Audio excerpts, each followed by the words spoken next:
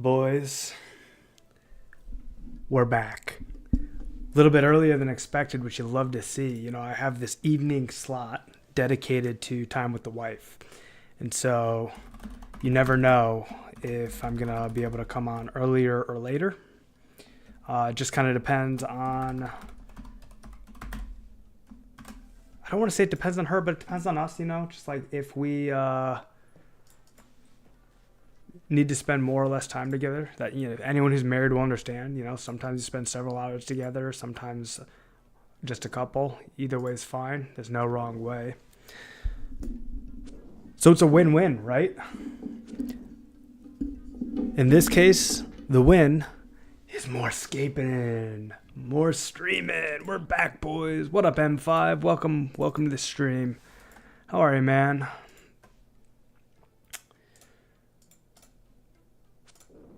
We are grinding as close to 60 attack as possible. We'll see how far we get.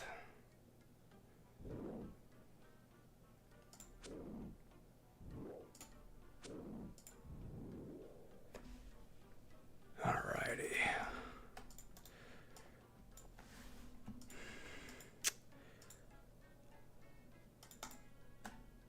I do not understand these people leaving these stacks of coins on the ground, but just more for us, man. More for us.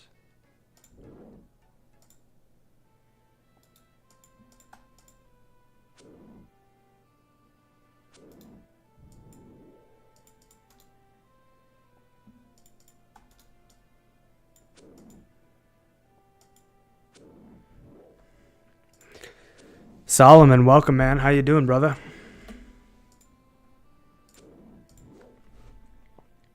It's looking like we're gonna have to world hop. This is an absolutely packed world. I'm seeing 4 dots on my minimap just right here.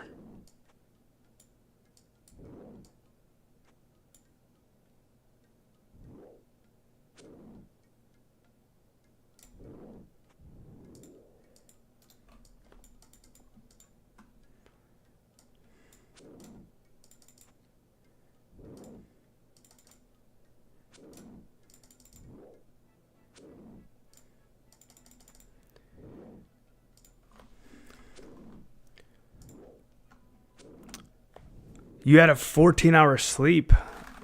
Was it needed? Were you like catching up on sleep from a long grind prior? Or did you sleep 14 hours after sleeping 8 hours the night before?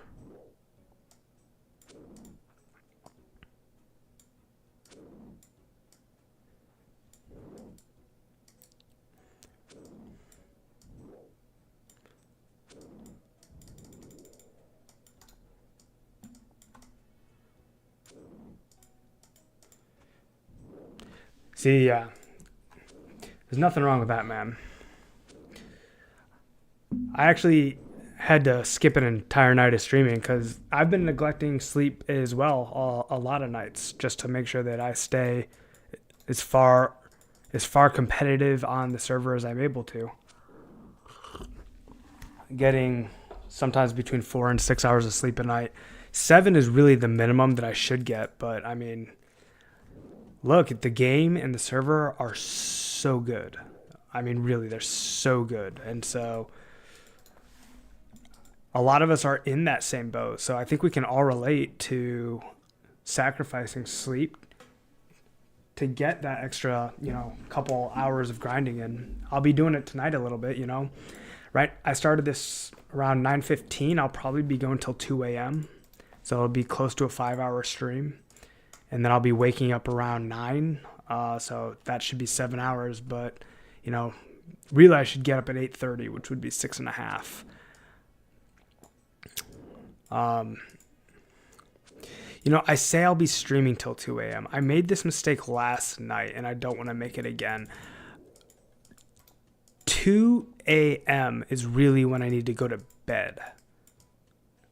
2 a.m. is really when I need to go to bed. Last night I stopped streaming at 2 a.m. And I'm thinking, oh, great, I'll stop streaming at 2 a.m. I'll go to bed. I'll get 7 hours. I'll wake up at 9. Well, you know how that goes. you don't just immediately get teleported from your RuneScape chair into your bed sleeping. You know, you gotta brush your teeth, do your routine, use the bathroom, all this stuff. Sometimes you even need to like watch a few YouTube videos, which I know I do that before bed oftentimes, and I did last night. So really, I need to get off at like 1:45 or 1:30 to be able to be in bed by 2 a.m. There's a hit point level. Not mad at it. It's putting us at 53 health. Happy to see. Yeah, M5, you are not wrong. RS is a sleep stealing game in all the right, beautiful ways.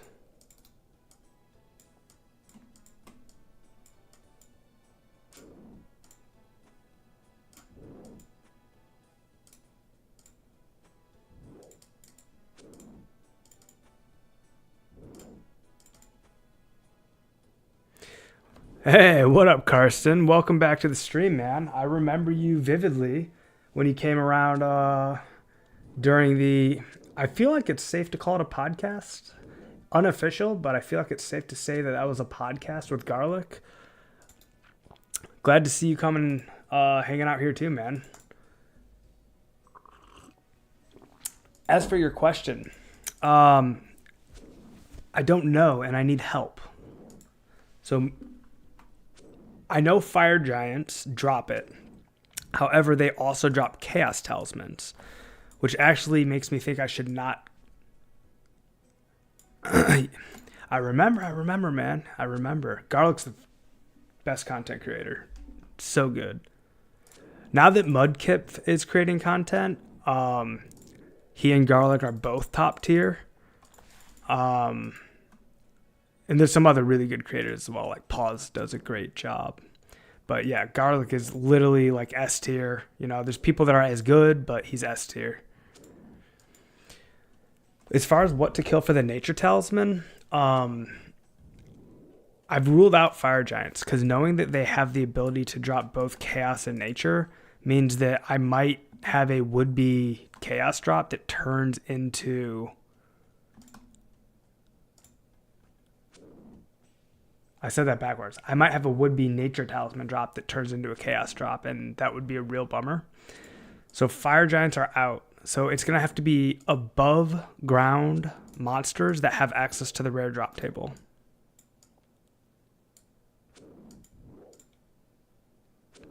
Yo, Medieval, grats, man. Congrats on Dragon Slayer. Such a huge milestone for any account. Those levels feel so good when they come in.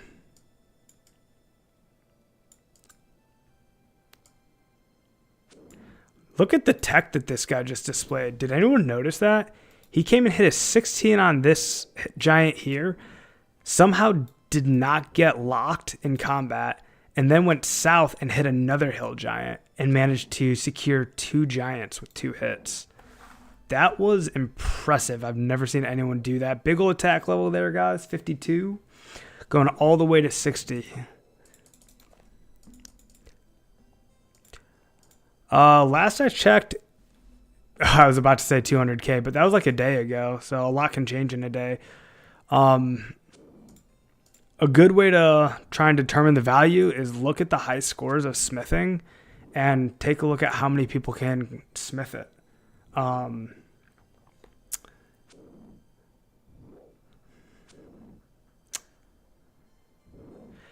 You're right, M5. I noticed that there are over 700 players. I agree with you. The Mudkip video probably has a lot to do with that. I was killing chickens today and saw tons of new accounts there, surely because of Mudkip. And honestly, the fact that there's new accounts is going to probably make me going back to rune crafting more possible, because there's going to be more runners and the ability to charge less for rune running might happen. Because at the end of the day, there's 2 elements that determines the price of runners, which are the supply of runners, which is going up, and that's favorable. The second factor is the rune crafters themselves. So, I mean, if rune crafters continue to offer 10x for heirs and 6x for mines, that's probably going to lock me out. But if I can find people to run for me for 5x mines, it's possible. But I'm pretty sure the only way, if I'm being honest with myself, that I'm going to be able to get runners is if I have people like doing it for me as a favor and taking less than they would get otherwise if they were running for one of the top rune crafters. M5, my plan for members releasing is farm.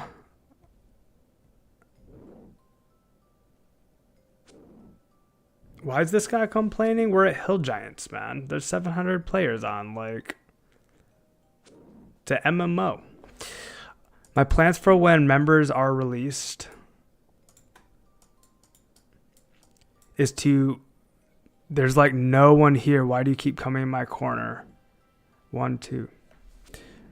There is a white dot in the northwest. Hard to see it because it's on the map border.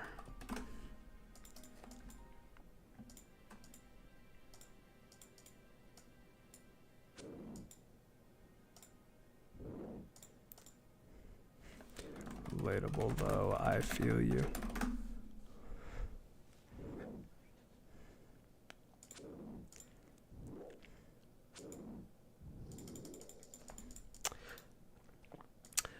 I see why he was asking it in that way, because he couldn't see the other player.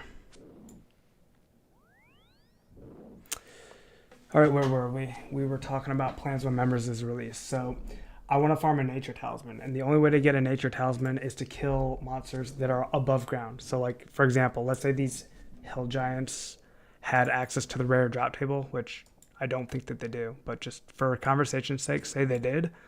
They would not drop nature talismans. They would drop chaos talismans instead. So nature and chaos talismans are sister items. When a talisman drops from the rare drop table, if you're underground, it'll be a chaos talisman. If you're above ground, it'll be a nature talisman. So essentially, I need to figure out which above ground monster is going to be the easiest to kill that also has access to the rare drop table. And I've not yet figured that out. So if you have any ideas of which monster above ground has the best access to the rare drop table,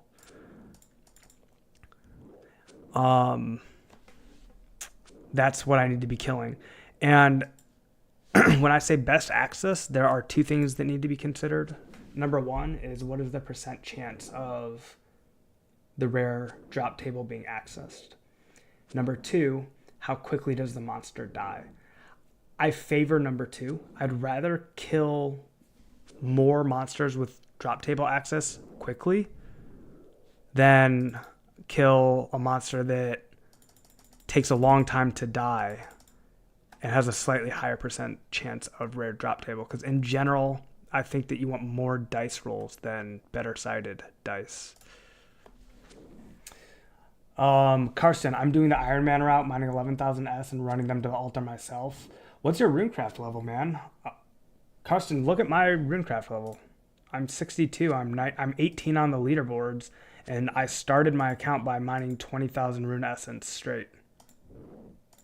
Well, I started my account by doing all the quests, and then I got 40 attack so I could wield a rune pickaxe, and then I got 41 mining so that I could mine with the rune pickaxe. And then after all that, I went to the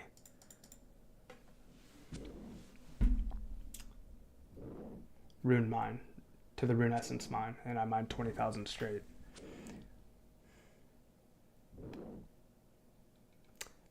I kind of missed the timing of saying what a doofus. Was I the doofus or was someone else the doofus? That guy should be at Moss Giants. The guy who's hitting the 14s? Yeah, you're right. I see what you're talking about. Clearly didn't play back in the day when you had to compete for mobs / recourses, lol. Oh, wow. So Green Dragon is one of the options being suggested. Ice Giant is 1 out of 1.3k M5. But ice giants, as far as I know, are underground. Are there any above ground ice giants, or are they all underground?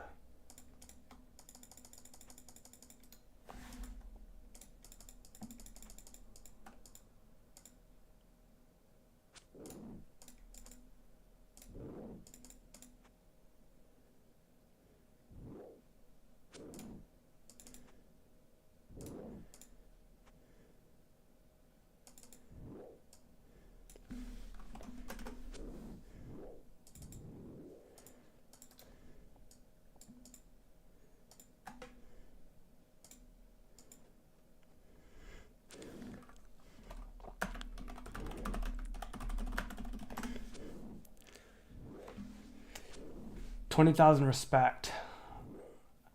Yeah, thank you, man. I was proud to mine the 20,000 essence. I'm not gonna lie.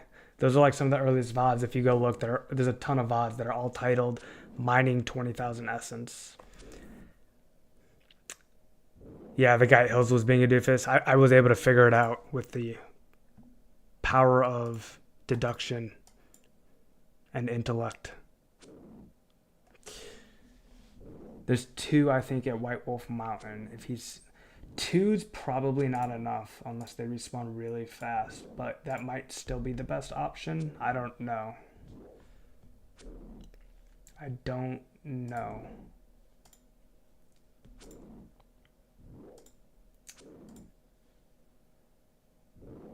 If he's saying the DR drops it,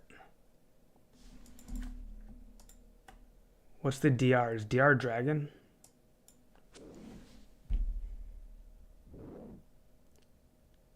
Isn't there moss giants like near the fishing guild / Cami? Wait, isn't there hell giants in the Wildy? Maybe you can kill those. Do hell giants have access to rare drop table? And do moss giants have access to rare drop table? Because I don't even know how to look that up.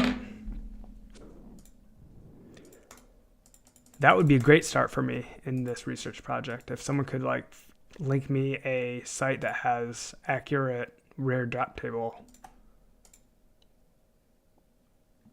Accurate loot tables for monsters that show the rare drop table.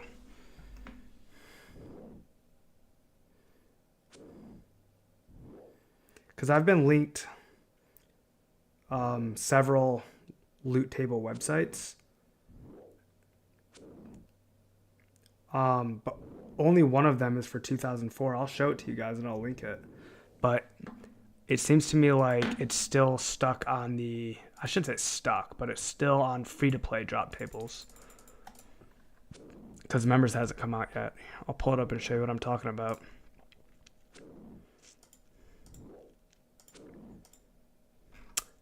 This is a different one. Oh, shoot. Did I? Oh, here it is. I was like, did I get rid of that? Man, I'm burning through run energy going from like spawn to spawn. I should probably world hop.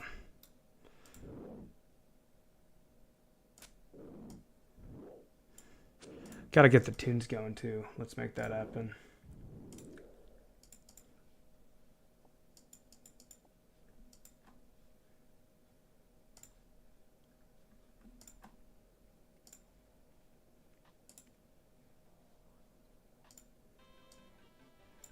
There we go. Tunes are live, boys. Tunes are live.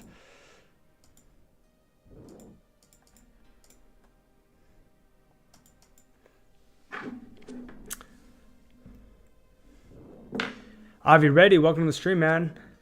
Quest points for Dragon Slayer in less than 24 hours, man. I do not play 2004Scape. Someone linked me the 2004Scape drop table website as a resource to be considered for this game. And I don't know how similar or dissimilar 2009 drop tables are to 2004. No idea. Avi, are you doing Dragon Slayer right now, man?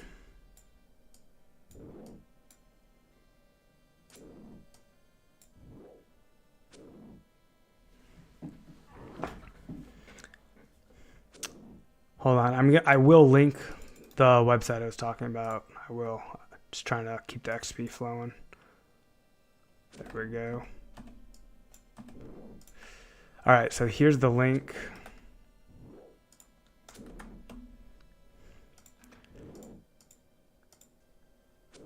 So like if I go to Moss Giants, it doesn't say anything about rare drop table.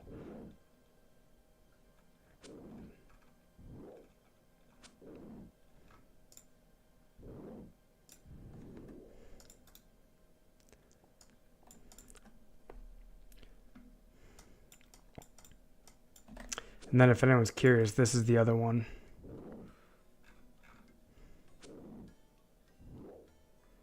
This is the 2009 Scape drop table that I was linked.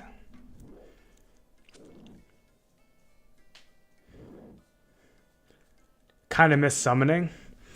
I barely have done any summoning. I played a little bit of RuneScape 3 back in, dude, it was a long time ago, man. Probably 10 years ago.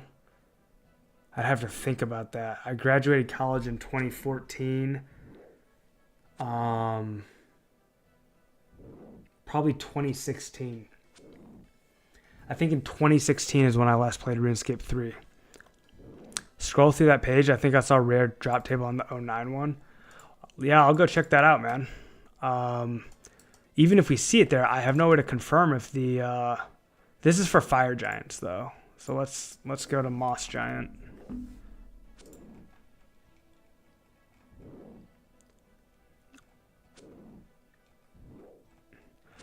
I don't know, man, because like it says at the top of the page that there's an acronym for rare drop table. No, it's RDT slot equals rare drop table. Where does it say RDT slot? It says HDT slot.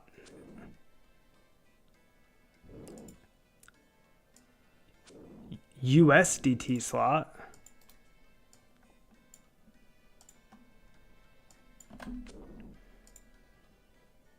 Is this here the rare drop table?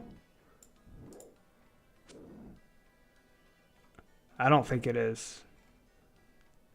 This is the gem drop table, the GDT.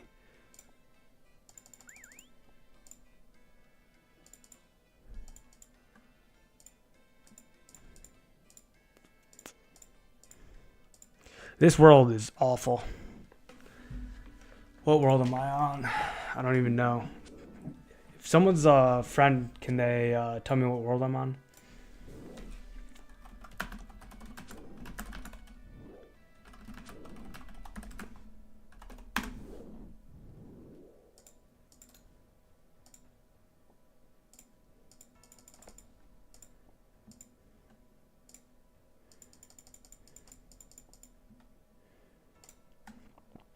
What about the wiki that shows drop tables as well? Are you talking about the 07 wiki? Oh, I see both tick-ting. Tick-ting.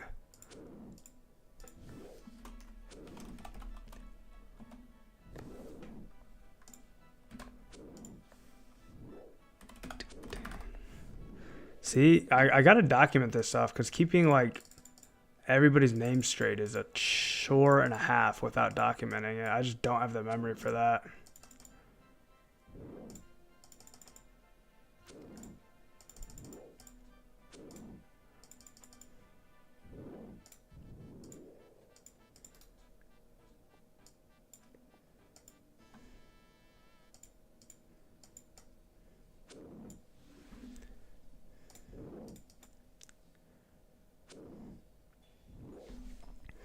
Carson, what are you saying is 04 drop tables?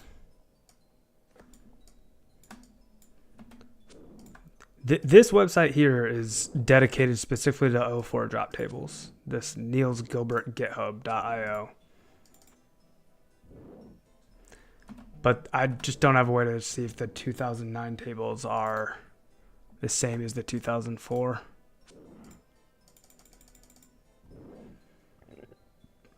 Loot shade dot on render. Don't know what that means.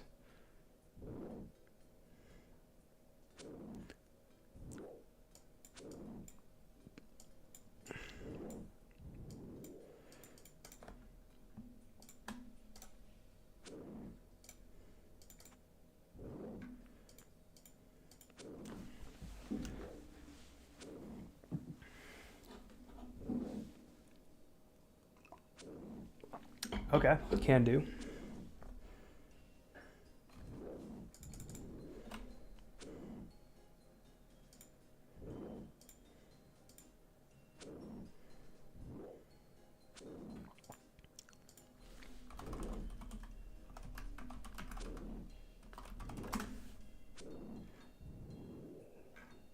I don't know. Didn't come up with anything. Did I type it wrong? It's an oh, you're trying to link something? You link it in my Discord channel.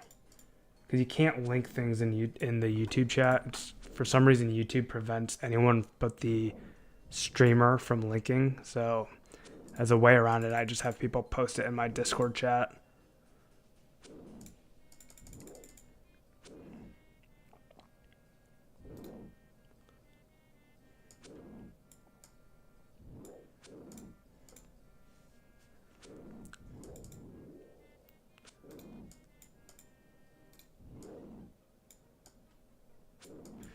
This world's maybe clearing up a bit. No, not really, because that guy's walking over.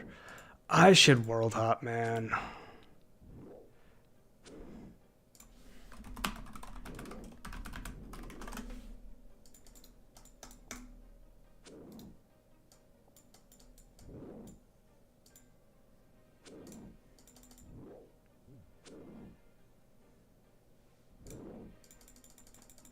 Okay. Anything but 7. We're gonna hop. I feel like I'm wasting a lot of XP by not having a good world. Thank you, Avi. I appreciate it, man. You know, one of my coworkers said she is gonna start playing, she thinks, either today or tomorrow. I'm gonna shoot her a text.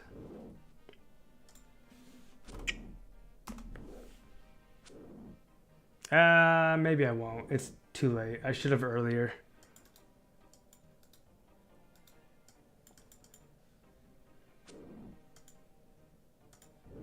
So she'll probably start playing tomorrow then.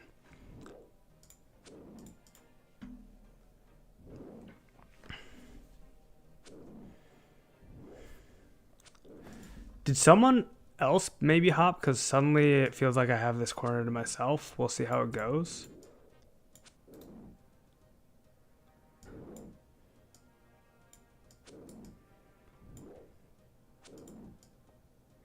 Yeah, this is solid. I can chain these. I think there's 3 here, actually.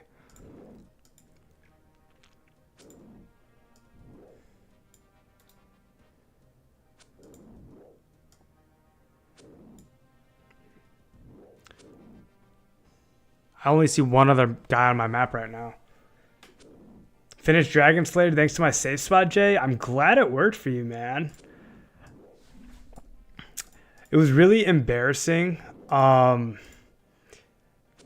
was trying to help Pause find that safe spot. And as I was trying to help him, I was like on his live stream. And I was trying to be like really cool, the educated gamer who like knows what's up and can help the streamer out. And I was telling him like, hey, you're not in the safe spot. And I told him that because the safe spot that I used was not where he was standing. Well, it turned out that he had found a different safe spot than the one that I had used. So I was like, yeah, you're not in the safe spot, bro. And then just stood there and did not get attacked. And he's like, looks like a safe spot to me. And then chat just started memeing and trolling me. They're like, totally not safe. I kind of deserved it. I mean, but I didn't know. I didn't know that there was more than one safe spot. Frankly, the one that he used looked easier than mine, which makes me a little bit reticent to tell people about mine. But it's the only one that I know because it's the only one that I did. I mean, I saw Pause do his, but like, I don't know exactly how he got to it or what he did to get there. Whereas the one that I did, I know exactly how to tell people. What up, Ken? Welcome back to the stream, man. Good to see you here.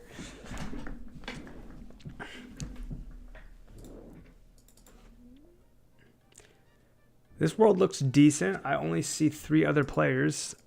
I think Hill Giants can comfortably support 5 players. So if there's only 4 of us here, we're actually going to be in good shape. I haven't even seen the north. Let's kind of head up there. We'll drag the giant with us. Looks like this guy to the west. Oh, I was going to say he looks AFK, but he's just a ranger.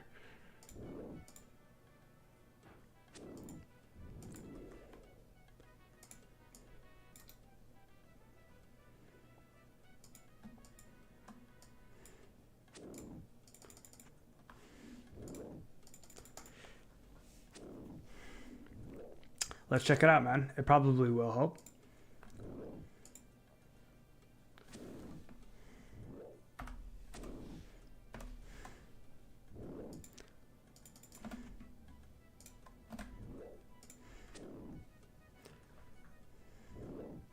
One, two, three. The northeast is looking somewhat open on this world, so I just realized you guys can't see my mini map, so the things I'm saying, you're just gonna have to take my word for it. Ooh, someone's leaving big bones on the ground. That's madness. Free prey XP. I'll take it. We're doing really good on prayer, guys. We're at 41. Only one prayer left to go. 2 more levels. At 43 prayer, I'm pretty sure we go to moss giants and start flicking them.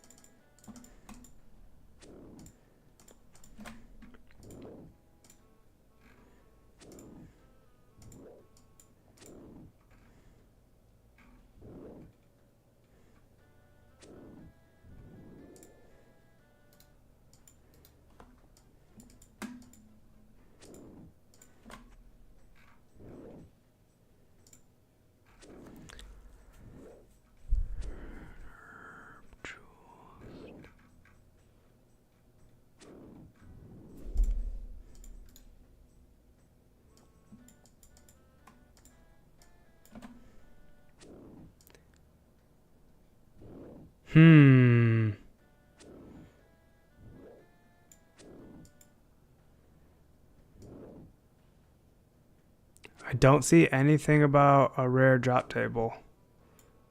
Also, it says herbs can drop, but it shows a free-to-play membership, which that's kind of weird. See what I'm talking about right here?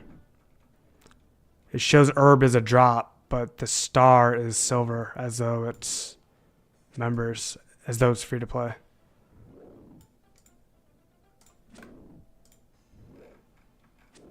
Oh, rare drop tables. There's a whole rare drop table link. Maybe that's why.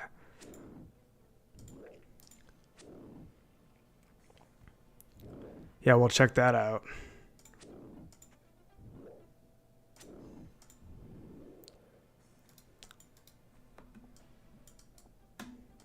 Yeah, it looks like it's separate.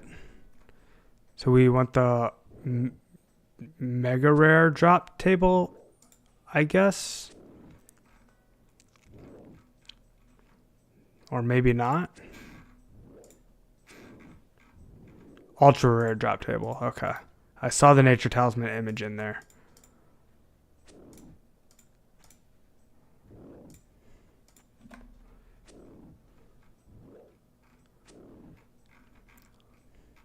So yeah, I mean, all this, I guess this just confirms the nature talisman's on the rare drop table. I'm not seeing anything that tells me which monsters have access though, right?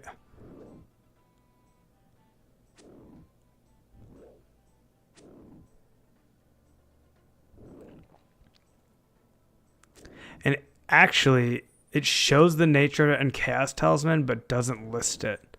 It's in the picture, but it's not in the list. Unless I'm blind. Yeah, me too, man.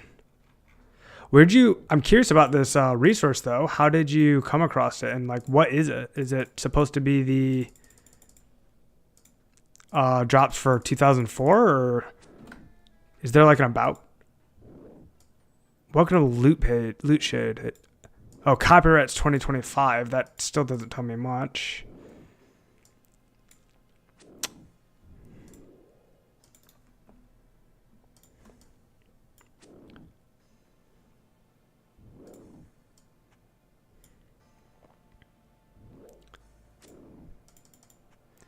On the forums, I mean, it looks like it could be good.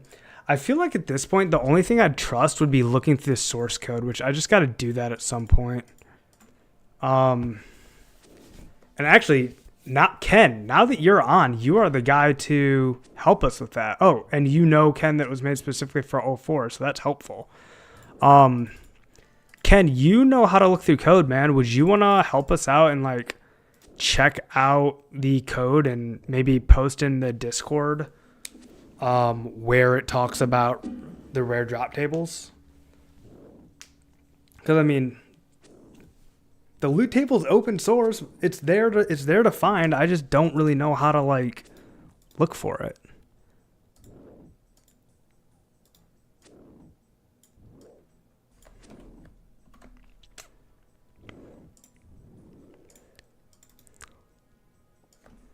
You know what I should do? I should just take out my code editor and like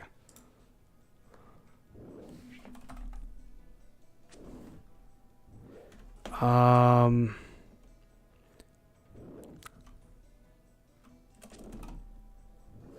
trying to remember which code editor I use. What's the name of that program?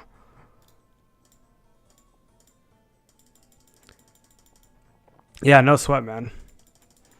Take your time.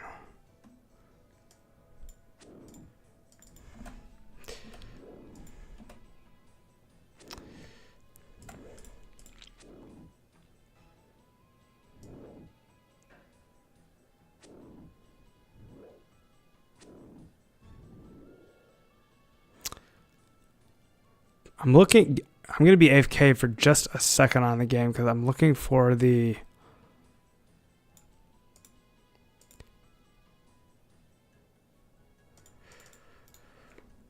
code editor that I use. I barely ever use it, so I don't even remember what it's called. That's not a bad idea, Jay. Just let AI handle it.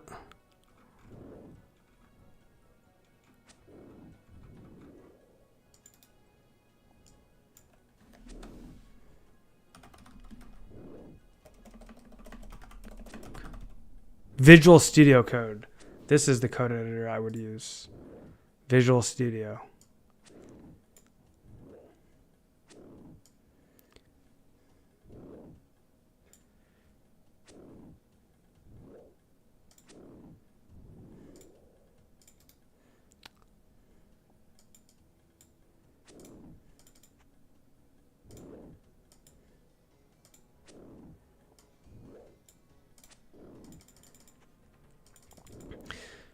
All right, and I guess the next thing we need to do is download the code. I've actually never done that. Source code. We'll check this out as we're walking back, I suppose. We've got a full inventory. It's a good inventory. Oh, we're not full. We have an iron helm. We don't want those. Is there anything else that we have by mistake?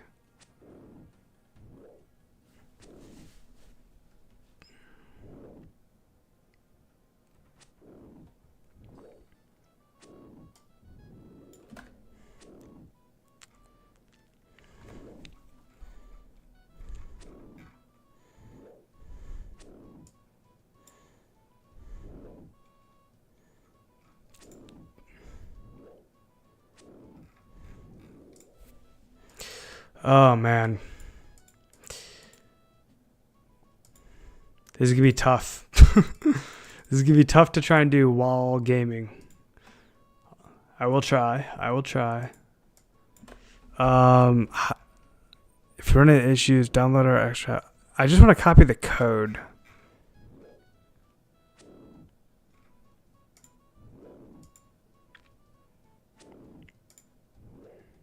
Ah, okay. Let's start with what Ken sent us. That might be easier than what I'm trying.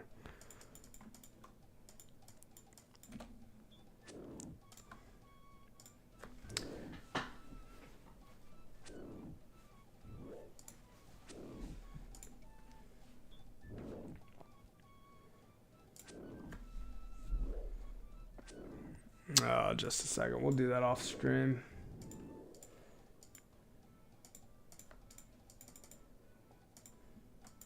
Got more madmen leaving coins on the ground.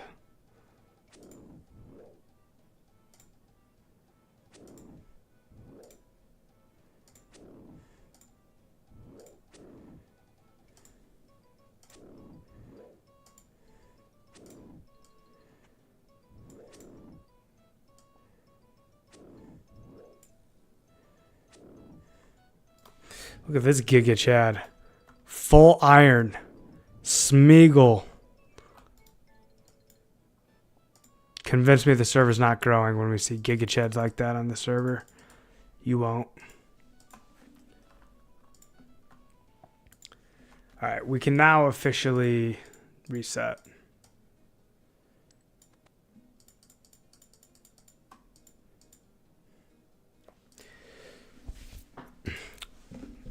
We're going to refresh the inventory here and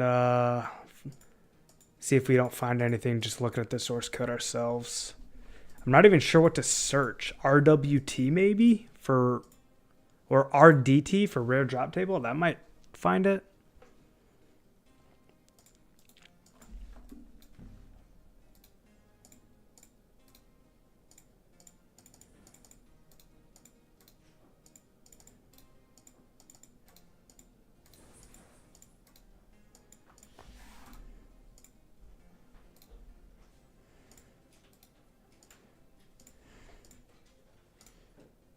Ooh, that's not enough.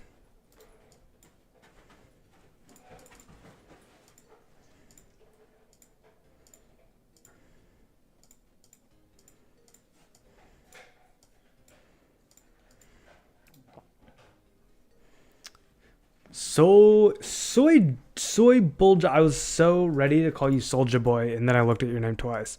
Soy Bulja. I am just AFKing fishing at Drainer. Are you a brand new account? Like you're fishing shrimps and anchovies, getting ready to be a Giga Chad fisherman? And welcome to the channel, man. Glad to have you here.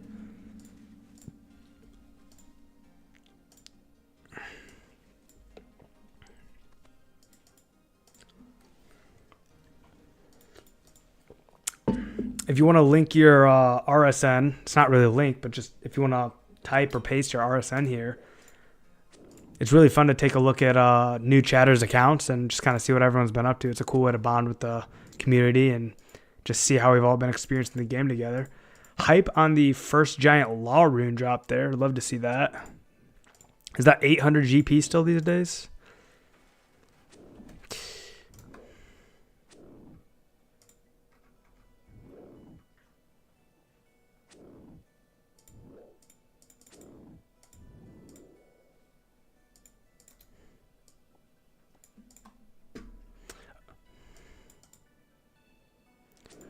Going to shrimp. Wait, you're gonna shrimp all the way until you get access to the fishing guild? Oh, Ken has hooked us up with the search term. This actually might get us somewhere.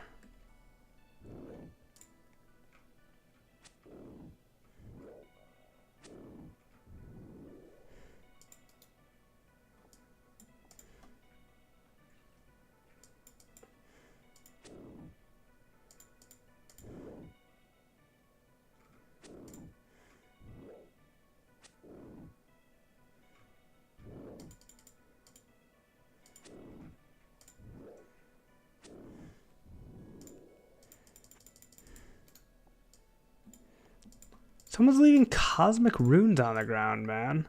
I mean, those aren't like crazy valuable, but they're not worth nothing.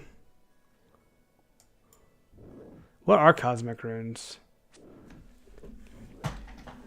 It looks like the name of RDT function is random jewel. So if you search for that, it should show you all the monsters that have that included as a drop. So explain this to me. I thought that there were 2 drop tables, one for random jewels and one for like rare drops. Are those like one and the same? Because like according to the OSRS wiki,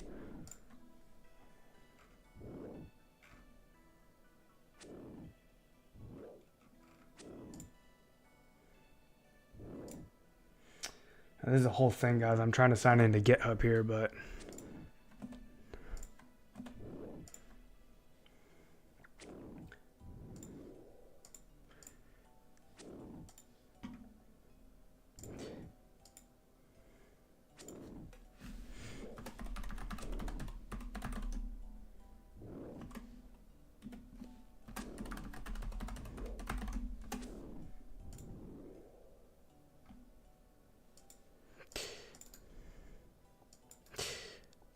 it's making me reset my password for GitHub.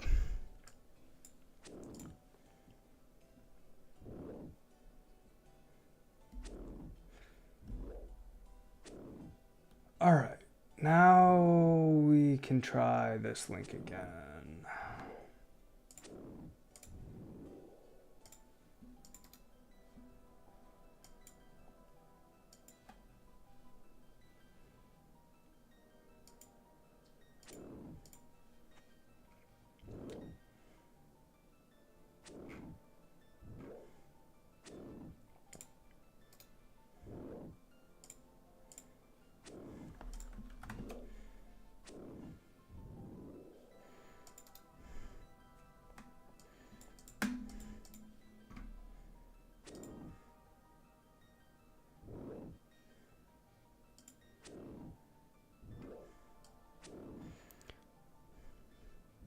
All right, here it is, guys. We have the code up. And we can search up here, I believe. Too many bones in the inventory at the moment. Dude, why are people just leaving all their loot on the ground? This is insanity.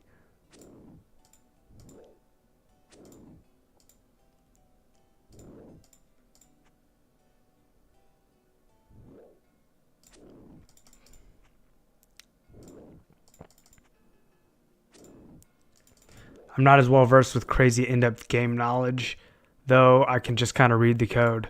That's actually more valuable than game knowledge, because we would love to put 110% of our trust that this server is going to be 1-to-1 accurate against 2004, and it is extremely accurate. We've all seen that and felt that, but I mean, like, humans are making this, you know. It should be expected that there are some slight changes by mistake.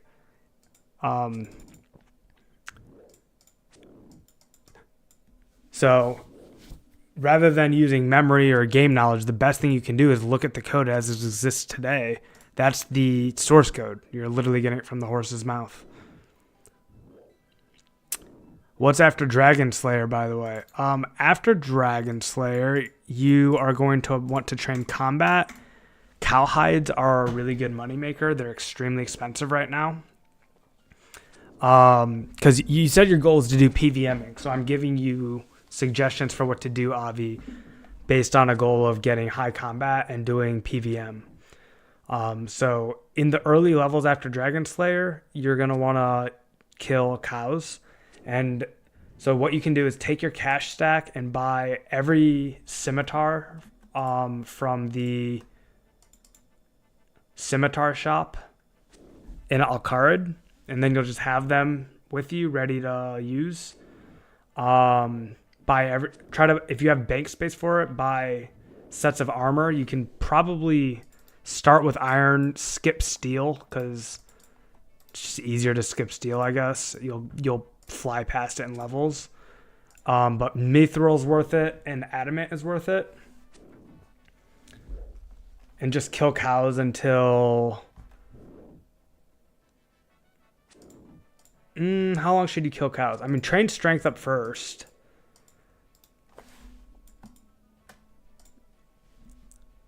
I don't know when to switch from cows to hill giants. I'm not sure. This is kind of where my knowledge ends. I just sort of winged it. When I first came to hill giants, I was in adamant. So maybe once you get adamant, you'll be good. So once you get to base 30s and everything, which you'll be base 30s instantly after doing Dragon Slayer because you'll have 33 defense.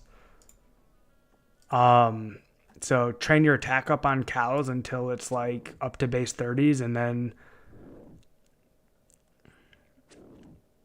then you could come here. Another thing you could do is just do cows all the way up to base 40s and then come here with full rune, because full rune is going to be pretty expensive. So if you farm cows all the way to base 40s, you will probably be able to sell your cow hides and afford full rune, or at least close to it. And the cows you should farm are the Draenor cows. So they're northwest of Draenor and southeast of Falador. If they're going to be very contested, just warning you. If you can't find a good world for them, I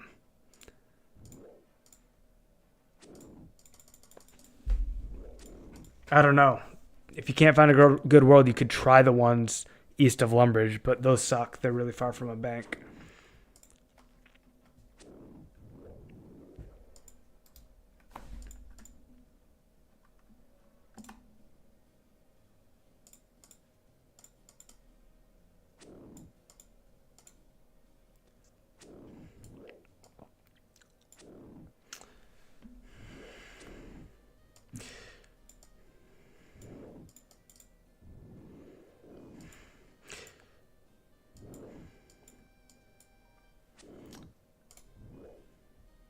Hey, there's an attack level. Let's go, guys. 53 attack. Happens so fast when you're like in the middle of combat. These damn swarms, man. Get off my couch.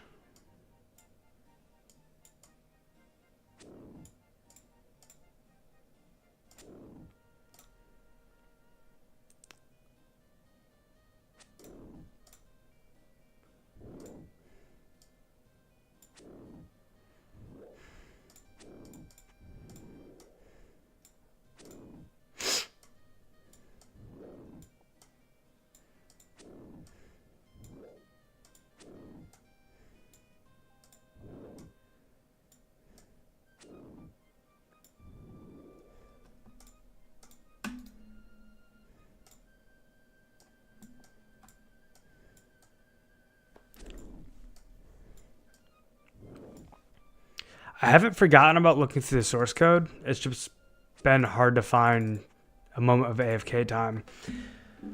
These hill giants are becoming really not AFK.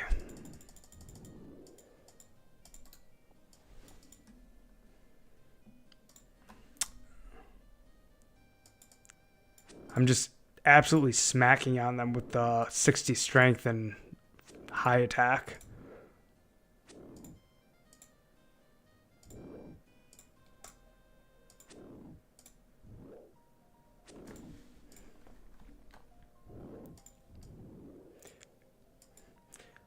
Extracting right now to feed Gemini, 38% there.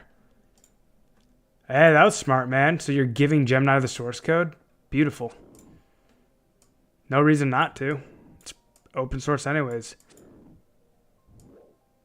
No Monkey Madness, no Slayer means D-Long is going to be meta. Yeah, probably right, man.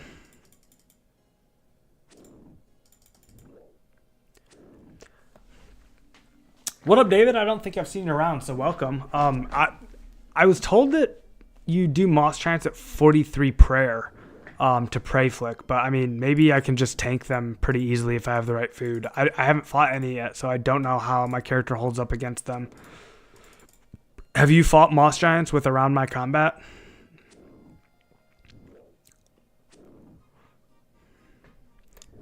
Because I do feel like I'm kind of outpacing these hill giants.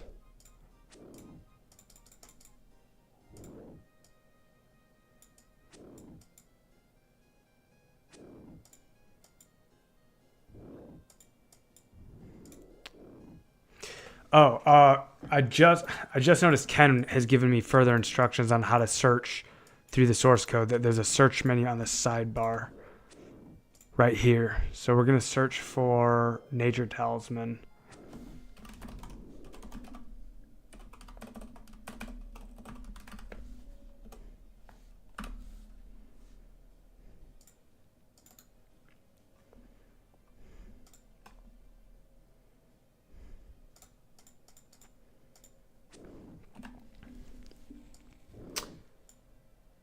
So I don't know. Let's just go to the first thing we see here.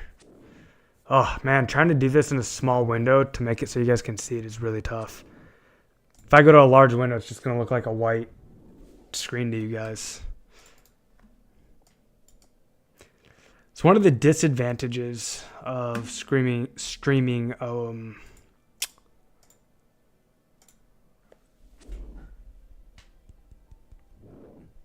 It's one of the advantages of streaming 04 is you have to like stretch the. I don't know if you guys have used OBS, you'll know what this means, but you have to stretch the window so that it fills up the screen real estate for viewers.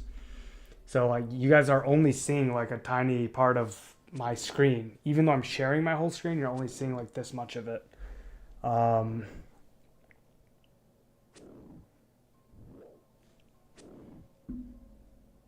I haven't figured out a better way to do that.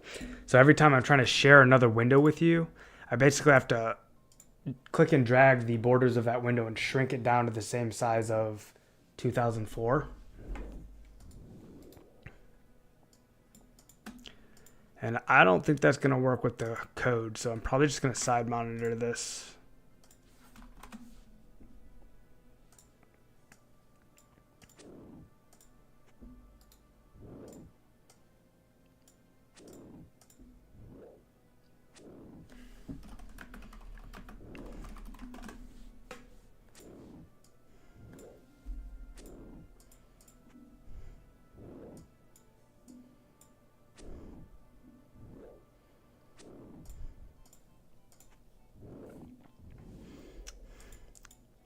So, brother, I know they're level 48 and have not done them before, sadly.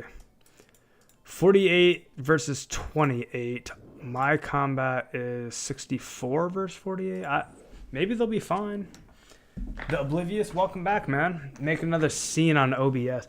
Yeah, that, and then I guess there's hotkeys to switch between scenes, aren't there? I've never used them before. Yeah,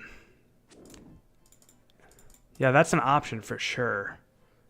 I'll have to explore it off stream because, yeah, scenes in OBS are really powerful. I just haven't really messed with them. I pretty much use like the same scene over and over again and edit it to my needs, and that's not really the best way to do things. I'll try and play with that a bit off stream.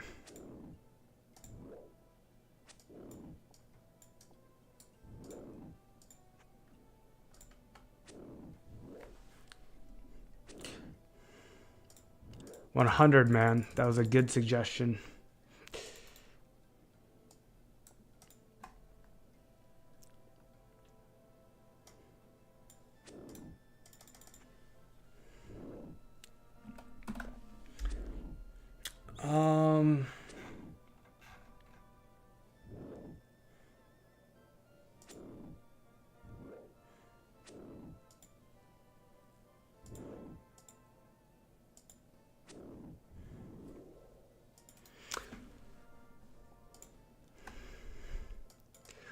So when I search Nature Talisman here, all I'm finding is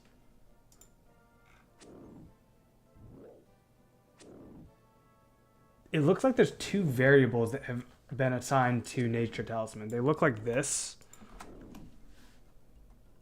So I feel like that's like some kind of like variable that the code has created to reference Nature Talisman. So maybe I need to search those variables. Like maybe every item in the game has a numeric variable assigned to it.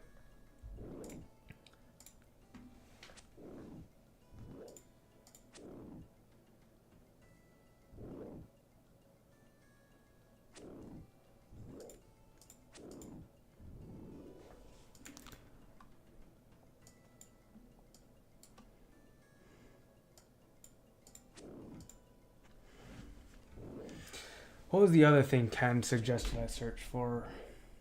It looks like the name of the RDT function is random jewel. That's probably better to search than nature talisman.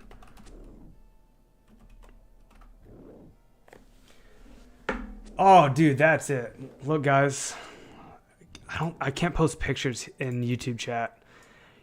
YouTube chat's so limited, man. I'm gonna post it in my Discord to show you guys what I'm talking about.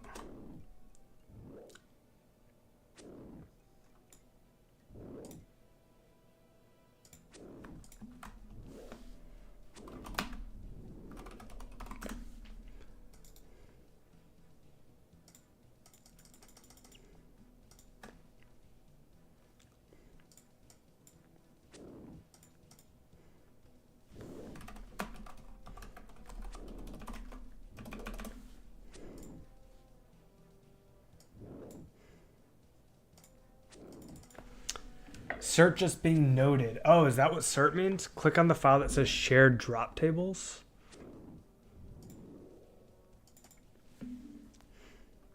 Oh my god, look at all these big bones and fire runes on the ground. People are crazy, man. I almost wonder if it's bots. Like, this does not look normal. It's super sus to, like, leave big bones and fire runes on the ground. 42 prayer, guys. We are literally one off from being done with the prayer grind. I mean, not done, but you know what I mean. Done with the big milestones.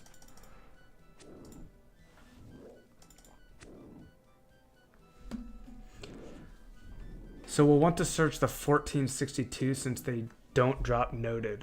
Oh, that's what cert means. Okay, okay, that makes a lot of sense. So based on random jewel, looks like Chaos Druids, Chaos Druid Warriors. It says dwarves. Are dwarves literally able to roll on the random drop table?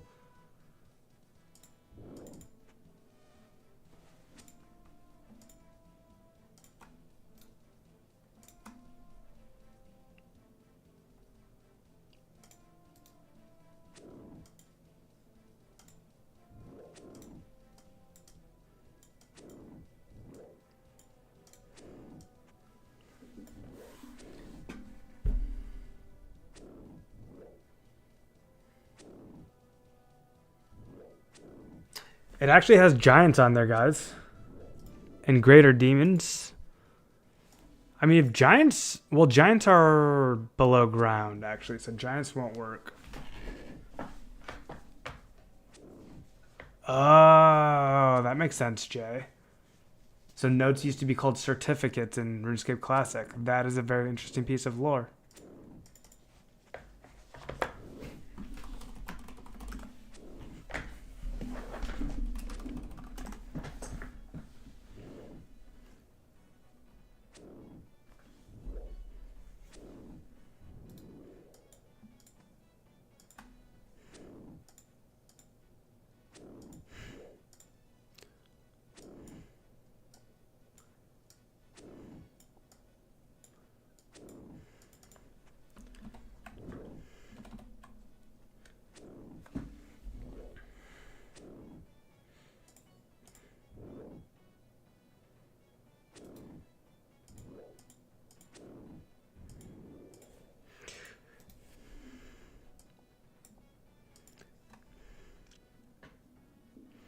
We're getting closer to actually figuring out how this nature talisman grind is going to work.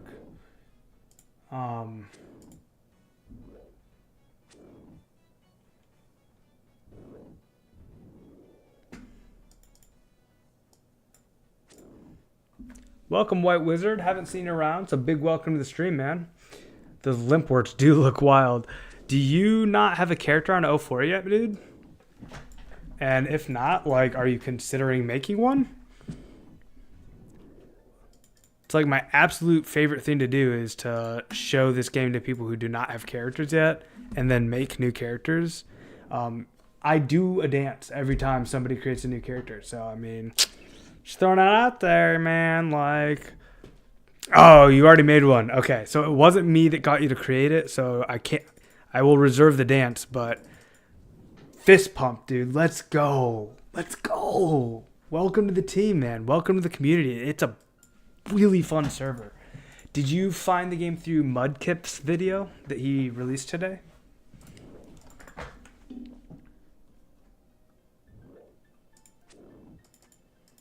Yep, I figured. Massive video, dude. It's really healthy for the server.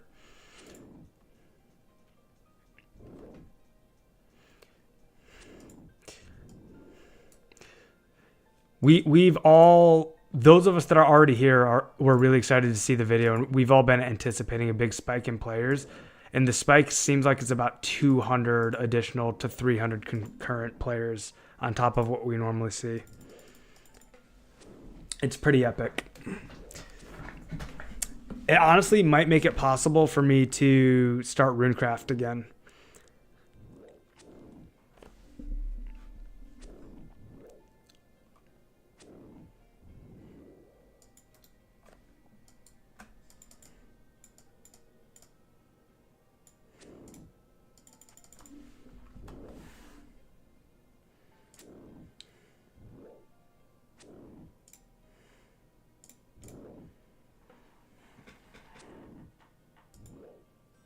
Oh, guys, I got confused. Okay, so just a second ago, I was like incredulously, I don't even know how to say that word. I was incredulous, and I looked at the camera, and I said, dwarves drop. I said dwarves have access to the rare drop table. I misread it. It's chaos dwarves. So there's a NPC called a chaos dwarf that has access to the rare drop table. Not normal dwarves.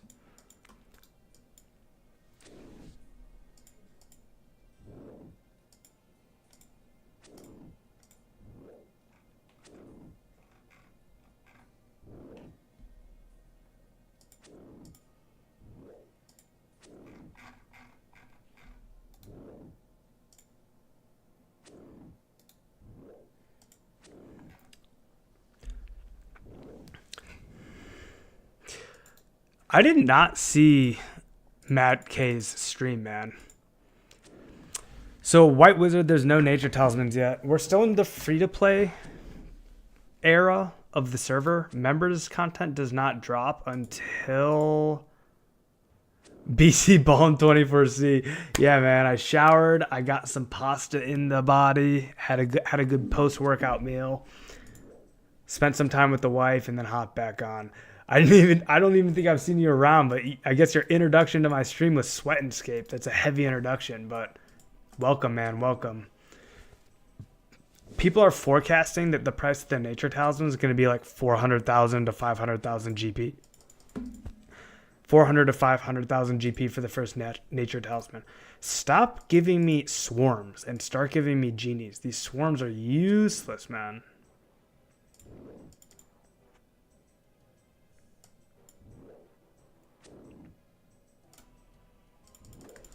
He did the full Mod Z story through, though, which was interesting. I'd like to see it, man.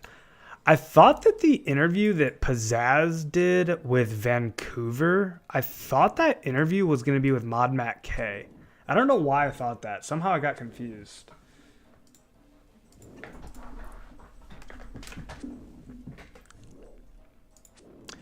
So I'm still on the side monitor, guys, going through this rare drop table. That's why I've been a little less chatty. Is I'm trying to figure out what drops this thing.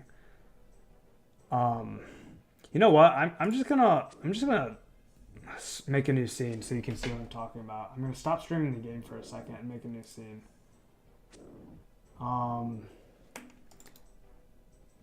Because I feel like what I'm looking at right now is more interesting than just me farming hill giants. It's also what I'm focused on. I was pretty shocked when I saw no Slayer, though. Pretty sad about that, but still fun and gonna play. So White Wizard, the server is a progression server. We're starting on 2004, but in about a year, maybe 2005 content is gonna be released, and then about a year after that, might be. I'm just making these numbers up, but they'll release 2006 content. I don't think it's going to go past 2006 to 2007, though.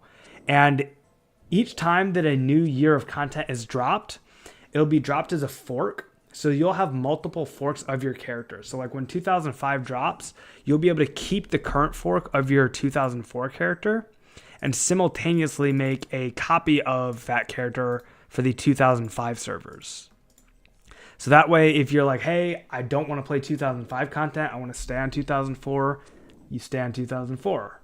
If you're done with 2004, leave that fork alone and just go on and play 2005. If you've got something that you like about both versions of the game, play both characters simultaneously and separately. And it'll be the same thing for 2006.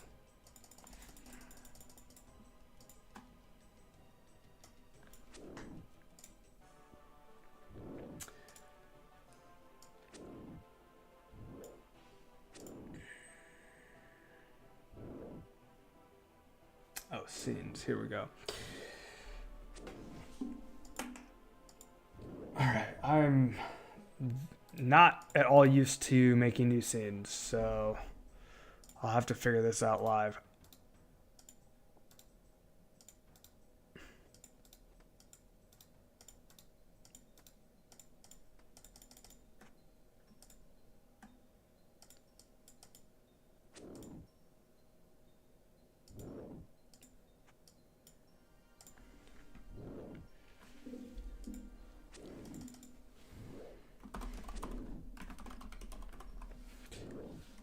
Smeagol's genie, not mine, unfortunate.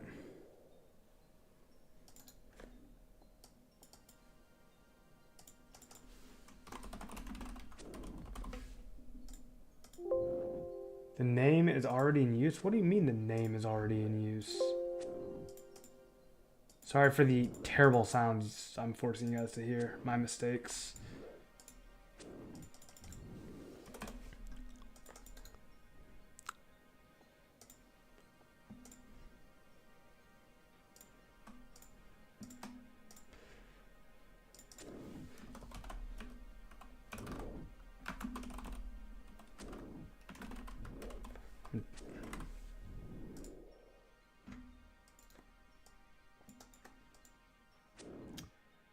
All right, add display capture.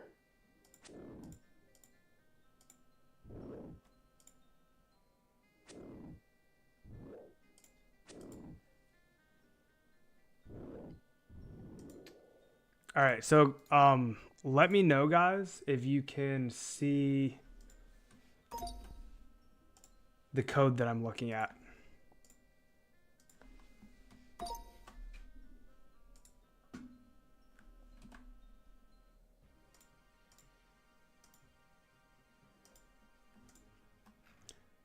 Can you guys see GitHub now?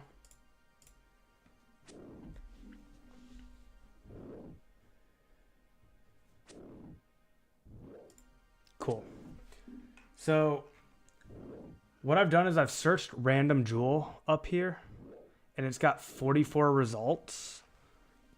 And so I believe that, I mean, I don't know if Ken is still here and can confirm this, but I believe what we're looking at is all of the monsters in the game that drop the rare drop table. So Ken said that random jewel is how the source code is calling the RDT, the random drop table. So if I search that, in theory, it should be all the monsters that have access to the random drop table. And if that's the case, if my eyes don't deceive me, this is barbarians. They're level 7 and 8 in the barbarian village. And if I kill 96 barbarians, I get a random drop table roll? Because that's insane if that's the case. I'm just going to absolutely murder barbarians until I get a nature talisman, if that's correct.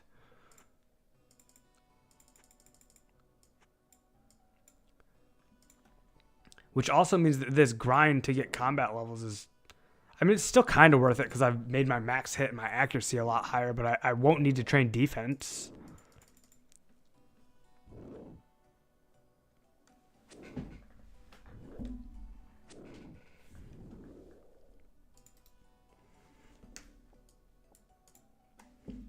Literally just go to Barbarian Village and just massacre. But these look to be in order. So there's 96 possible drops.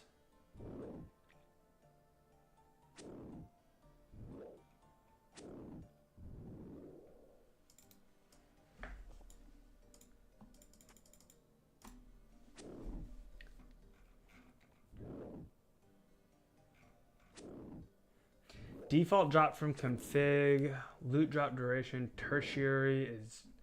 Okay, so easy clue is a tertiary drop. Sure, that makes sense.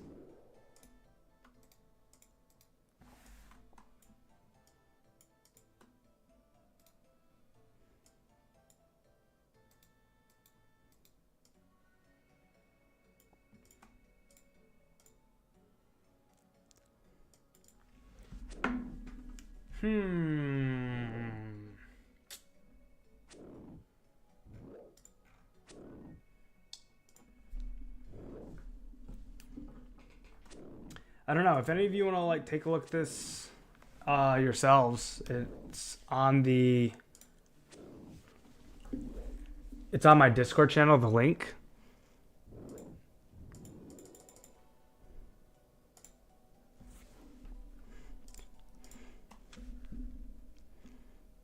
I wonder if I'd hop into voice chat with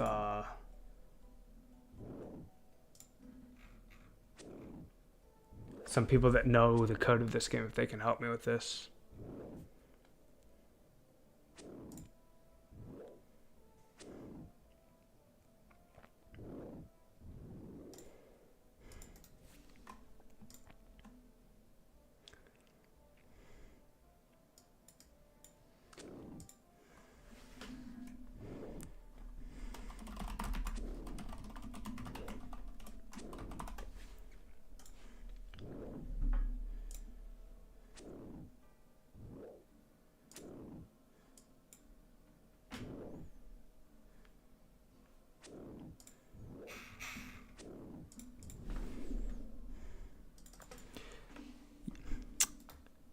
Am I selling limp roots? I don't know. Maybe. I don't need money right now. I might exchange limp roots for like rune essence or something like that. Herblore will not be the first thing that I start to try and train when members comes out, so I guess I should probably sell them. They're going to be like at an all-time high value. I should probably wait though to sell them if I'm being honest. I think I'll get a better price for them once members comes out and everyone realizes how much they need them.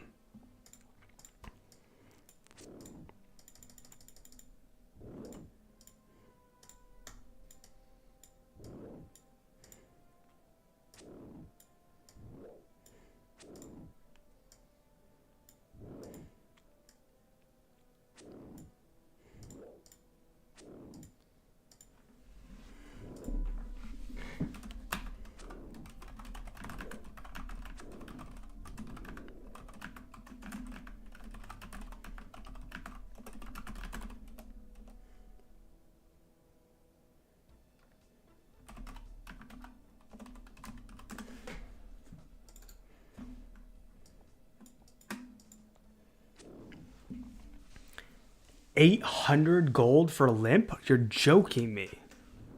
Come on. Okay, maybe I will sell. They can't go any higher than that, can they?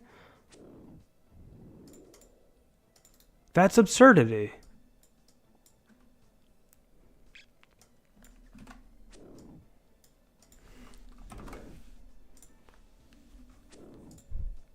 Oh, okay. These people are crazy. No one's buying at that. People are buying at 400.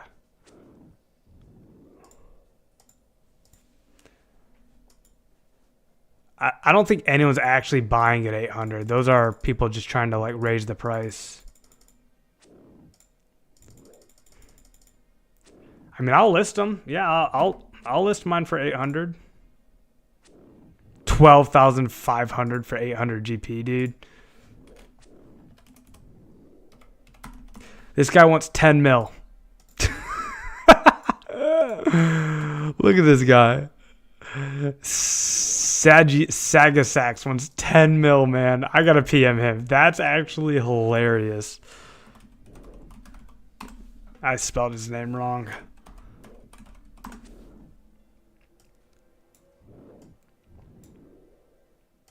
Nice law rune there. Love to see that.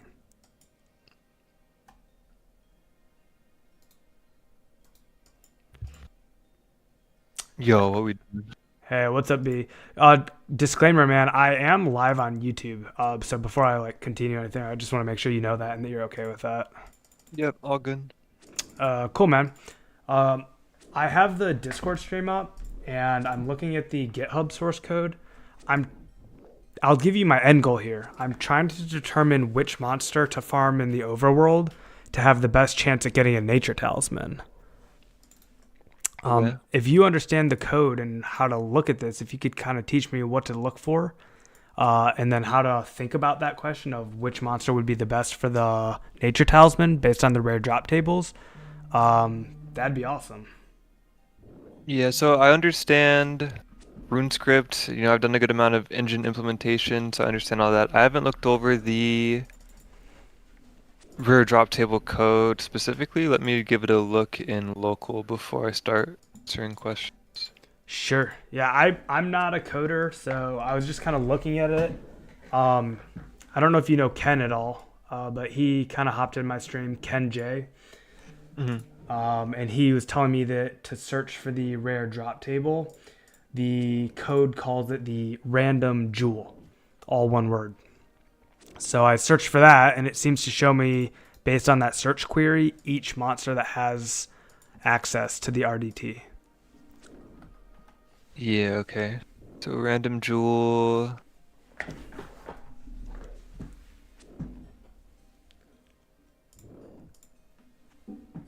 Through it. Okay, yeah, that's the rare drop table. So every time we do a drop table, you see at the top, usually we're rolling a random integer. Yep, That of def int 128. random.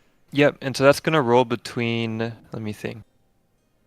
That's gonna roll between 1 and 128. There's a different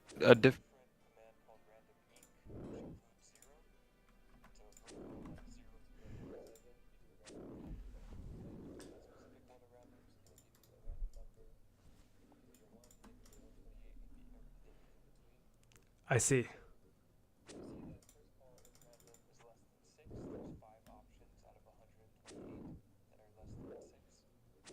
Hold on, I see the if random less than 6.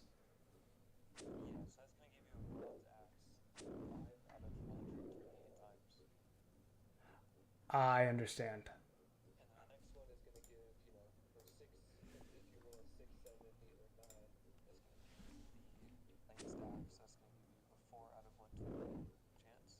Got it.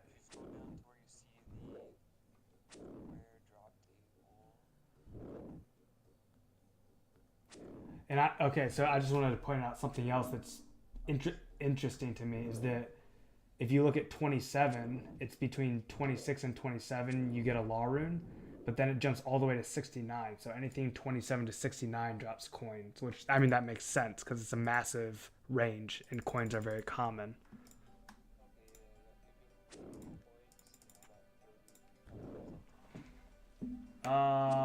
Yeah, that's correct. 42, so like a third maybe. Fair enough. Mine's always bad.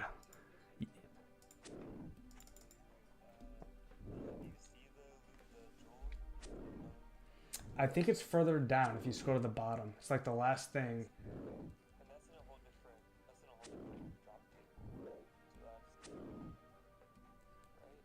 Yeah, so that must be the rare drop table. So oh. So this confused me. I was saying to like chat, I was confused. I was like, guys, I don't know what I'm looking at, but I've searched random jewel and it appears to show up under the barbarian. So do barbarians drop nature talismans, or do barbarians have access to the rare drop table?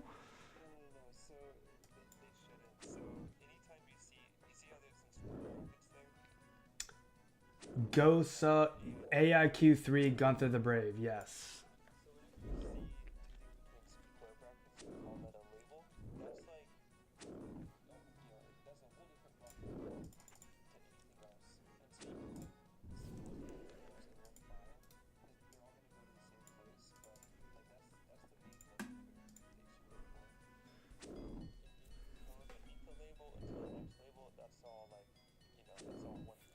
That's its own. That's its own bucket.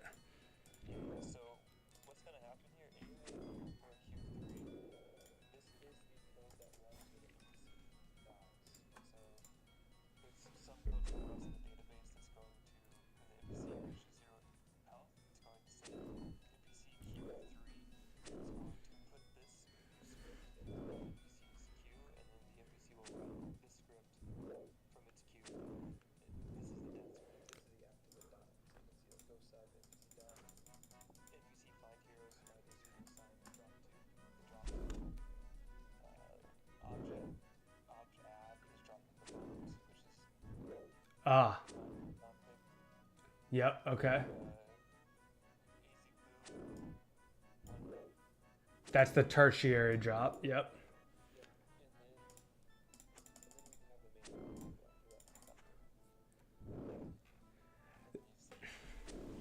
So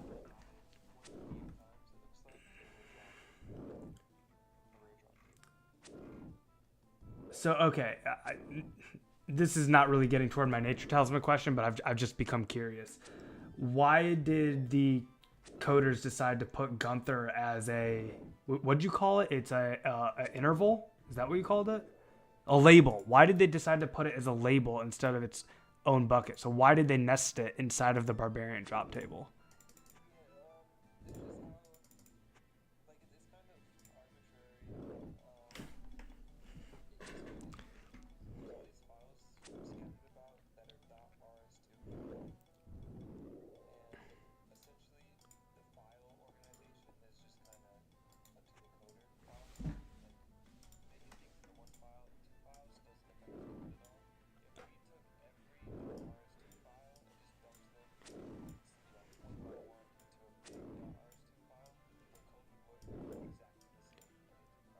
Really? Okay.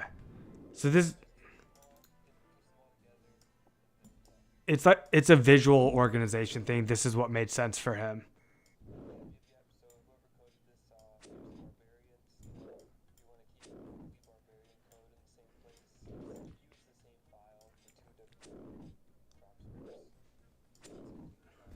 Ah, cool.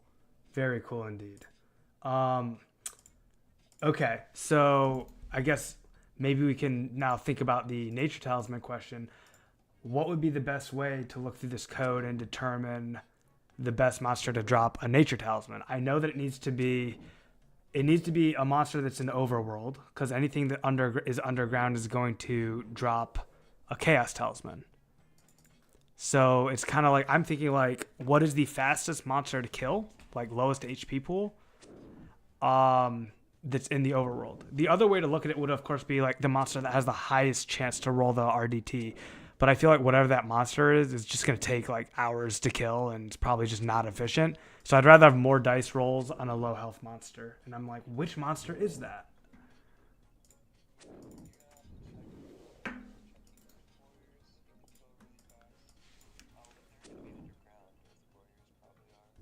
Okay.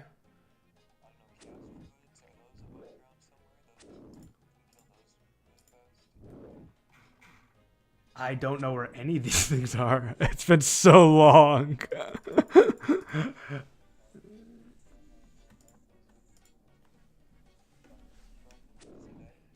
uh, do Dark Wizards have access to the RDT? I would be shocked if they did. That doesn't make any sense to me, does it? Fire Giant. Wait. Yo, Hobgoblins are on here?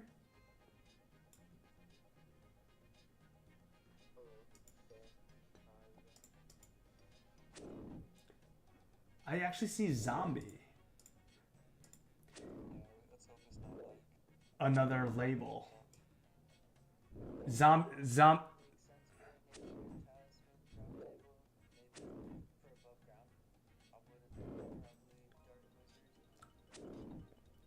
So I've got the zombie pulled out. It's zombie Intrana. No, scroll up. So zombie Intrana is starting the next label.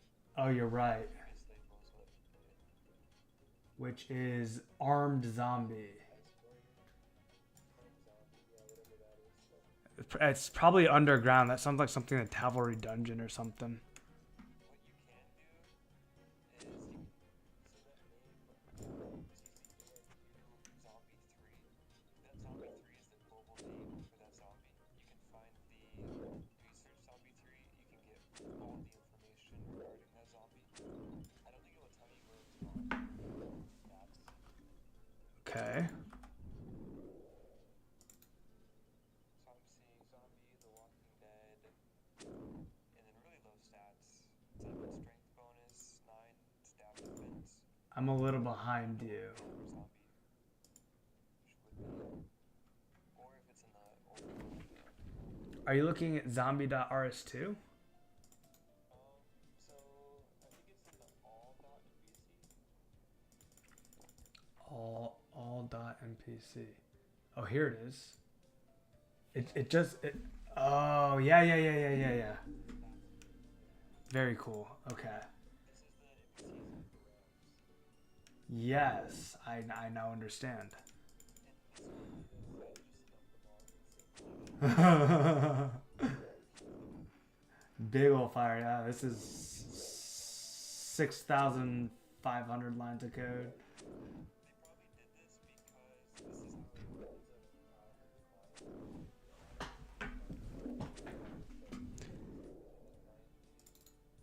Very cool.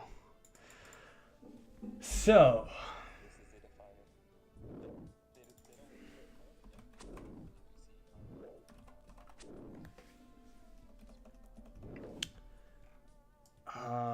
I've now forgotten that other search term that I was using. I gotta scroll up and find it again. Random jewel. It's random jewel.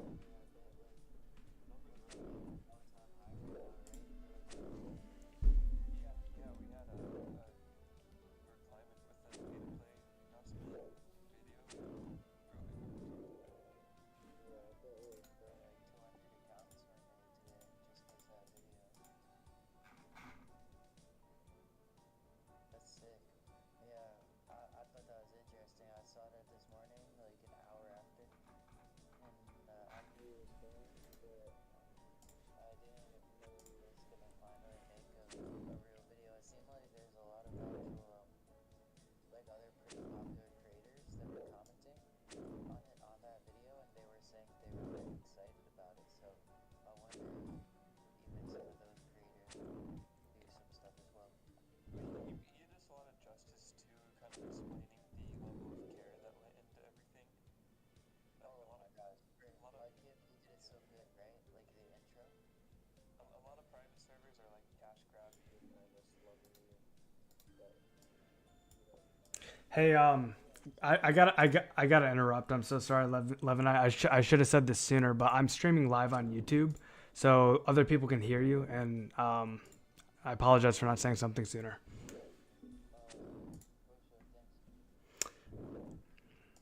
But yeah, carry on. My apologies.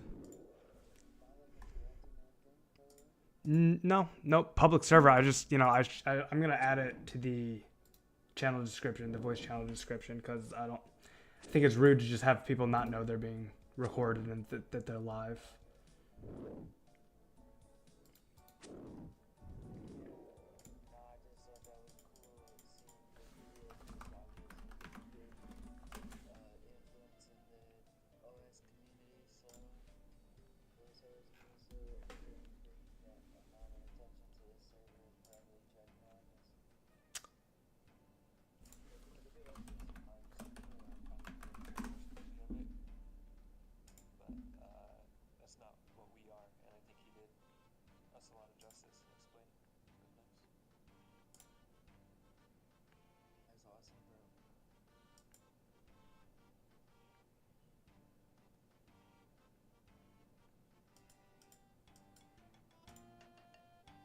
Okay, so as a matter of fact, no one could hear you, but now they should be able to. My chat was just like, that's a real bummer too, because they just missed some intense, like really, really cool things. That's such a shame. uh,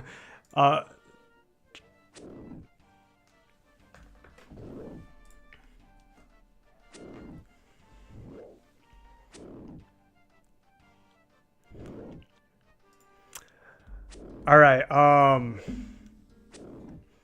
That's so funny. And some of the things the chat was saying was like kind of about code and stuff. So I didn't realize. Anyway, dude, I'm really bummed that I didn't have that recorded because it was actually brilliant. But I at least understand it enough that I'll try to pass it along. I wish it would have been from your mouth though.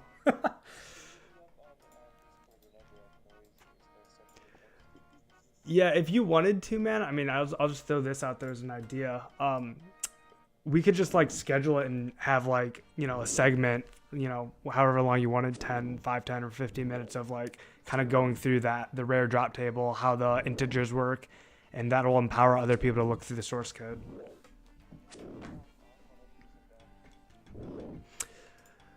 Um,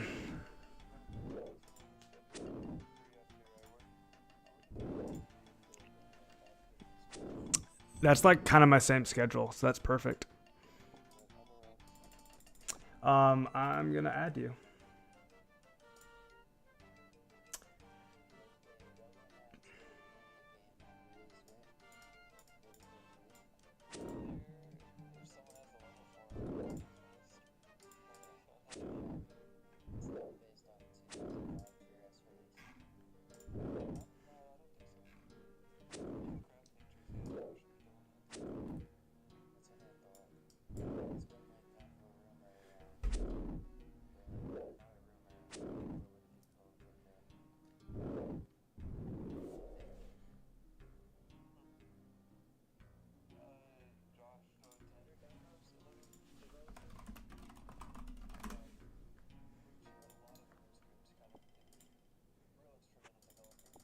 Okay.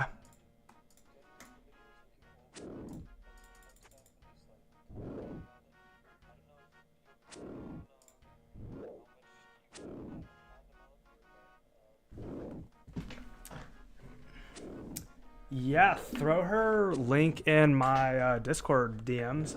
It's something I can kind of check out, like, on my lunch breaks at work or something.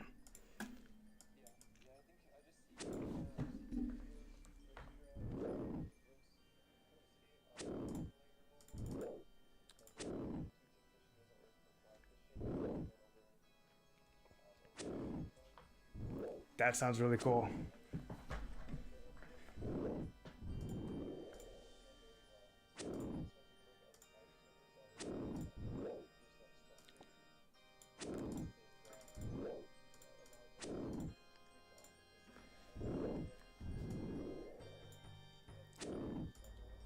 Yeah, man.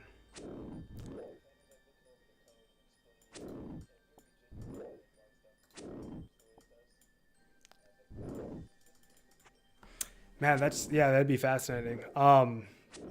Did you see that Pause is going to be doing a stream with Pizzazz? Yeah, at the end of Pause's last video, he announced that he's doing a podcast with Pizzazz. Oh,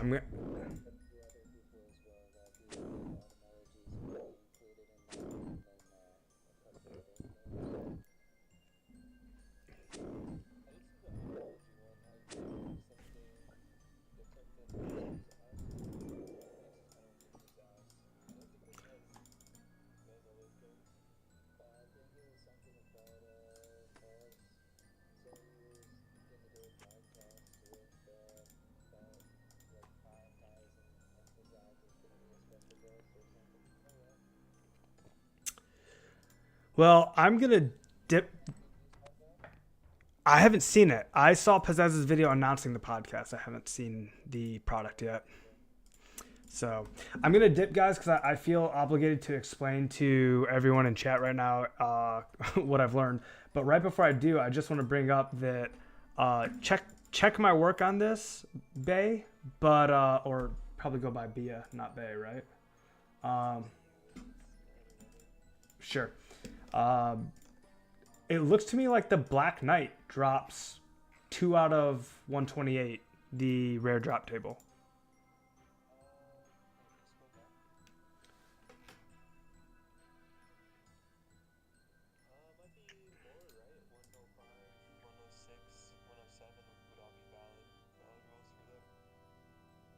Oh, you're right. 3 out of 128. I mean, and they're very low health.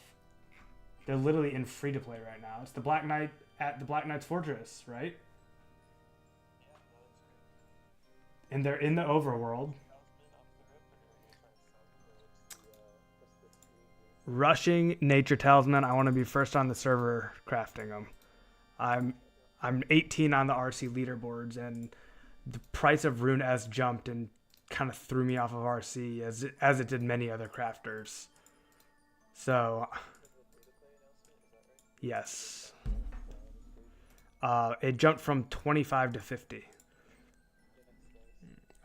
Now it's kind of back down to 40.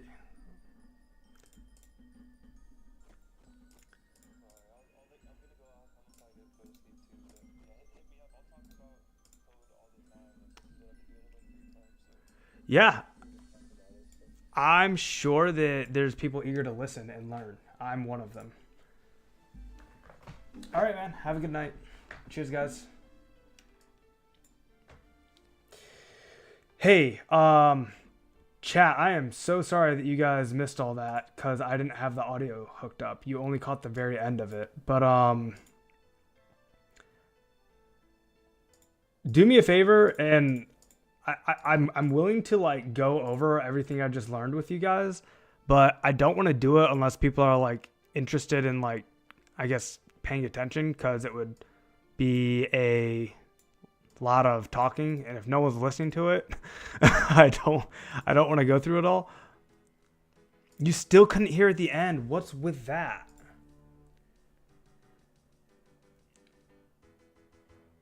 Why could you not hear at the end?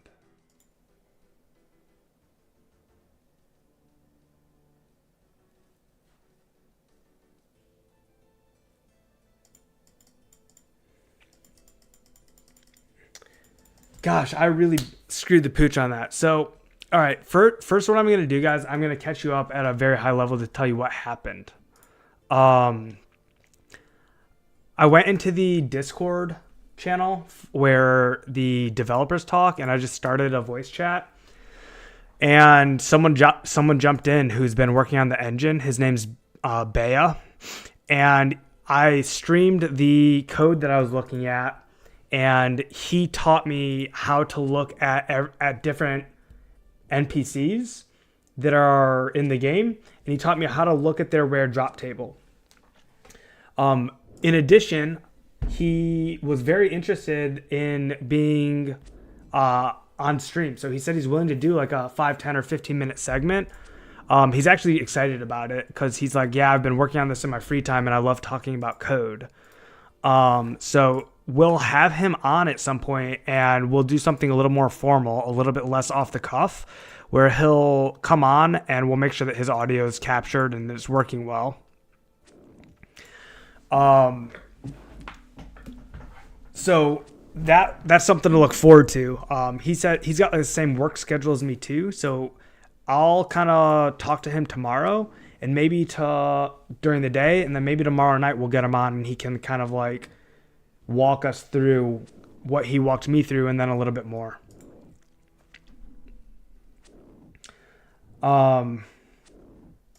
Meanwhile, I'm going to switch the scene back to this code and kind of tell you guys what I learned.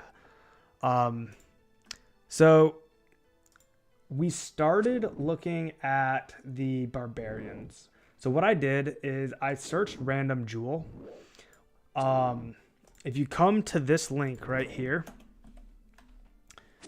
this link is the GitHub for the server's code. And in the left right here, there's a search tab. So if you come right here and search or do Control Shift F is the hotkey. It'll bring up this search window, and you can search for random jewel.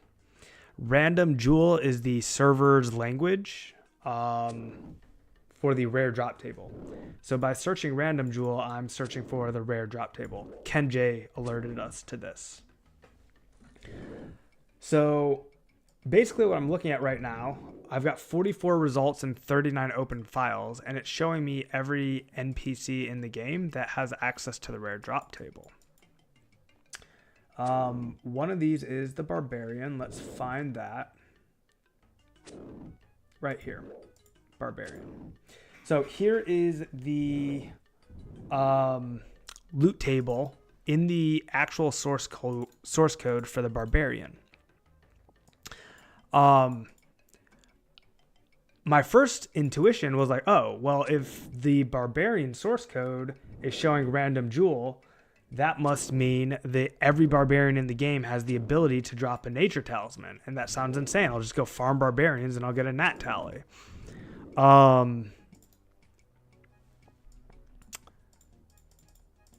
That's not the case. And I'm going to show you why. If I start at the top of the Barbarian page, you can see it's level 7, 8 in the Barbarian village here. But if I scroll down a little further, right here, this is what Bea showed me. This is called a label. So AIQ3 Gunther the Brave. This is basically creating its own separate bucket that has nothing to do with the rest of the Barbarians. So this first label was for like level 7 and 8 Barbarians. This second label right here is not for all Barbarians. It's just for the single named NPC, Gunther the Brave. So if you kill this one named NPC, Gunther the Brave, and you scroll down, he does indeed have the ability to access the rare drop table, but only Gunther, not all the Barbarians. So you got to be careful. Just because random jewel shows up in the drop table for a type of monster, it does not mean that... Sorry. It does not mean that the... you have to go and check and make sure that there's not a label. In this case, there's a label. So it's not all Barbarians that have access to the RDT. It is just Gunther the Brave. So that was the first finding. The second finding was Black Knights. Let's find Black Knights.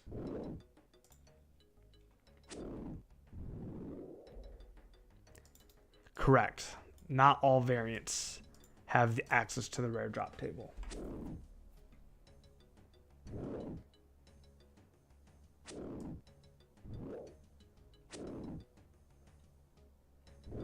So right now I'm looking for Black Knights.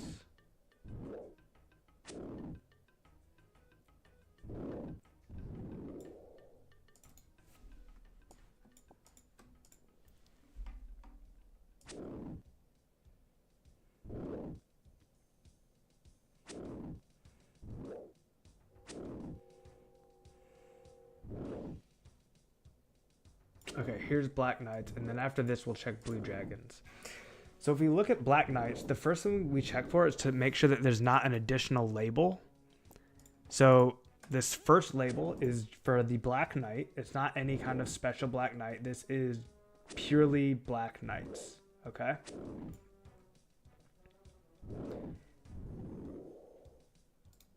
The way to read this code, I cannot do this and farm Hill Giants at the same time. I'm going to stop farming Hill Giants for a second.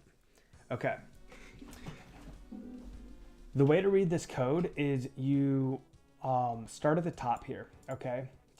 Go sub NPC death. This is basically saying, all right, we're triggering the NPC's death animation and we're triggering the drop.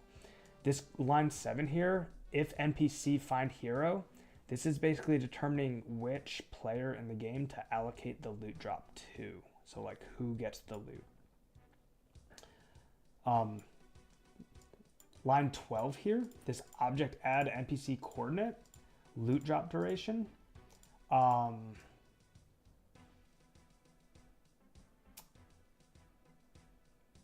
Okay, yes.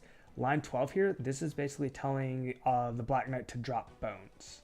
And the reason, so basically it's default drop from config. So there's this massive config file, and this is referencing the config file where it's telling you to drop 1 bones. So this is bones getting dropped. Line 14.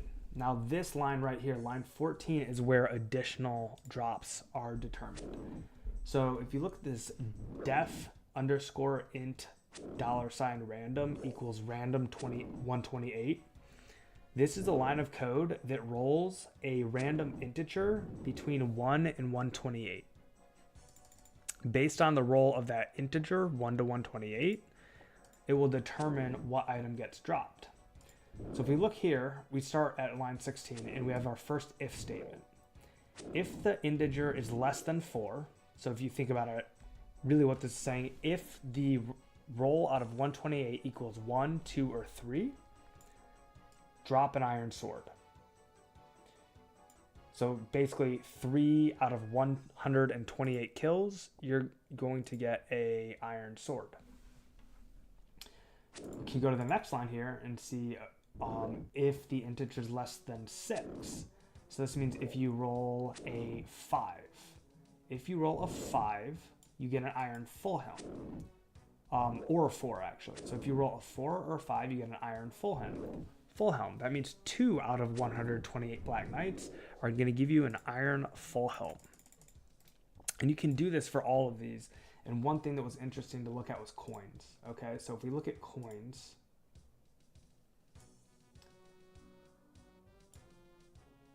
we've got if less than 72, and the one right before that is 58. So this is a very large range here. You've got all the way from, if you roll a 58 to 71, you're going to drop coins. 1 coin. And frankly, all of these are coins. So it starts at right here all the way to here, because Black Knights can drop different amounts of coins.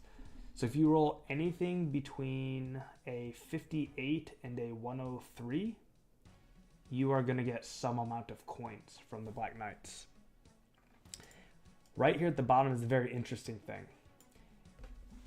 If you roll a 106, if you roll a 105, a 106, or a 107, okay, you will get a rare drop table roll.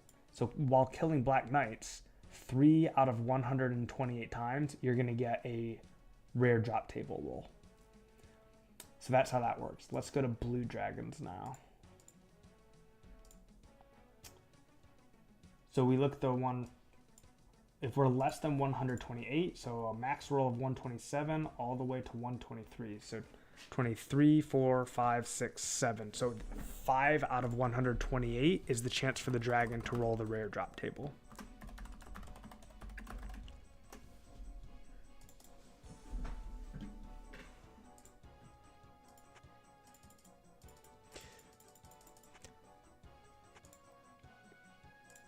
Does that all track? Does that all make sense? Any questions? If you have them, I probably won't be able to answer, but I'll do my best.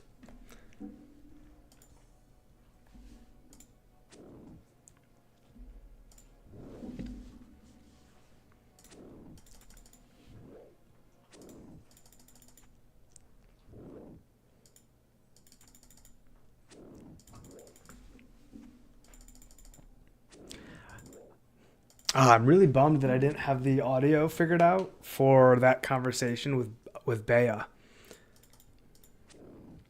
That's a good question, Jay. Let me go back to that.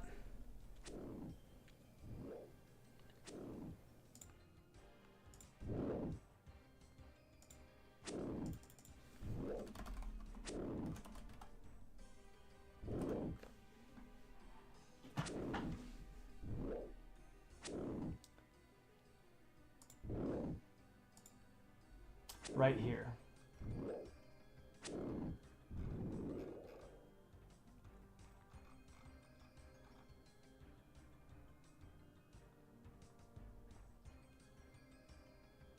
So this is all under a file called shared drop tables, and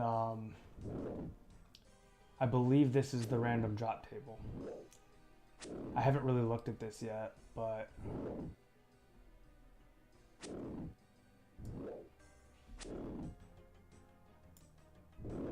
this looks to be the random herb drop table.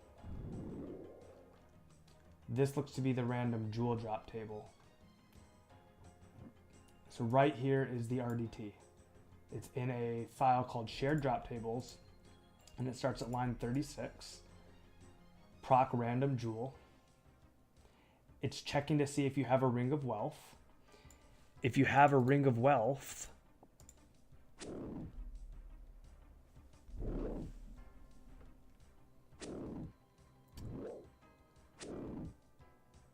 I'm trying to think about this. So if you have a ring of wealth, you roll an integer 1 to 65.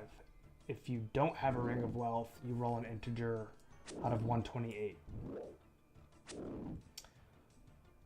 So 32 or less, you get a sapphire. 48 or less, you get an emerald. 56 or less, you get a ruby, diamond, rune javelin, key half.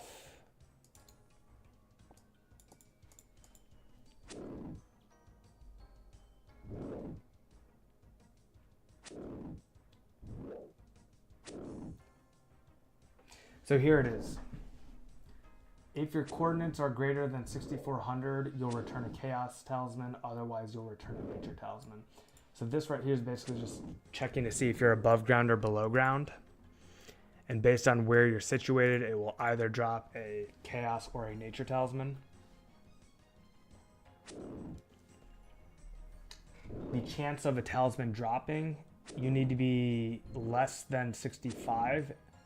So it'd be a 62, a 63, or a 64.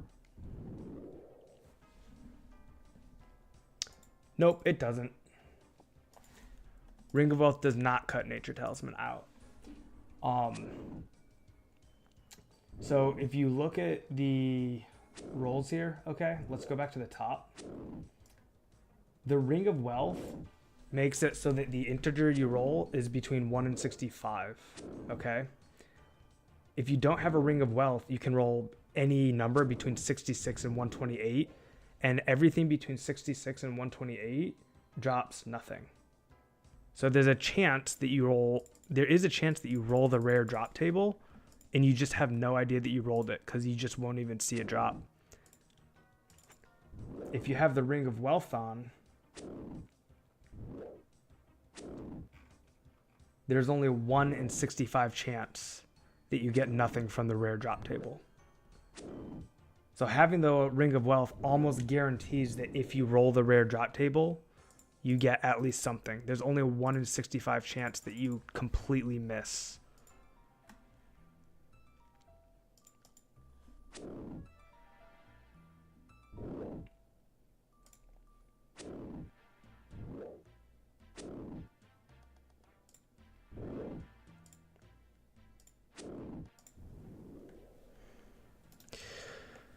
Dude, I felt like that was an unbelievable amount of knowledge gain and learning.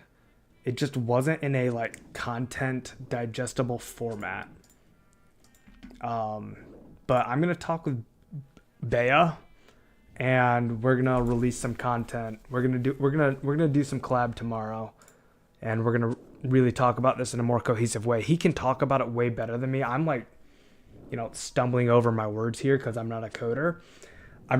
I'll be in a much better position to create the content by being the guy to ask the questions and listen.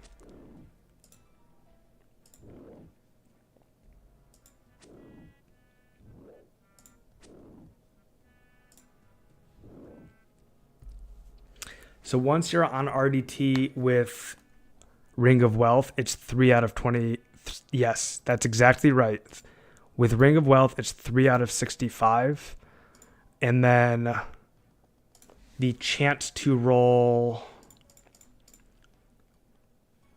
the rare drop table with a Black Knight. Let's go back and look at that.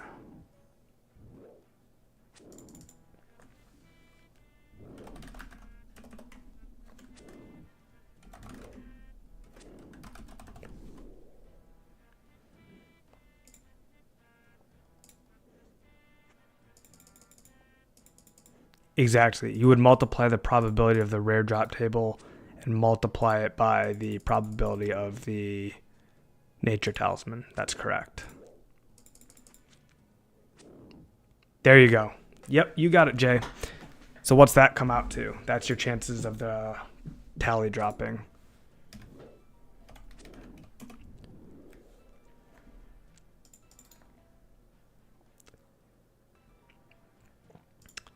So you have to kill, what's that come out to? About 1,000 knights on average? A little bit more than 1,000 knights. Honestly, not that bad. They die really fast. That's not guaranteed to be the best monster for the rare drop table, but hobgoblins are on there. Maybe hobgoblins are better. Let's take a look at hobgoblins.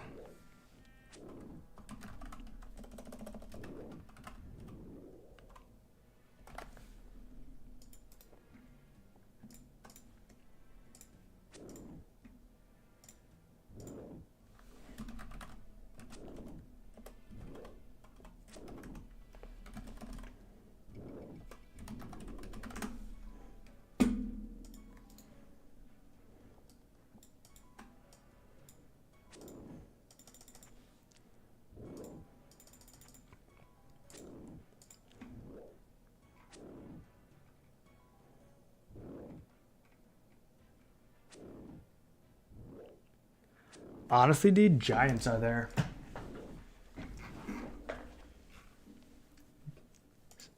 Straight up giants have a chance to access the rare drop table. There's a ton of options.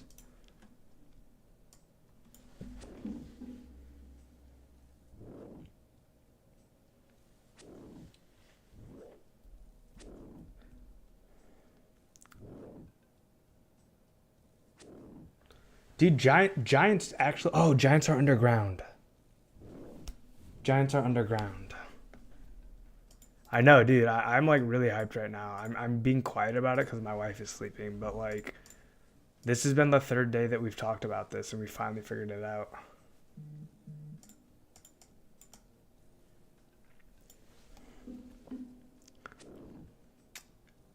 We literally now know how to figure it out for ourselves. I'm looking at hobgoblins now.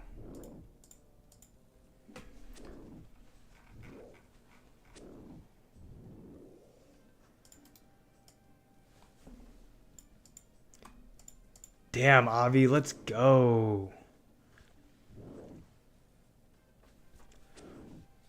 Are there? Oh, moss giants.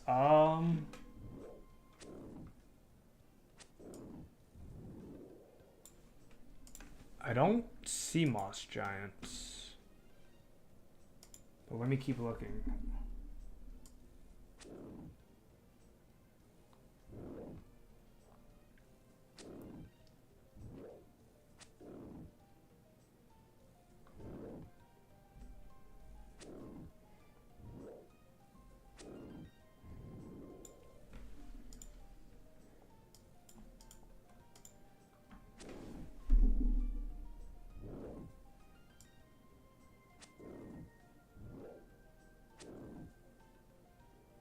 No, moss giants don't access the rare drop table.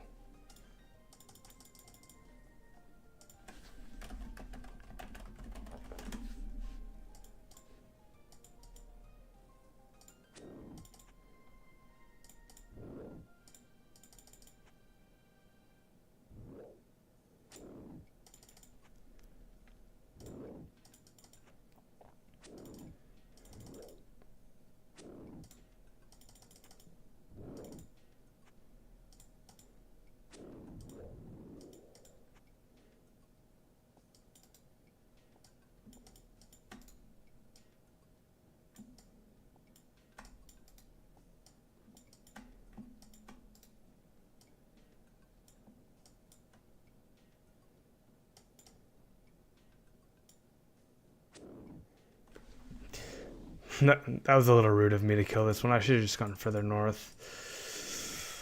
Oh well, sometimes you gotta do what you gotta do. Gamers gotta game.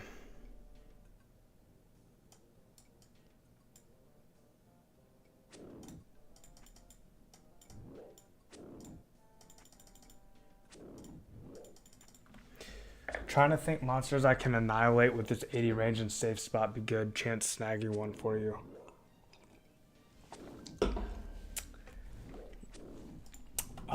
It's possible that there's good monsters to safe spot. Go here, Joe, and then just search random jewel.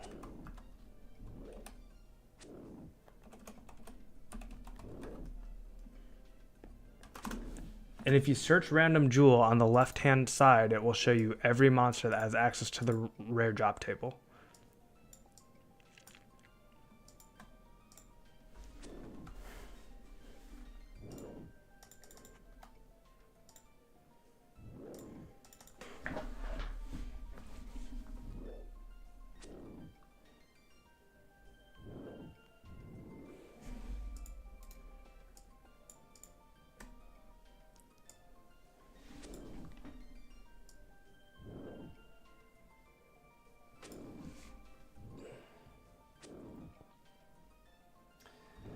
All right, right now I'm looking at hobgoblins that are level 28.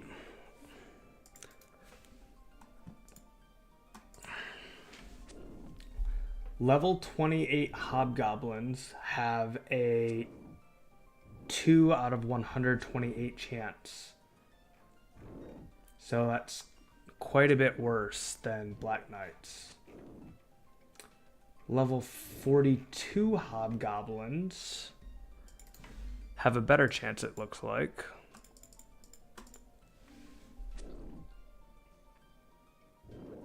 Nope, they don't. They also have a 2 in 128 chance. Black Knights are better than hobgoblins because they're 3 out of 128.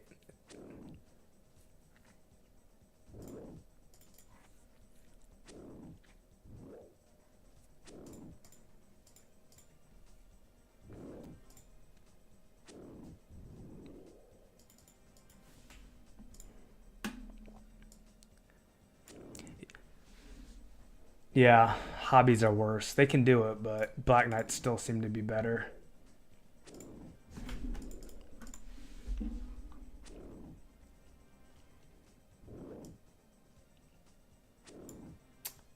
Black Demons drop it. What they drop it? Black Demons drop it on a 122, 3, 4, 5, or 6. So they're 5 out of 128. But they're pretty tough to kill. And they're also underground. I think all Black Demons are underground.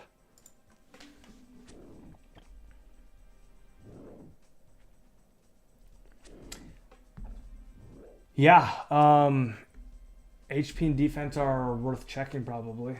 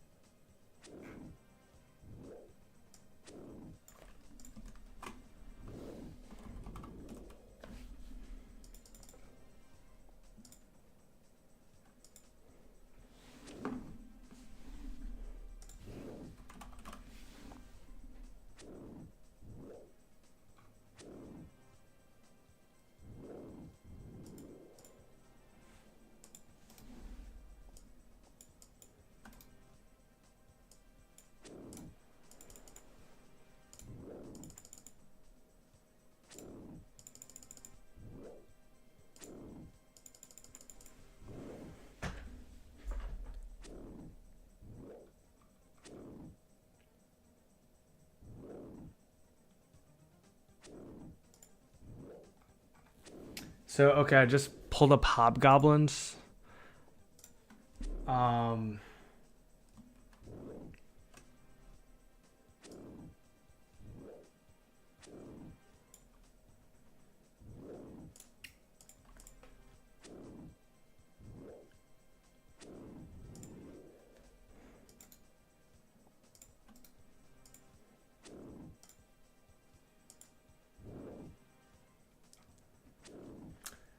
Is Bob FAG 102? Is that you, Jay?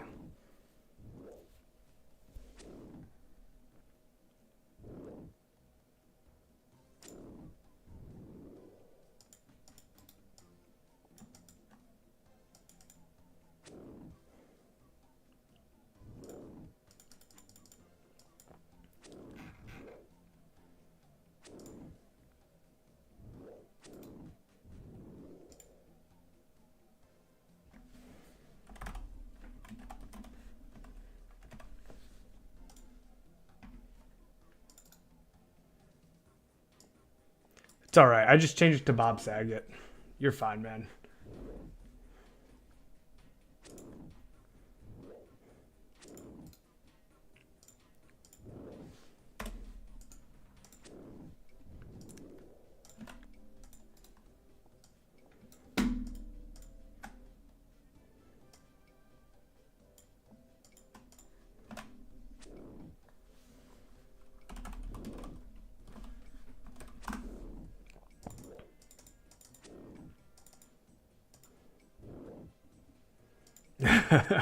Yeah, I figured. It's a funny name.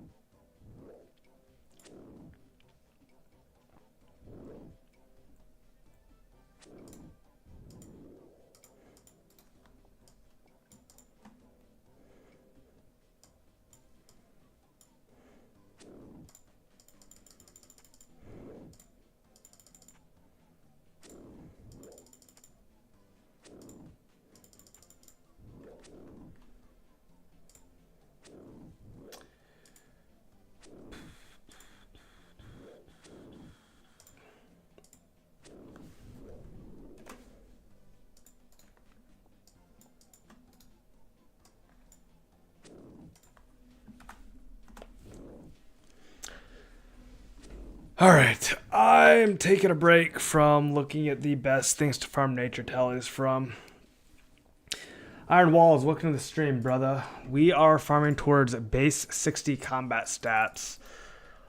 We are going to use those to farm a nature talisman. Right now, I am rank 18 on the Runecraft leaderboard.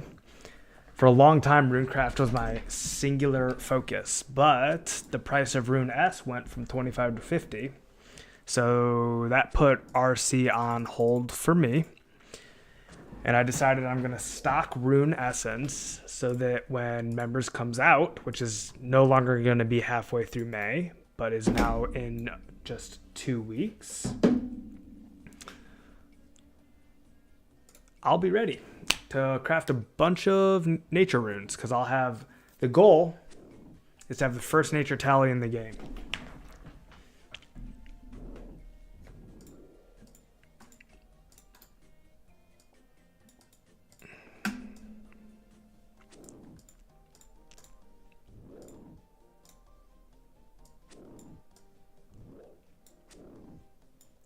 I'm going to be taking PTO that day, so I will be singularly focused all day. Honestly, dude, I should try to do a 24-hour stream the day that the Tetamisi. What up, my brother? How are you, man?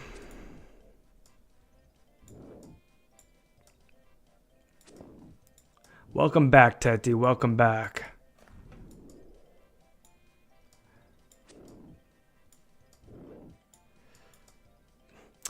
Hey, Iron Walls. Just curious, man. Is this your first time on the stream, or have you been lurking around and first time chatting? 2 days till unban. Hype. Let's go, Teddy. We're gonna be excited to have you back, man. Either way, Iron, whether I'm welcoming you to the stream or the chat, very warm and grateful welcome for stopping by. Great to have you here, man.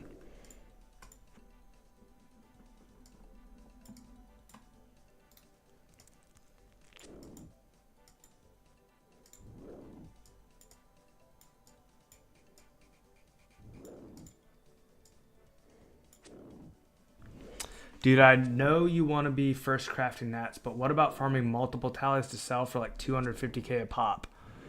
Dude, YouTube recommending it is like top tier. I was talking about this yesterday. Like, people searching to find me is one thing, but if YouTube recommends the channel, that means we're gonna grow. I mean, we've been growing. Like, we were 20 concurrent viewers yesterday, twice. We did 2 streams yesterday, and both of them were 20 concurrent viewers. We've been a solid double digits today. The only reason that the numbers aren't higher is because I just spent like the last hour not streaming the game, but streaming GitHub and going through code, trying to figure out the best monster in the game to farm for a nature talisman. So it was not very entertaining content. And on top of that, I didn't have the audio messed up, or I had the audio messed up. So people who were tuning in could not hear the conversation I was having with the developer. But we kind of lucked out and got one of the contributing developers of 2004Scape to hop in voice chat with me. He's one that's been working on the game engine, and he was walking me through how to read the GitHub code and how to understand, based on each NPC's drop table in the code, what they drop, how often, and to understand how their drops link to the rare drop table. It was honestly fascinating, and I really wish that the audio for it was working. But the bright side is that it was such a good conversation. His name's Bae, B-A-E. Bae was interested and enjoyed it enough that he's going to come on tomorrow and do a segment with me. Like, I don't know how long, but maybe 15, 20 minutes, just going through code together and explaining what he knows and sharing his knowledge. So I'm really looking forward to that, man.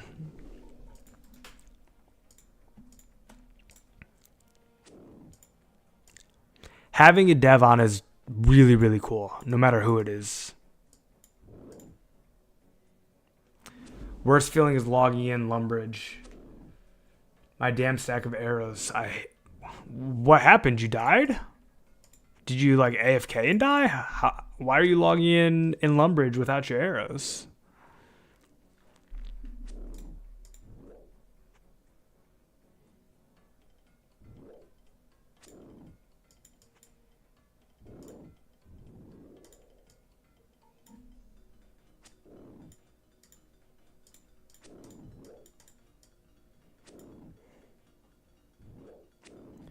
Do you have a background in coding? Would help in reading it.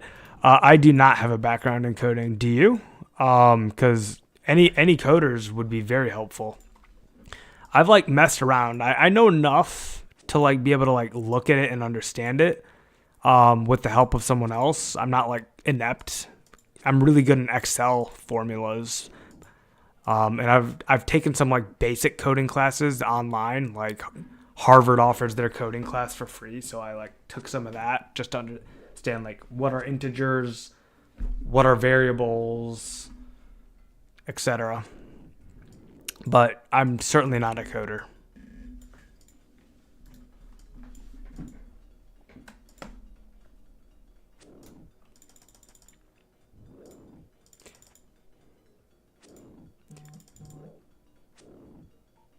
Wait, you can MSB it with no anti-fire shield? What? I don't know what MSB is. Is that a spell?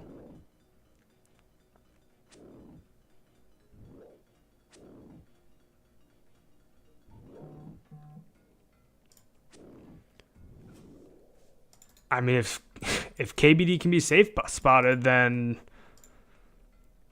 people are gonna safe spot him. That's insane. Link it in my Discord, man.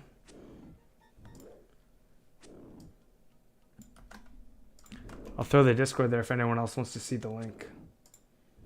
Unfortunately, you can't share links on YouTube, so you have to do this to like work around with Magic Short Bow. Okay. I was thinking spells. I look at my range level, man.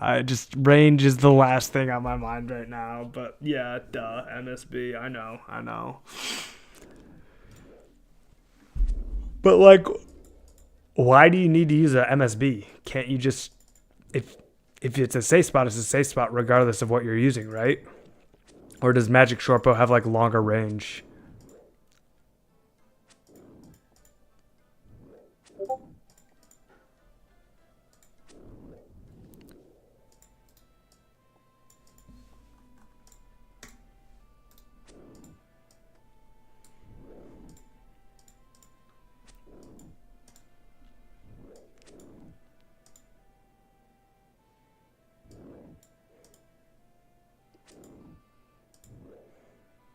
I see. Okay. Is KBD weak to ranged?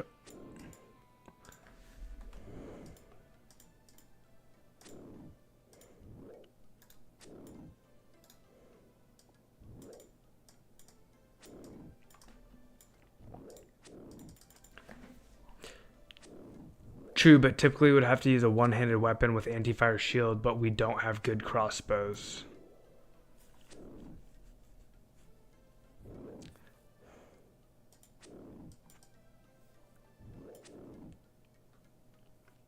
It's just that it's a safe spot instead of face tanking. Yeah, that makes sense. I mean, it doesn't have to be ranged. You could use any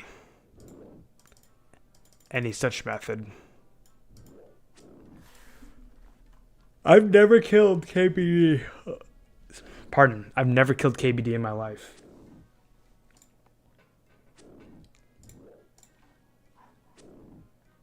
Dude, that's not even like a difficult safe spot. It's literally just standing next to the lava.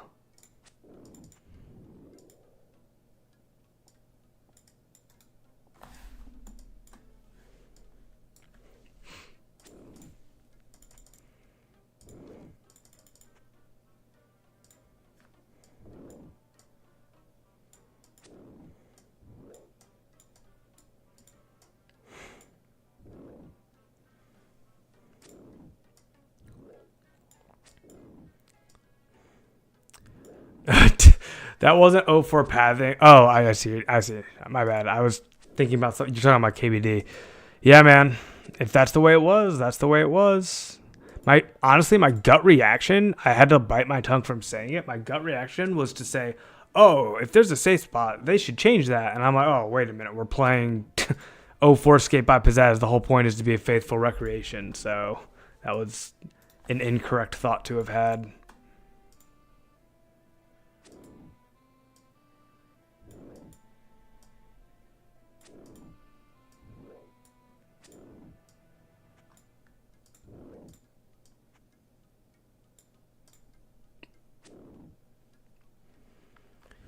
Shameless plug. Anyone want air runes for 8 each? Nah, you're fine, man.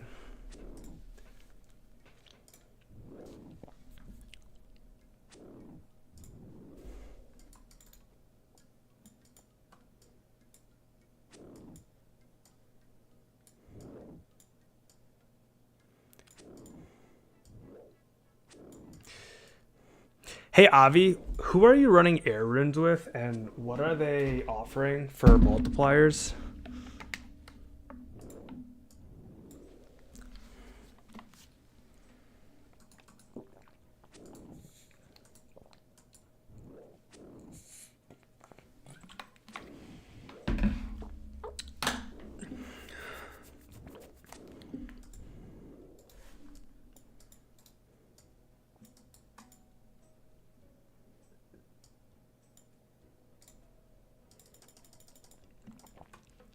Gotcha. I'm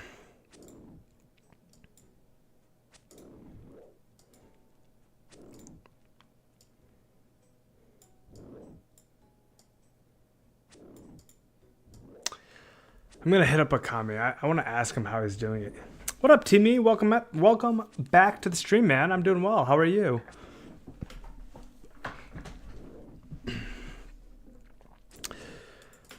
This is our second stream of the day. We did a couple hours right after work,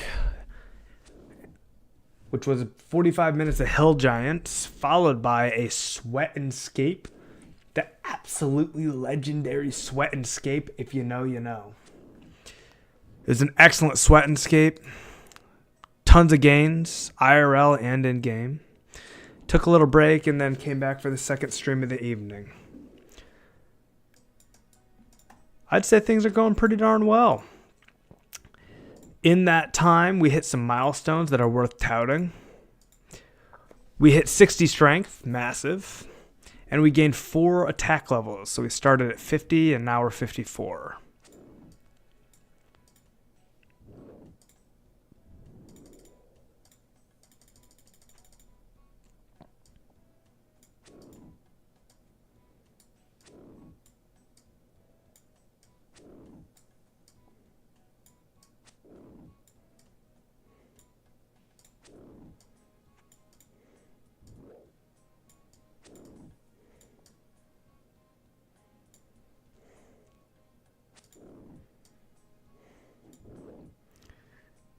Thank you, Timmy.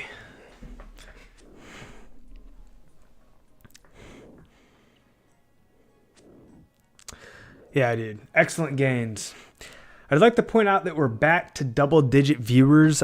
We for sure would have been at 20 viewers right now if I didn't spend like half this stream with a window of code up, looking at the source code of the GitHub and having the audio of everybody that was explaining it to me not functioning on the stream. But that's okay because we learned a gob of information. I'm like, I've been through it so much, I'm like too tired to recap it, but like ask Jay. Jay was like there for the whole thing and like through it with me. Jay now also understands how to read the code because we basically learned it together. And it was the most I've learned about this game since I started playing it. I literally know how to look at the code now and understand from the mouth of the code which NPCs drop which items and at what rate, including how to factor the rare drop table into that algorithm. Or it's not really an algorithm, but a math equation.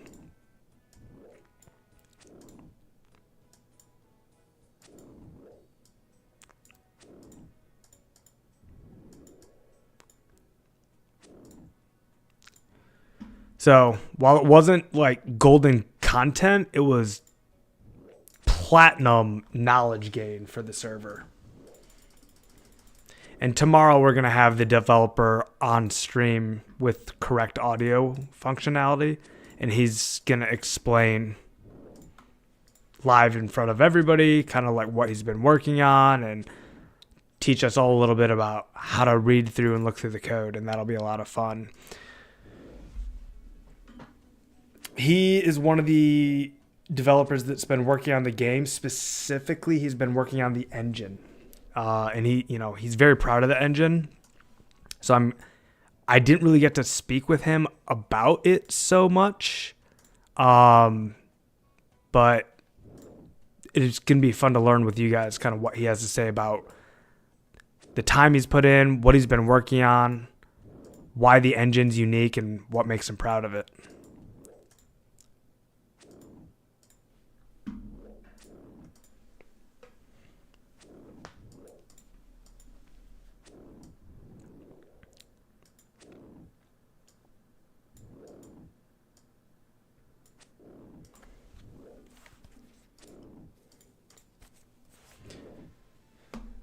Oh man, we definitely have got to get a change of music. I need like upbeat music. This is like a general RuneScape playlist and it goes through every song in the game and it's just a little bit sleepier than what I need right now.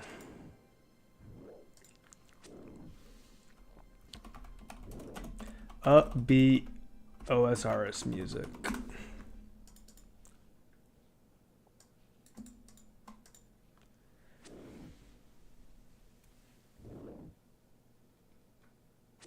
Let's see. DNB remix album.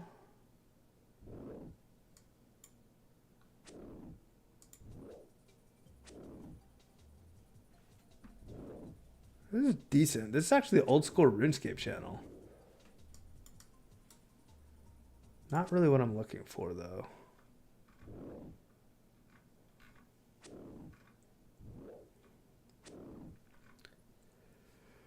Oh my goodness. Every single YouTube video for RuneScape music that comes up is like relaxing music. Relaxing RuneScape music to chill to and grind to. And I'm like, what about the upbeat? I literally searched upbeat OSRS music, and the first thing to come up is OSRS chill lo-fi hop RuneScape beats.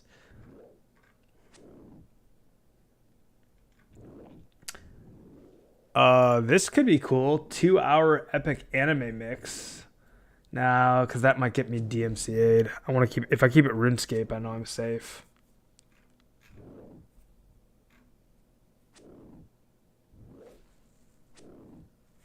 A little hit points level there. Love to see that. 54 HP. Happy days. Happy days. Focus with 1 hour of RuneScape music.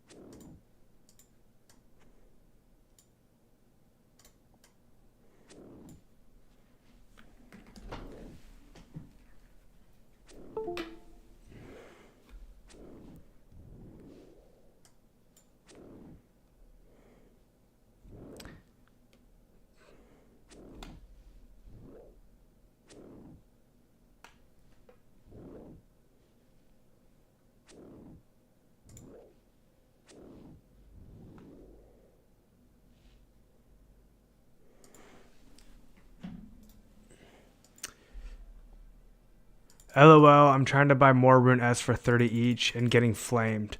Yeah, dude, they call it the S mining union for a reason.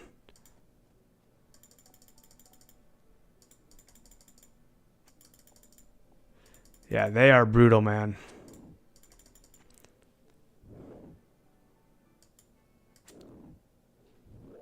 Hey, guys, that's 55 attack. Let's go. That's a big milestone. Halfway to the 60 goal. That's really good to see. That is a good milestone.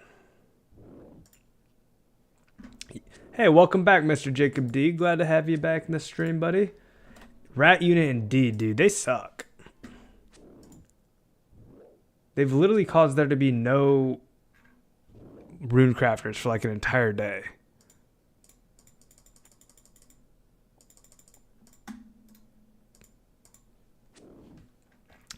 Thank you, Joe. Thank you very much.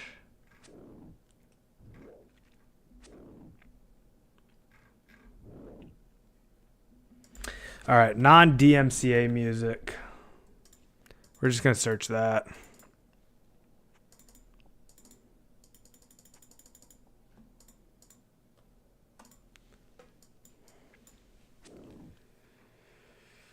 What about a synthwave mixtape?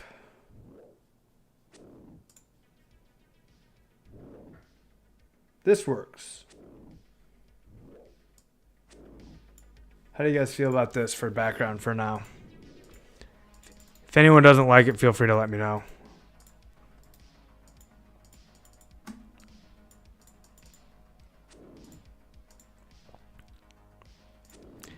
Also, if someone wants to link me some DMCA free music, I'm happy to put that on. Anything upbeat. Rather it come from you guys anyways. I don't know music that well.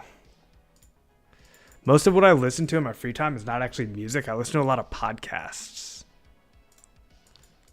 Spoken word.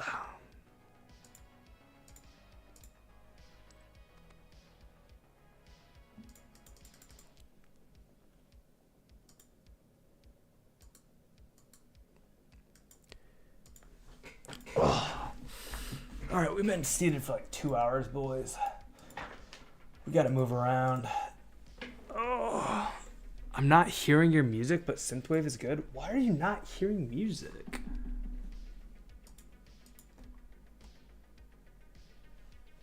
I got to get some audio settings figured out. All right. I'm gonna turn the music way up and tell me if you hear it. It's like screaming in my ears right now. Do you hear the music? Because if you don't hear it now, then it's something with my OBS settings.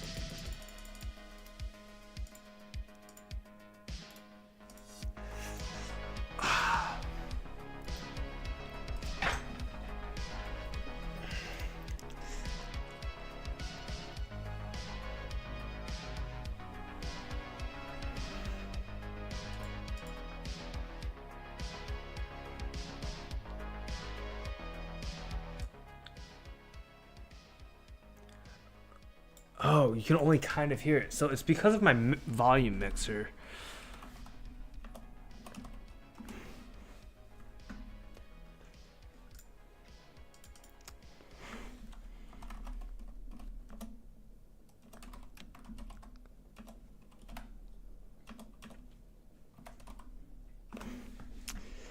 Oof. I just gotta move around a bit. So I'm using this volume mixer.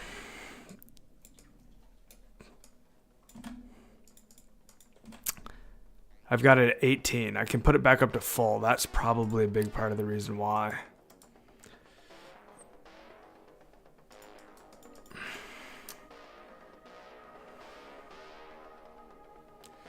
I don't really want it that loud though, because I can not hear myself think when it's this loud. I just threw it at 20.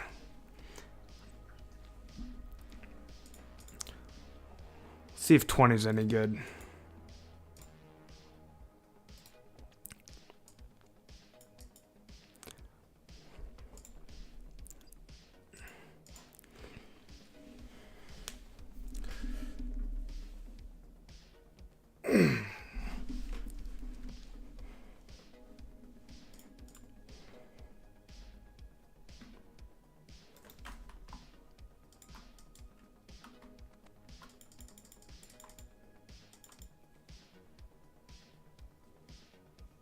Oh, this is not the this is not the range.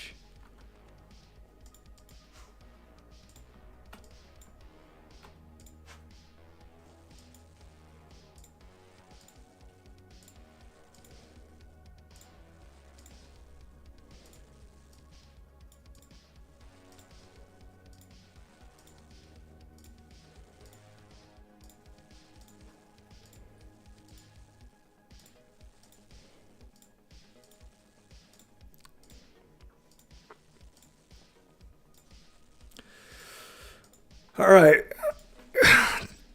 Give me an update, guys. Let me know what you're all doing right now in game. There's 10 of us here. I know some people are running errors and buying S. That's Avi. Teti, you're waiting to get unbanned. You're just making gold for your main account until your main account gets unbanned. Jay, Joe, what are you guys doing?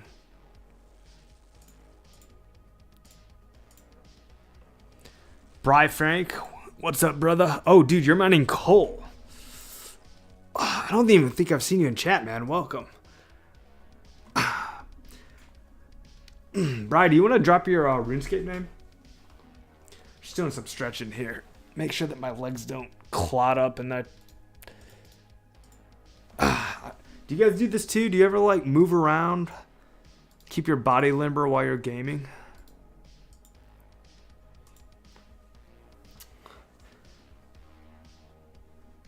AFK use making a list of these tally chances. Dude, Jay, if you're making a list of tally chances. Groins, that's a hilarious name, by the way. I think I've seen you, dude. I think, Groins, I think I've seen you fishing at the lure fishing spot by the Barbarian Village, like talking about people's groins. Or maybe it was actually at the air. I think you were running airs, actually. That sounds more right. Were you running air runs and like making a bunch of jokes about people's groins? I feel like I remember you. Teti, how many feathers do you have? I mean, it's a pretty funny memory to bring up. Like, I just met you and I'm like, yo, weren't you the dude talking about groins? Oh, it could have been the other one. You guys all made groin tunes? That's hilarious.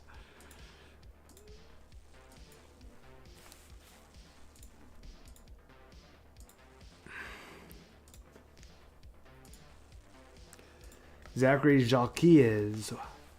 Oh, 55 cooking, guys. Anchovy pizzas. Look at us. We got best in slot food now. Huge. What's good money right now? Zachary, what's your account like? Are you brand new? Or do you have some higher skills? If you have higher skills, let us know what they are. If you're brand new, just say so.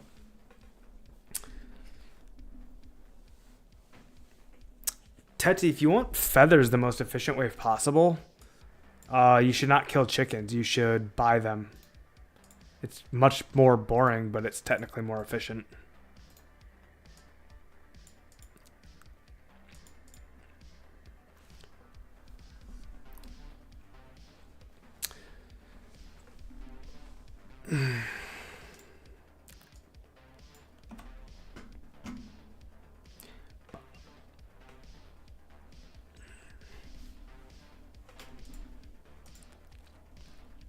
What up, Craig? Welcome back, brother. We did some intense code education, man. The volume was all messed up, so I was the only one that learned anything. But I had a coder explaining to me how to understand rare drop tables and how to understand NPC drop tables by looking at the actual source code.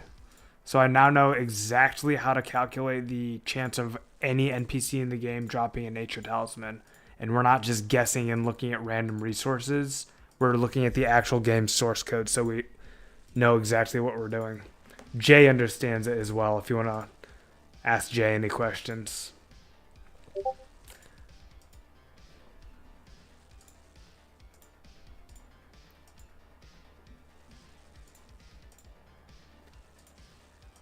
Adventure log, Josh Brown.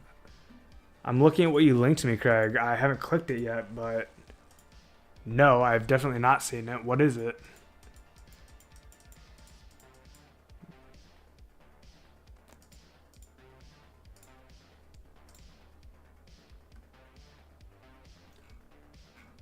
Oh, is this a new feature? The adventure log? This is cool. It documents every single level up for every character. That's cool, man. Chat's popping off. I'm gonna have to scroll up real quick just to see what's going on.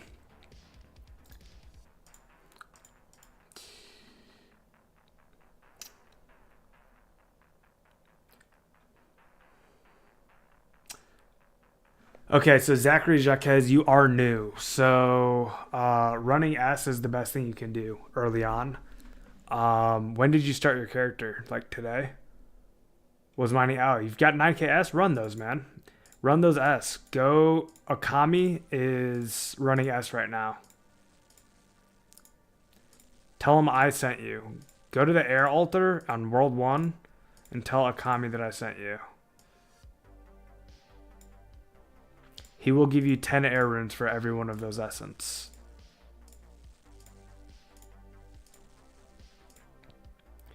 If you're trying to train combat at the same time, hides are excellent. Big bones do not make any sense to sell, in my opinion, if you're going to go for 43 prayer before members. If you're just going to wait till...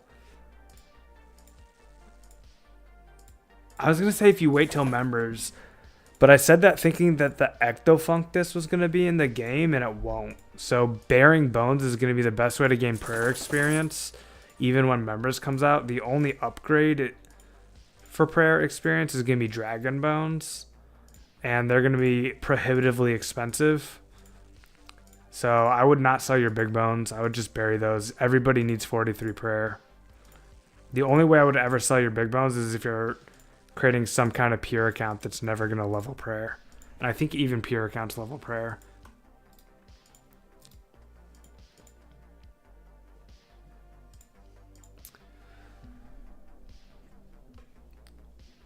Oh my god, dude, did you just say you lost 60k worth of arrows? That's so brutal. Avi also died today and lost 60k. So you're the second person today in the community to die and lose 60k.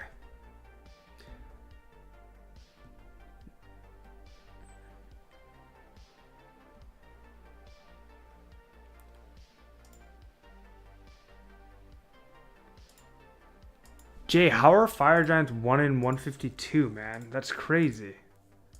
I have to verify that now. I'm gonna do it when I'm back at Hill Giants. 1 in 152 is so much better. That's 5 times as good as anything else. That's not even a contest. That makes no sense.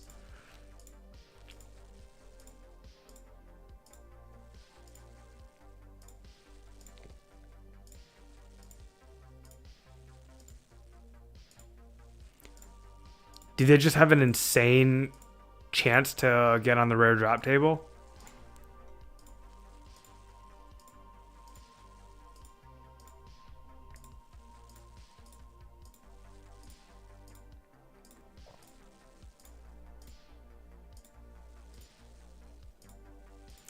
$11 out of 128 is crazy high.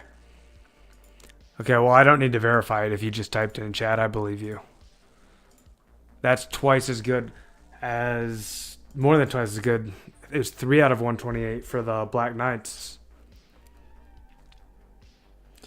But here's the thing. You got to cut that in half, man. It still is very good. Okay, but half the time that they have a talisman drop, it's going to be a chaos. So it's really 5.5 out of 128.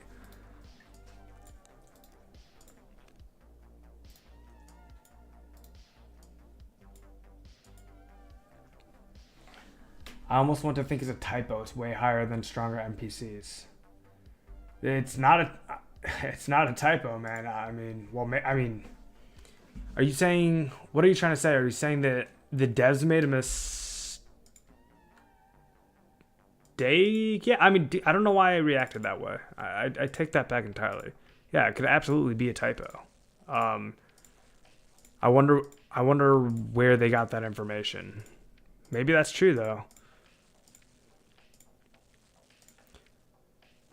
Fire giants are underground, yes, but I've been told that fire giants are unique and that they are the only monster that drops both types of talismans, both chaos and nature. I don't know how to verify that in the code. That can be a conversation that we have with Bay tomorrow, because I don't know how to verify it myself. Save your diamonds, gonna need for a quest. That's smart. Which quest is that? I do not remember all the quests in this game. I've done them on my members Iron Man account, but it was like 2018, man. It's been 7 to 8 years since I played it. I don't remember that shit.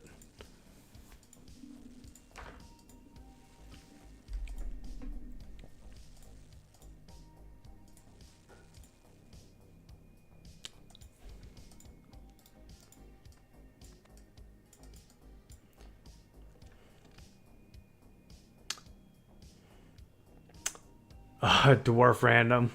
That'll get you, man. Teti, the dwarf random will get you. Okay, so yeah, Joe, if you're a peer, then 43 prayer has been achieved and there's no reason for you to bury them anymore. Sure, sell them. In that case, sell them.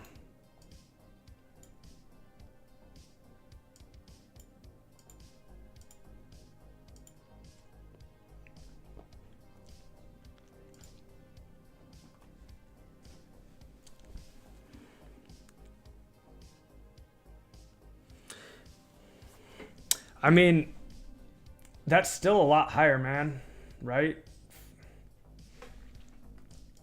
Because that's 5.5. So you said whatever that number was, you said 1 out of, what was it? 1 out of 252. You would just double that. 1 out of 504. 1 out of 504 is still twice as good as Black Knights. But Black Knights probably die faster than Fire Giants. Jay, do you know how to look into the stats of Fire Giants?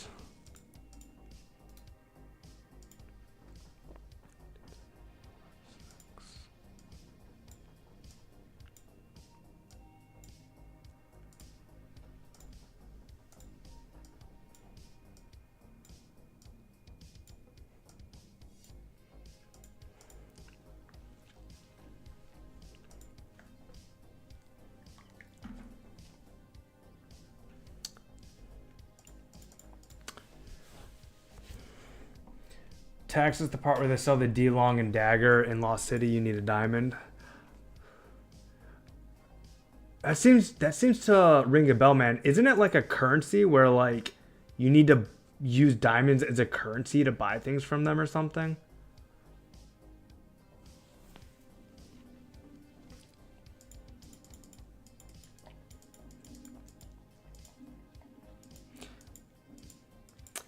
Yeah, 5.5 out of 128 versus 5 is strong, and they also die faster than the stronger NPCs.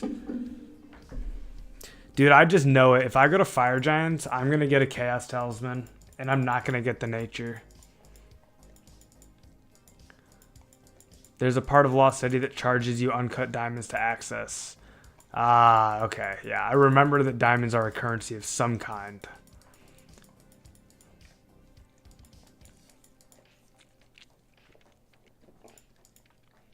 That rings a bell to me. Sigmund the Wanderer selling them. That sounds correct.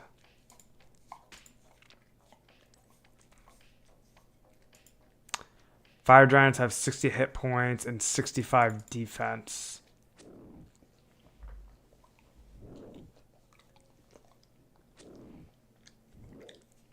How does that compare to Black Knights?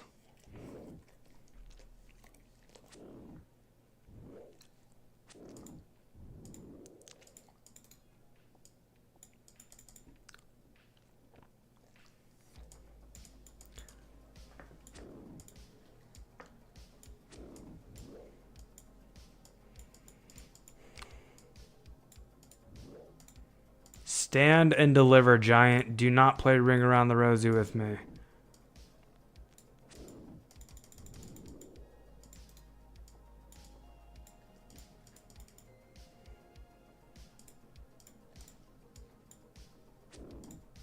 I totally forgot to use my red energy to get back here. I was conserving it and then forgot to use it. Oh well.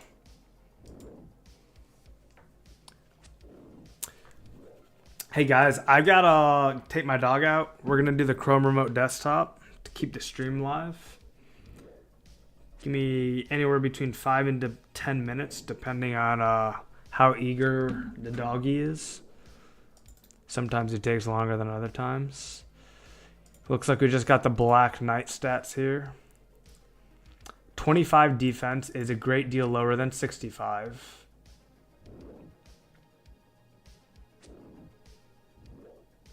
Where's the health? 42. Okay. I mean, a lot lower defense. Okay. A lot lower defense and 2/3 as much health. So you might be killing Black Knights much faster than Fire Giants to a point where it's worth it to choose them over the Fire Giants. Especially because there's going to be 0 people at Black Knights. Literally 0. And Fire Giants are going to be packed.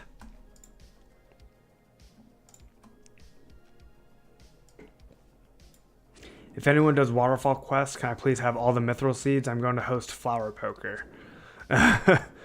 Black Knights are 1 out of 925 rate on the drop table. We calculated worse than that. It was like 1 out of 1040, I think, when we calculated it.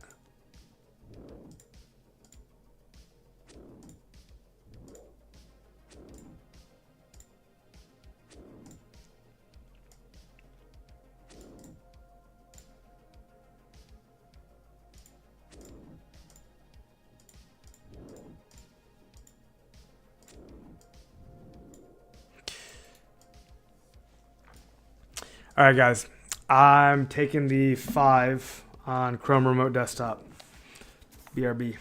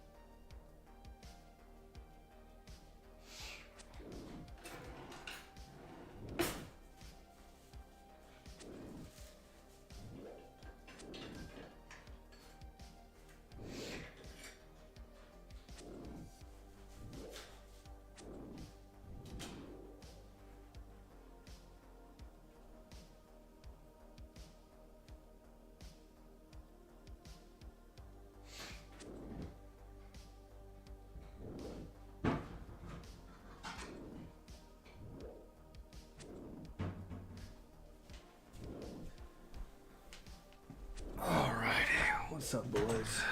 Let's see what I missed. It is the ghost of I, Hercules. Beware. I will haunt you and your family till your days are no more. And it becomes you doing the haunting so that I may be at peace. Ooh.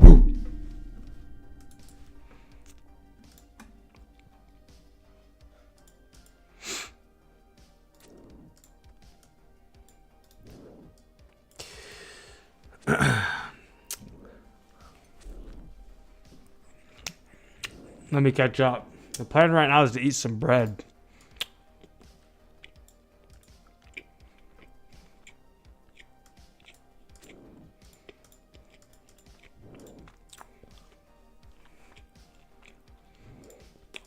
Very dry bread, but it is sustenance.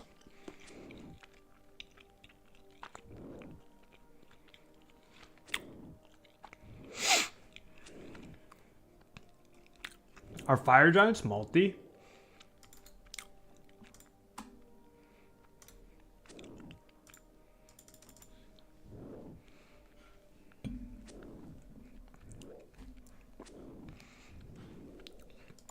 Ooh, Wildy Bandits. That's the move. Jay, you just found it. Wildy Bandits, 27 HP and 17 def.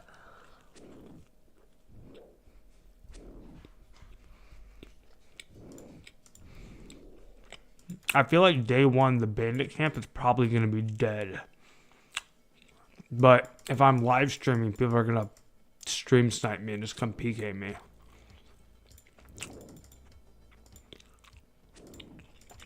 But like the wilderness bandit camp, that's like the last place that anyone's going to be. No one's even going to be in the wilderness. There's enough.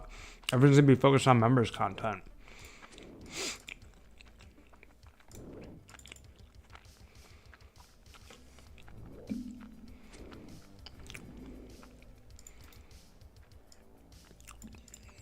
You trying to buy steel arrows, Teti?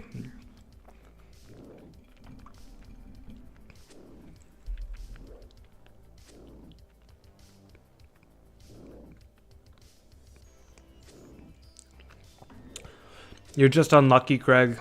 It's not that rare.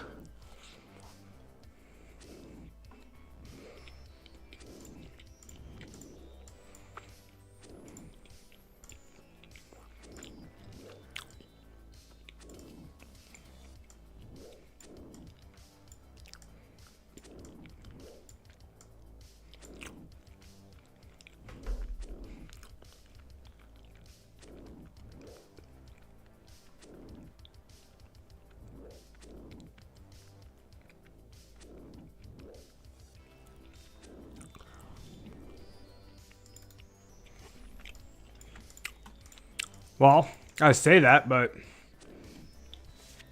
we should check it, shouldn't we?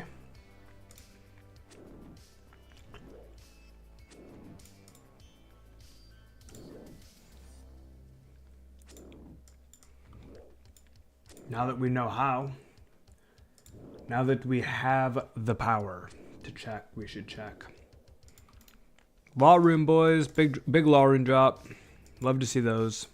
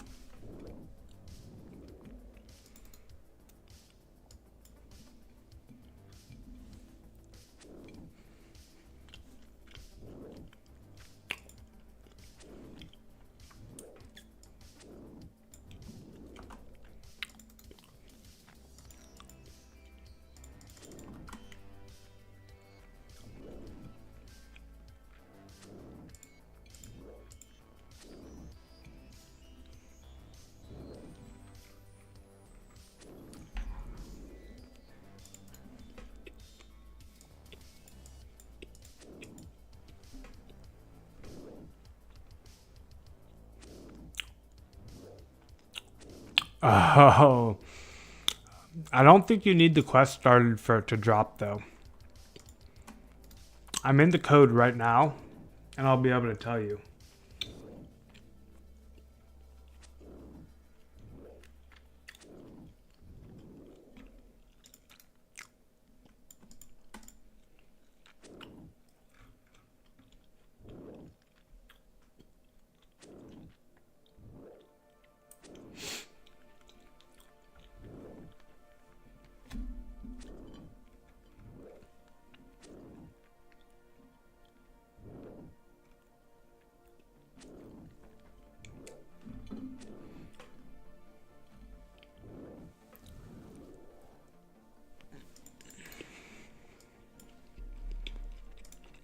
Another 2 law runes, boys.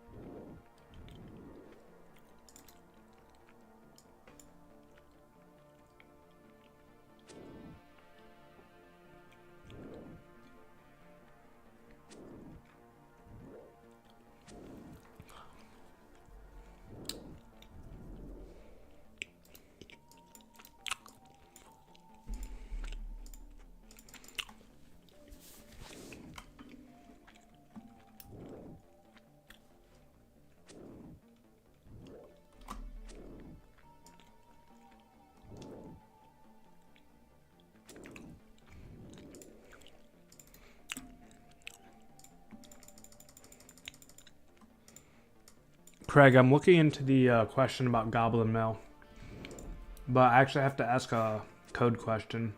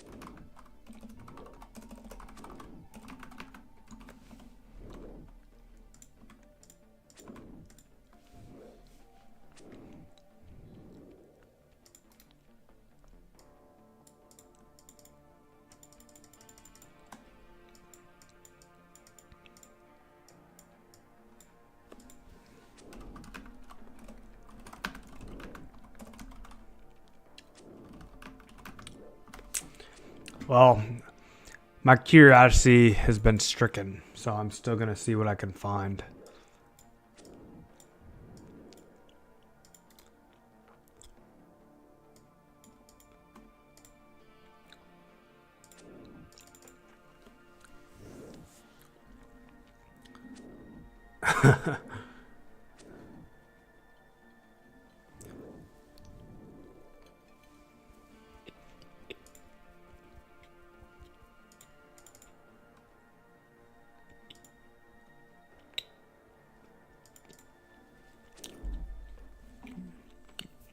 Jay, you think the first nature talismans are going to come from fire giants, but it'll be randomized as to who gets it? They'll be packed on every world with 1 out of 504 drop rate. Yeah, I don't know, man. You're probably right, but if I want to... People aren't going to be killing fire giants for nature talismans. They're going to be killing them for, I guess, just a bunch of things. I don't know. Maybe nature talisman actually is the best drop. I don't know.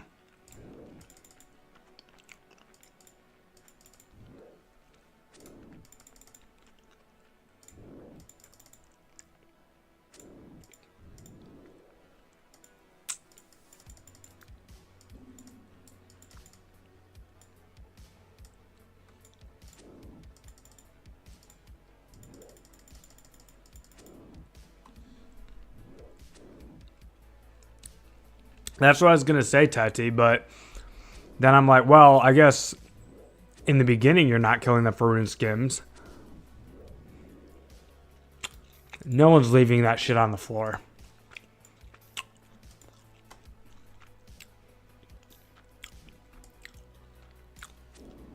Everybody knows how important a nature talisman is, man.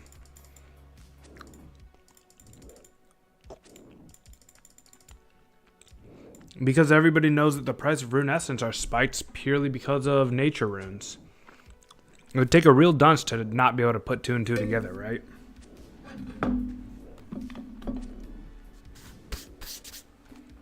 But I don't know. There's could be real dunces playing this game.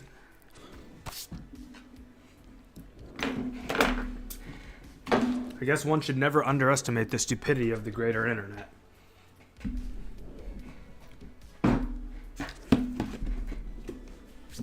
Got a mess of breadcrumbs here on my desk now.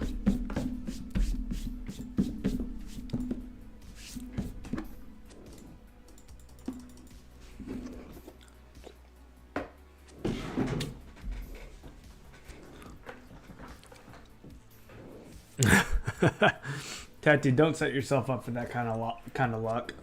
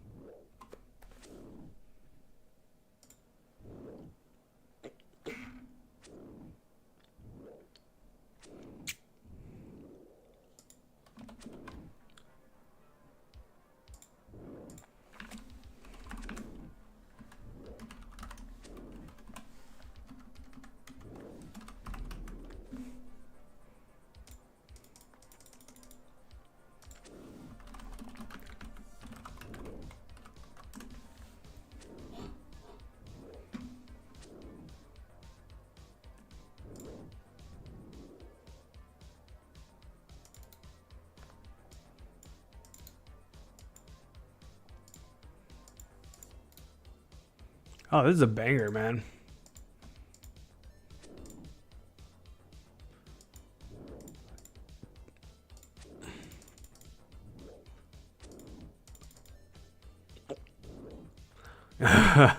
Hitting threes, Tati. Climbing, brother, climbing.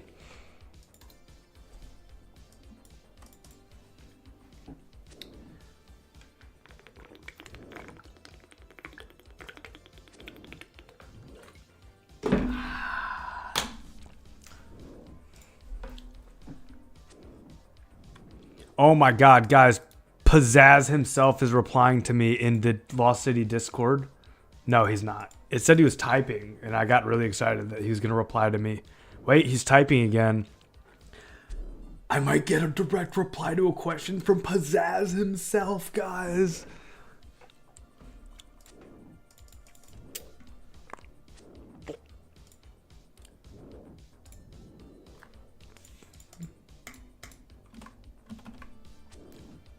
Let's go, it happened, boys. Let's go.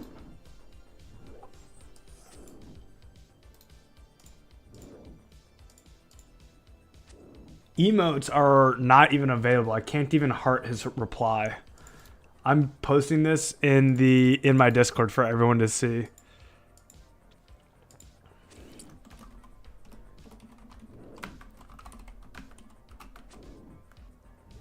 You know what I'll do? I'll just post the imager. Imgur.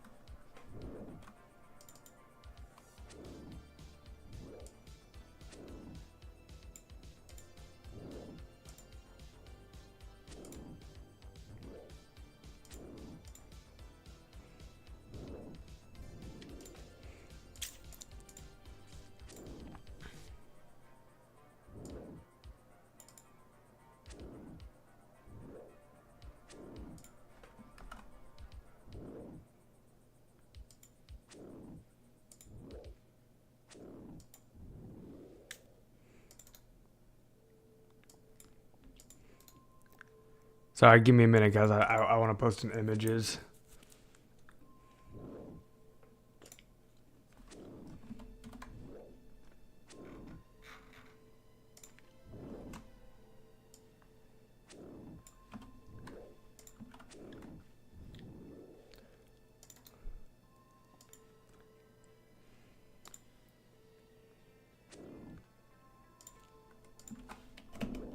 Check it out, boys. Pizzazz himself replied to my question.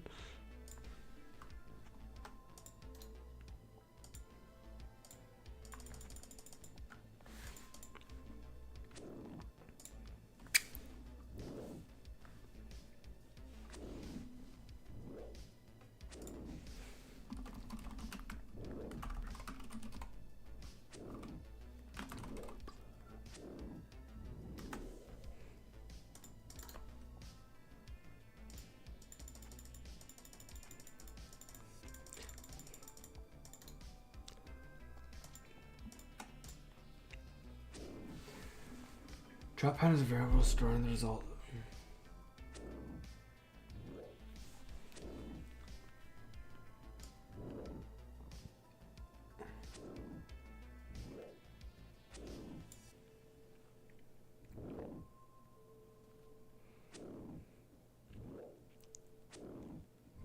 That's the answer to your question, though, isn't it, Craig? It took me a while to get it, but I got it for you.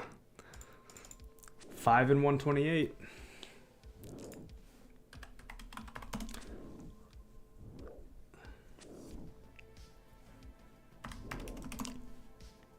So every 4 goblins. No, I'm sorry. Every 4 out of 100 goblins. So every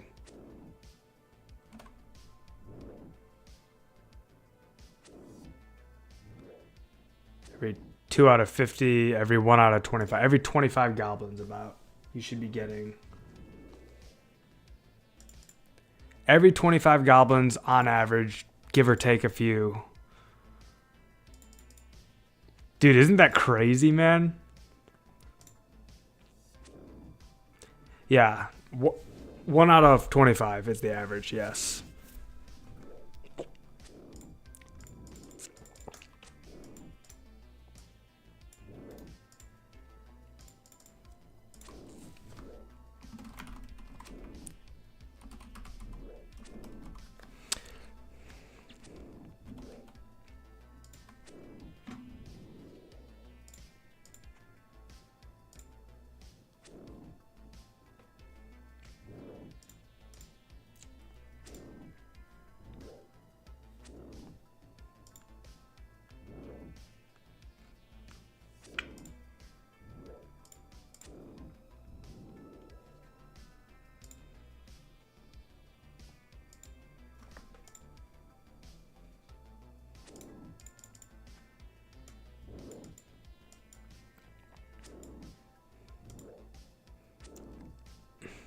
Pizzazz is not on the stream, so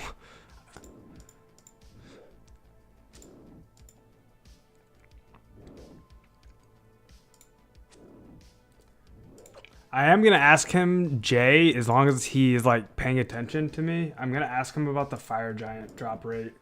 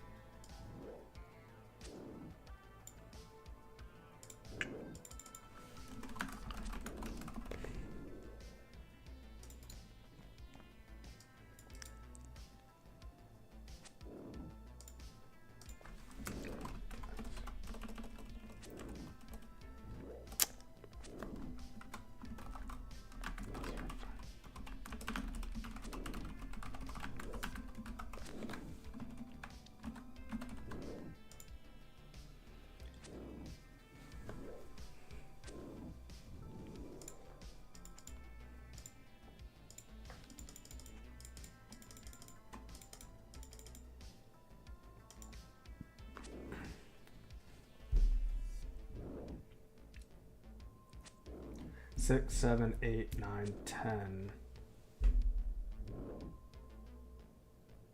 Plus 6.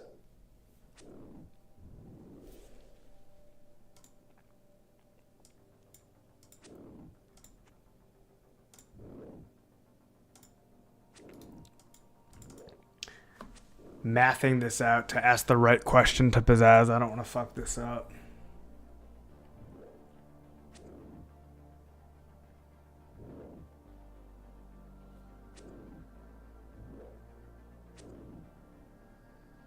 $11.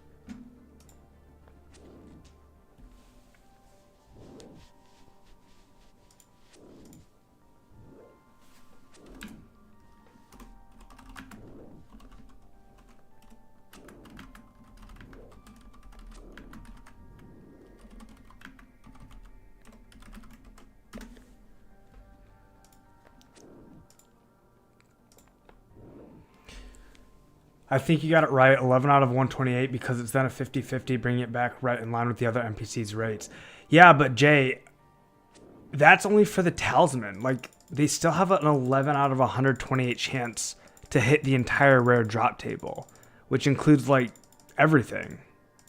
It's still insane. Like, I mean, there's still, like, all the other drops, right? Key halves, shield halves. I mean, the rare drop table has so many good things that it can drop. Josh, if I bring you soft clay and 1,000 gold, can you make me an unfired bolt and barb? I'll just make it for you, man. Do you want it, like, right this minute? How close are you? I've got 15 crafting, so yeah, I can make it. I'm pretty damn close to Barb Village. I'm, like, right there. Just tell me when you're close.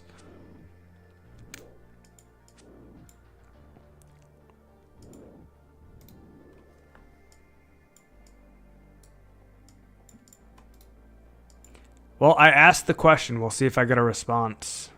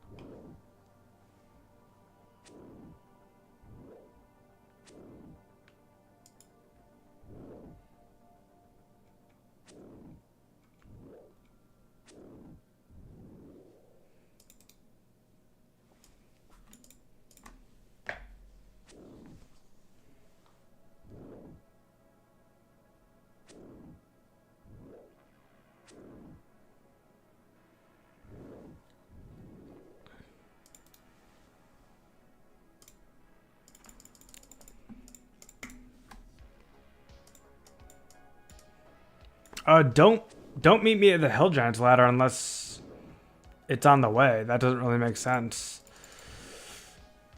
Because we both got to walk to the... What do you call that thing? The urn? No, not the urn. The spinning wheel. We both need to walk to the spinning wheel anyways, because I need to get there. So, could just meet at the spinning wheel. It's probably more convenient.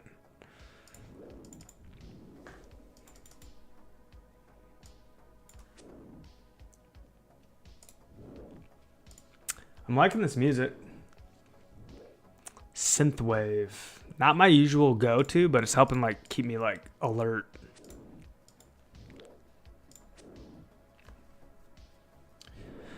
Man, it's already 1:45 a.m., guys. I don't like how fast the time goes. I don't mind the time going fast. I don't like the fact that I have to like wake up and work tomorrow and that I can't play Runescape forever. That's what I really don't like, if I'm being honest. Copy that. Just don't want to take you too far from the game. No, it's fine, man. It's like not even 2 minutes.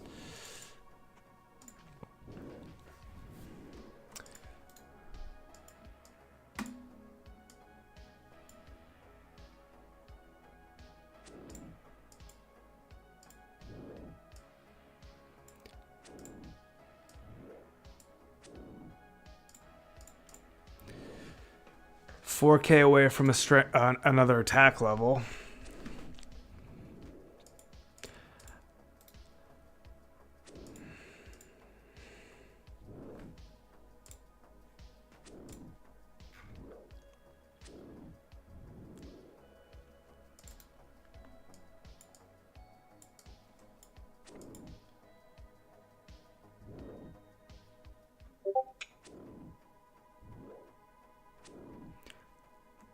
John Tabbert will buy my nature talisman. I am level 62 RC and hit the leaderboards a few days ago, and it's been my singular focus. The only reason I've shifted to farming, to preparing for a nature tally farm, is because the price of Rune S got so freaking high that it wasn't worth it to farm anymore.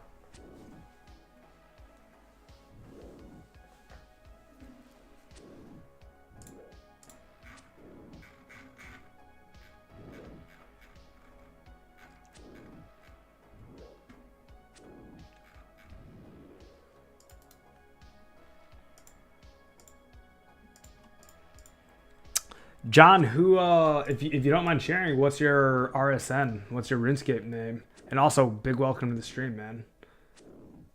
Are you a runecrafter as well?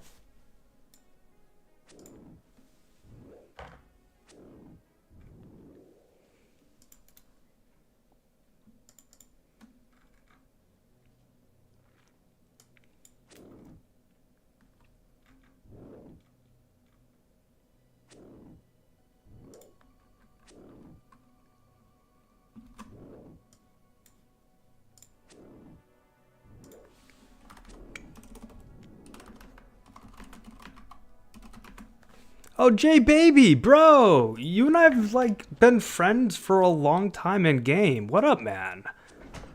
Glad to see you here. That makes me really excited. Oh, I need to start heading to Barb Village. After this giant kill, I'm going.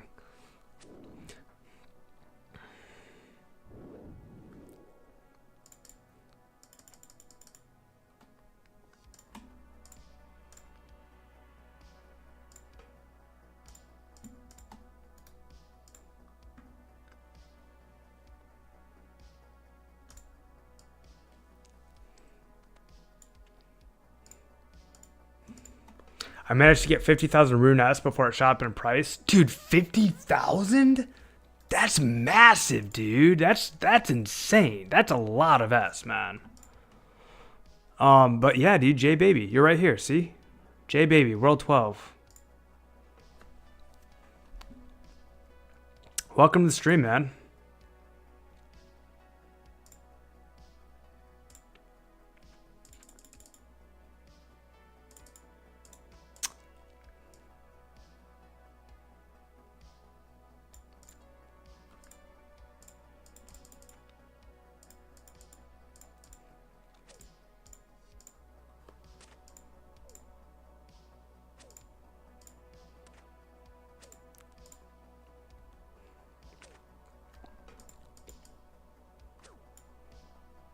You're good, man. I'll just sit here and kill some barbs. Take your time, Craig.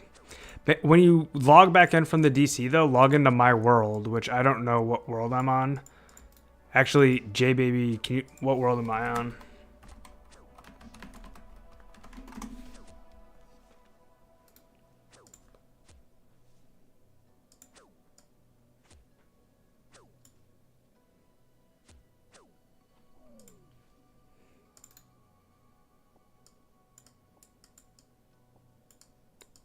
Thank you, Teddy. Appreciate you.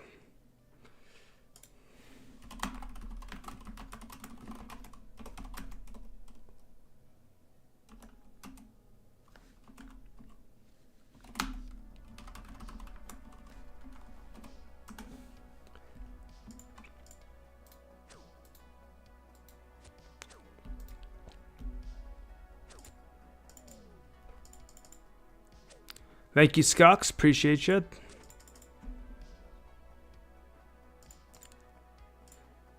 JB Baby. Happy to help, Craig. Happy to help. Good to see you on stream. Yeah, dude, likewise, man. I knew you were going to throw that 1,000 gold in there. Thanks for the 1,000 gold, man. I appreciate that.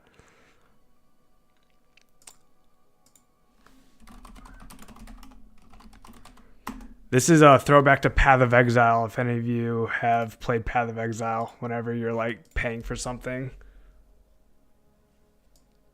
you let the other person confirm what they want before creating it to make sure that there's no miscommunication and that they don't get really pissed that you like did something wrong.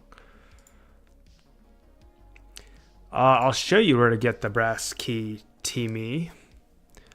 I will show you.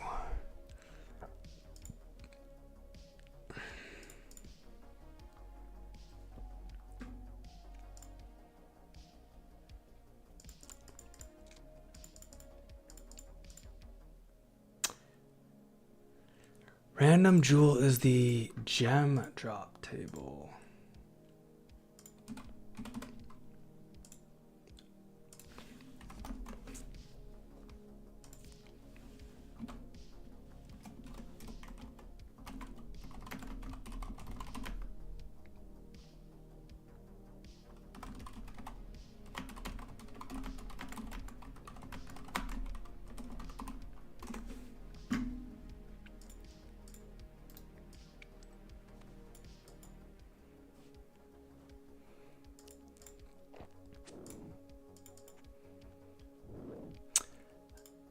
So I'm in the dungeon here, Teamy, where the hill giants are.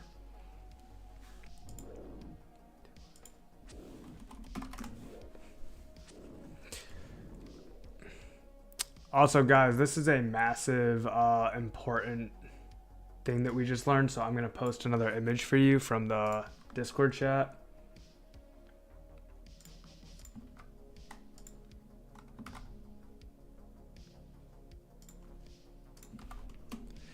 We've been searching the wrong table this whole time.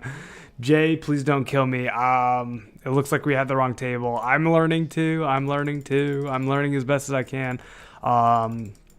Someone else had told us that the rare gem table. So right here's the brass key. In this little side room, right before you get to Hill Giant, right there's the brass key. Teamy.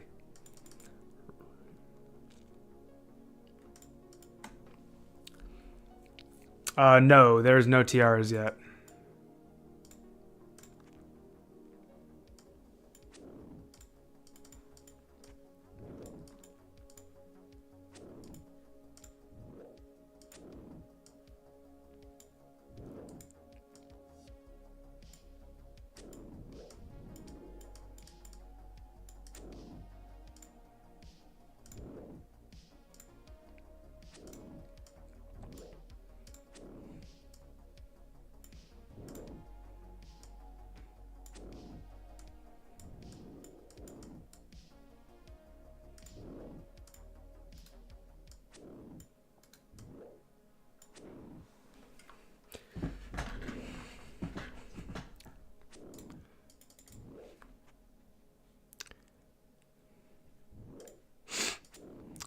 JB baby.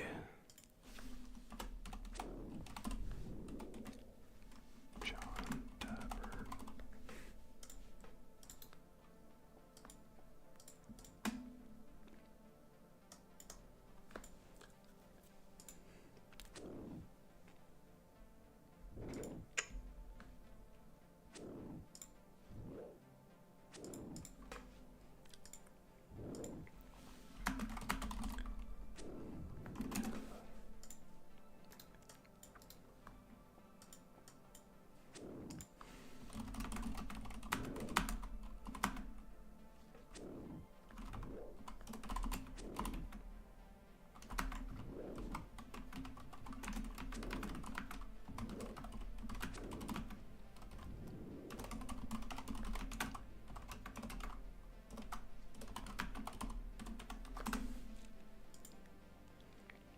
I saw Ultra referenced on like Black Demons, but I searched through it and didn't see Nature Tally.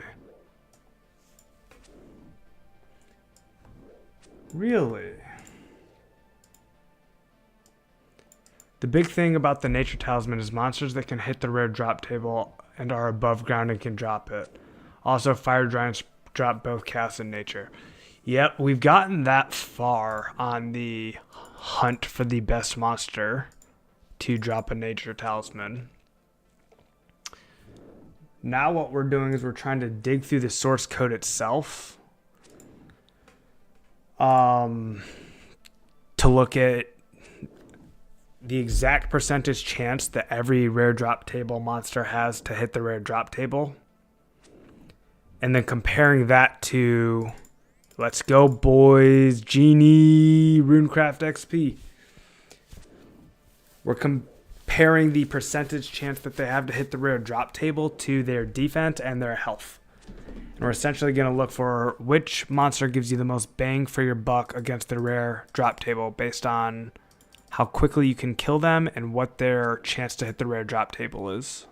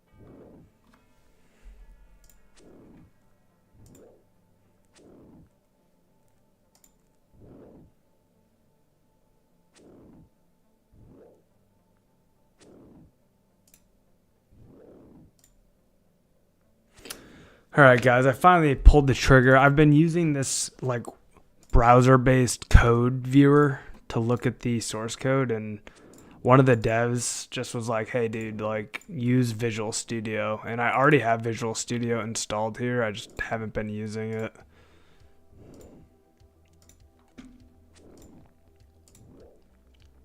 If you don't have...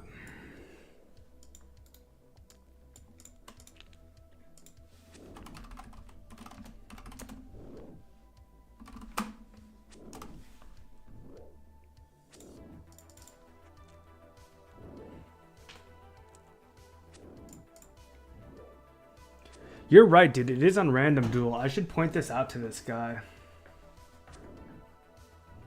Because we did see it there together.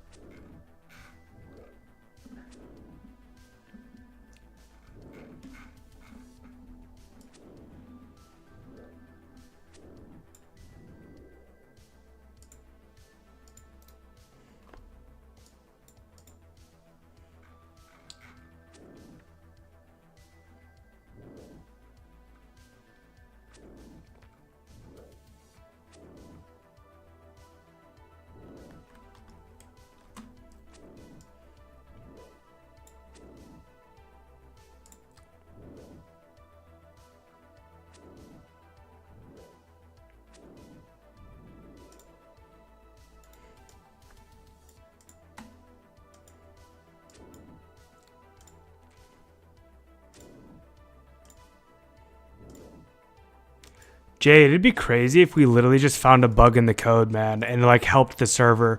Cause like it literally would have ruined the server. If this turns out to be a bug and Fire Giants, 56 attack, let's fucking go, boys. If this turns out to be a bug and like you and me, like two like random noobs, end up figuring it out, think about how terrible for the server it would be if this were a bug. That 5.5 out of 128 was the chance on Fire Giants when it was supposed to be 0.5 out of 128. That would be a massive mistake that we would have found.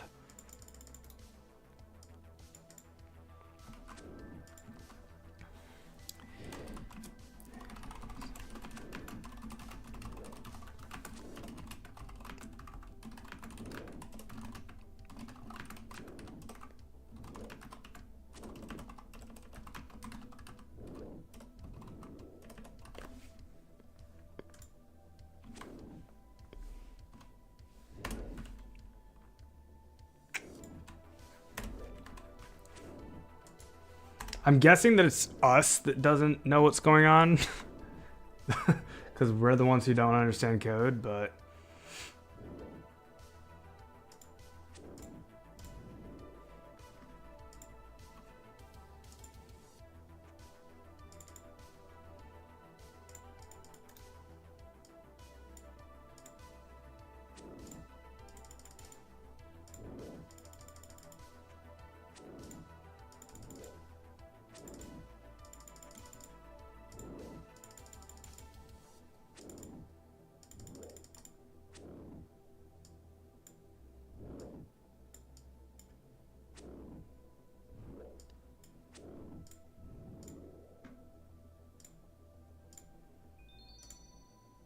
$620, beautiful rune crafting experience in the bag. Love to see it.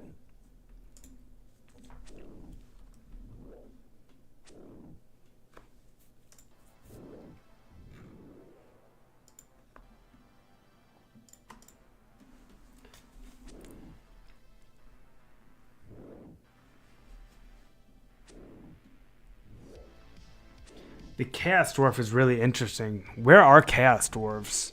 I just looked at your post on my Discord server, Jay.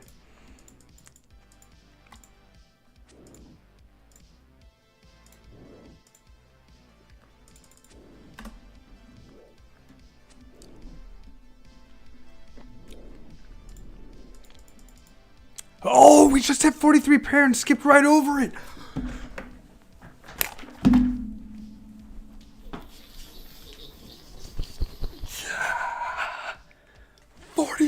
Prayer, boys. 43 prayer.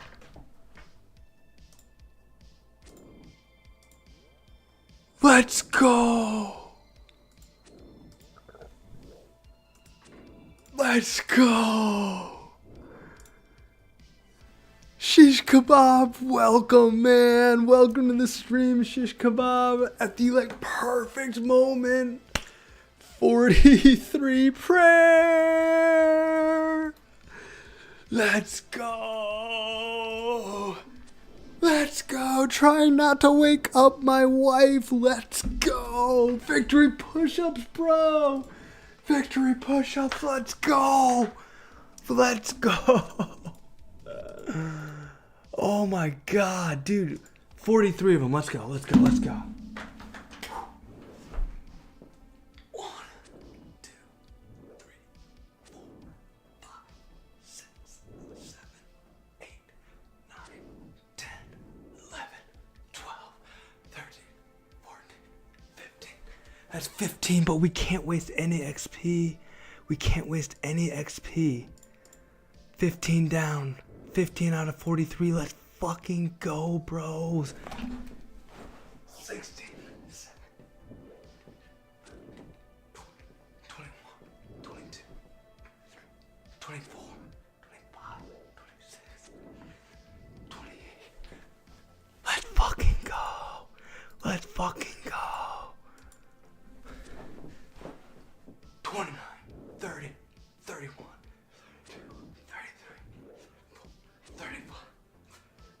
37, 38, 39, 40, 42, 43 victory push-ups for the 43 prayer boys. Let's go. Let's go. Yes. Massive gains on the account, guys. We're set. We're set for combat. We should probably leave Hill Giants.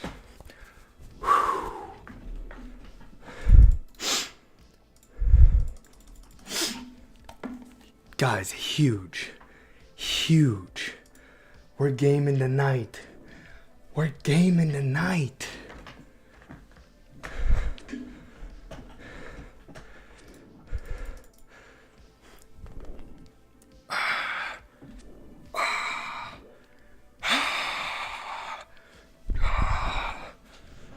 Massive. Let's fucking go, boys. 1 a.m. and we hit 43 prayer. A little bit of late night gaming, a little bit of late night gains, and it's worth it. It's so worth it.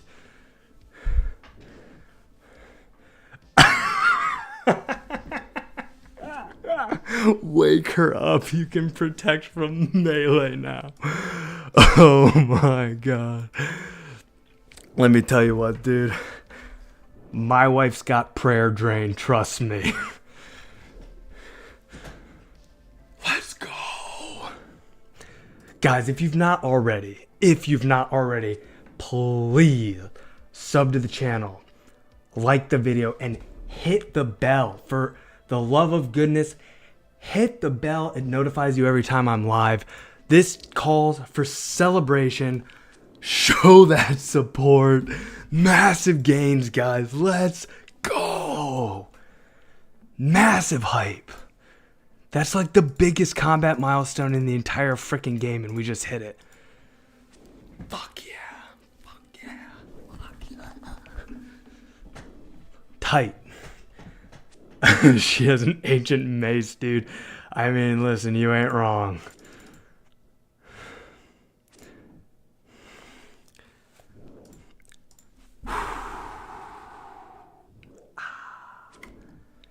Let's go.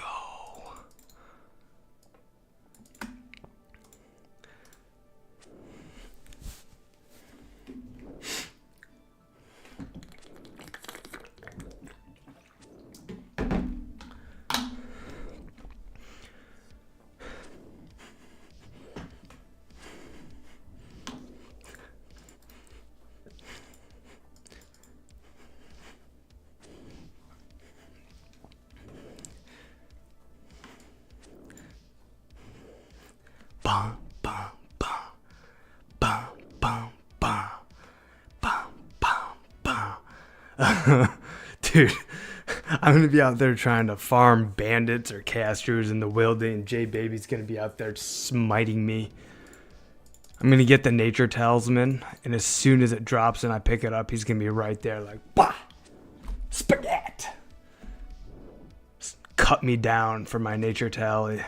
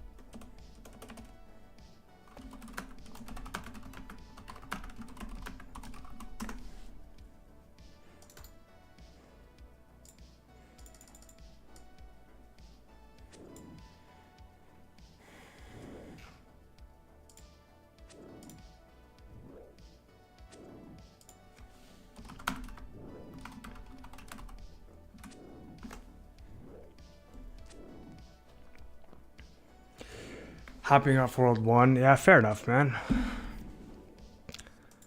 Fair enough.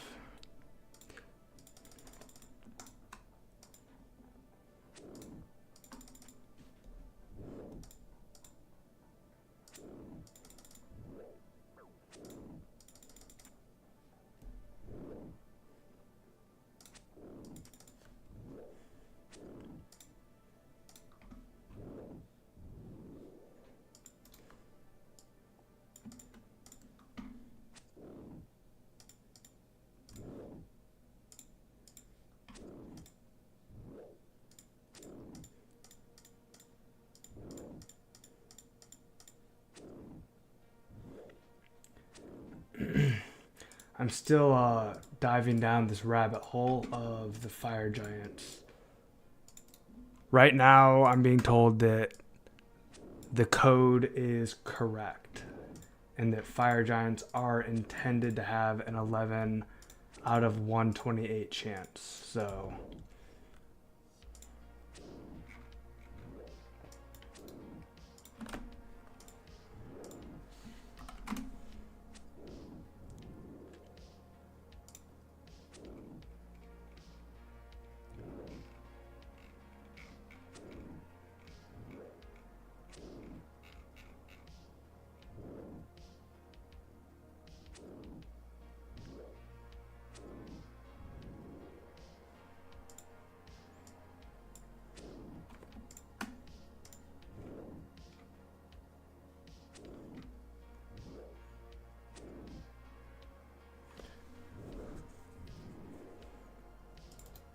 no, John. The 11 out of 128 is the chance to hit the table.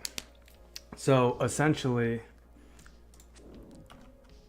we've been calling it rare drop table, and we've been calling it that incorrectly. So if we go to the wiki, we can see that the nature talisman actually is meant to drop not off the rare drop table, but the rare gem table, which is a little confusing because it's not a gem, which is part of where my confusion came in.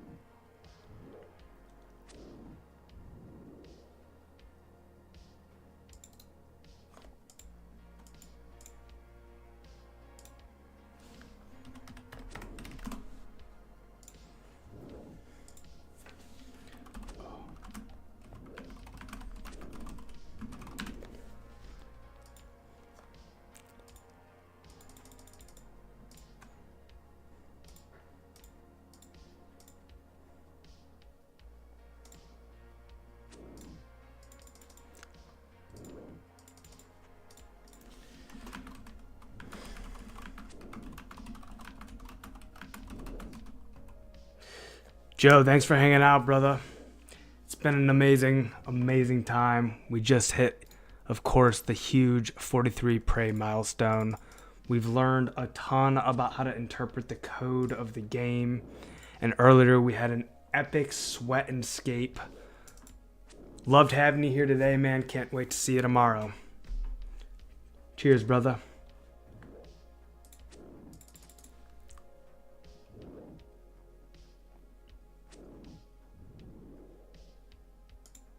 Another law tally. Another law rune drop. Guys, we're at 10 law runes on this trip. That's massive. Really lucky.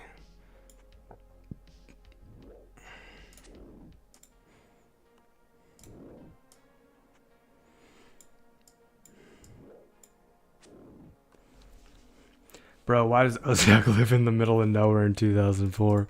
He really does, man. He's a loner, man. He's the slayer of dragons. He has no friends. He keeps to himself. He drinks tea in the evenings. And he wakes up and eats eggs for breakfast. No wife, no children. Nothing but the memories of battle to accompany him and long lonely nights.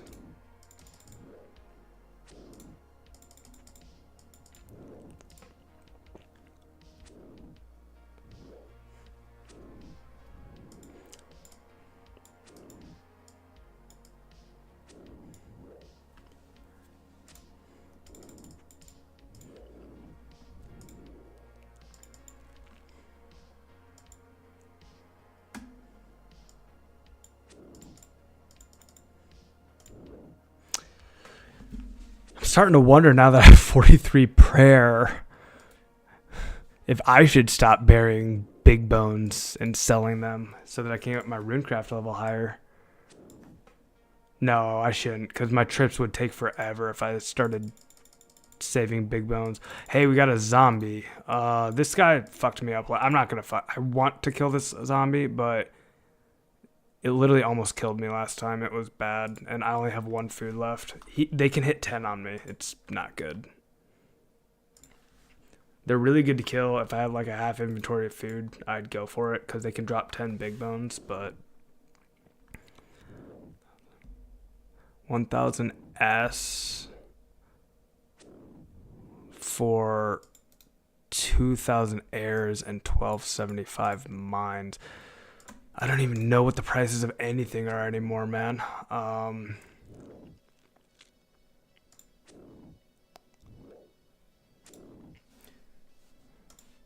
haven't checked the markets all day. You'll have to forgive me, Medieval. I just have to look at the markets because I don't know what's going on. I've been farming hill giants for ever now. So mines are going for 14 to 15 to each.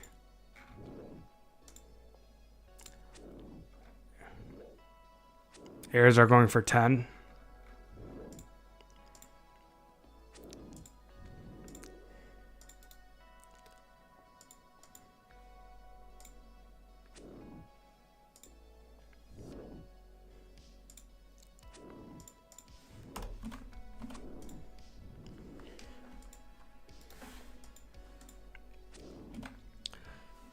S, airs, mines, 1000, 2000, 1275.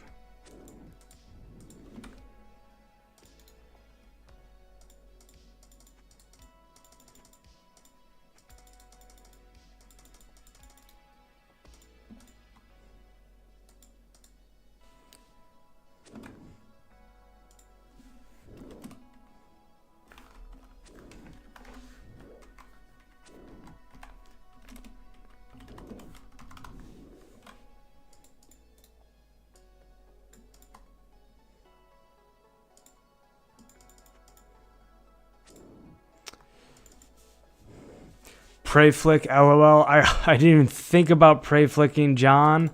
I totally could have prey flicked. Oops. Zombies drop anywhere between 0 and 10 big bones, Craig. So you can get nothing or you can get up to 10 big bones. One time I got 6 big bones from one of them. It was worth it. In my eulogy, I want it to say Slayer of Dragons and Slayer of Hearts. Tetemisi was a true legend. That can be arranged, I'm sure. Anytime you hit random jewel table, you have a 1 in 4096 chance to get a dragon square half. That'd be sick. Hey, White Wizard, welcome back, brother. We hit 43 prayers. What's up? Check this out. Look at me now. 43 prayer. Strong, man. Strong.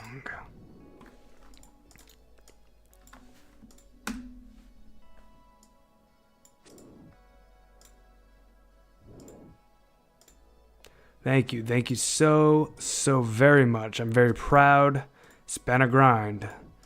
Let me tell you what, it has been a grind.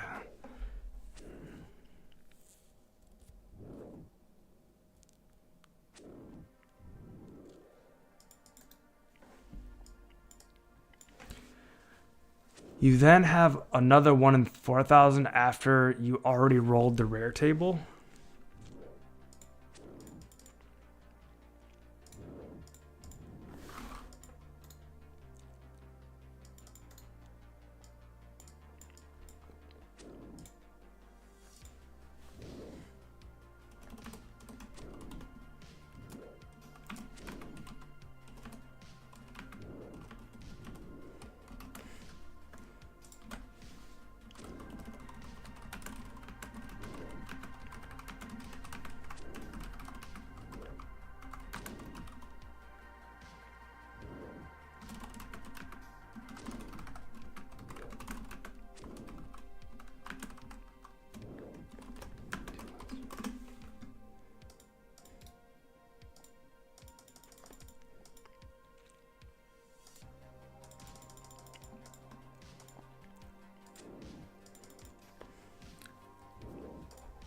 I'm going to turn the music down a little bit. It's getting later in the evening. It's starting to be a little too loud for me. Whew. Oh, man.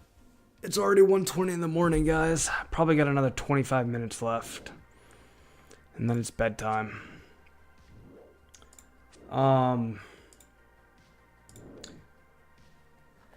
The more I'm thinking about this, now that I understand that the Chaos and Nature Talismans are part of the gem drop table, which is a separate table from the rare drop table, it makes sense why Fire Giants have a better chance to hit the gem drop table than some of the more difficult monsters. Because if you're killing, like, very difficult monsters, you don't really want them to drop in the long run, like a ruby or a diamond or a sapphire, or even frankly, you don't even want a nature talisman or a chaos talisman. I mean, the spiked value of nature talismans will be very temporary.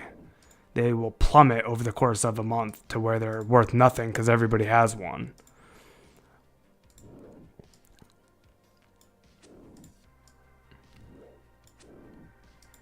So it's not a long-term desirable drop. So when the game designers made that decision, it makes sense that they wanted these higher level monsters to not drop rare gem table drops as often, because it's overall undesirable as a drop.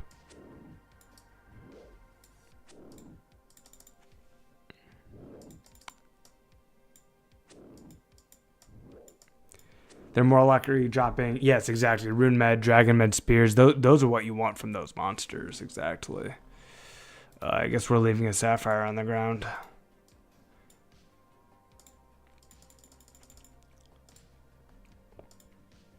Someone's here. Valk, what up?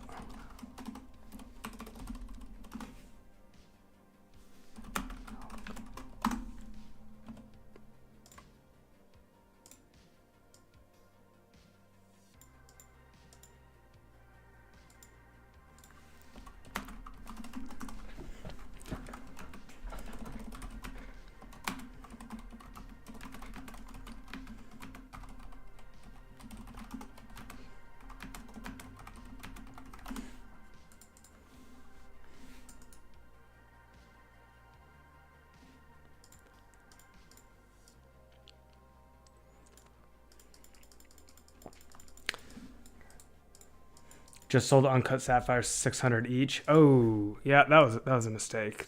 I don't know why I didn't think about dropping an iron kite shield. Oops. Someone will pick it up, hopefully.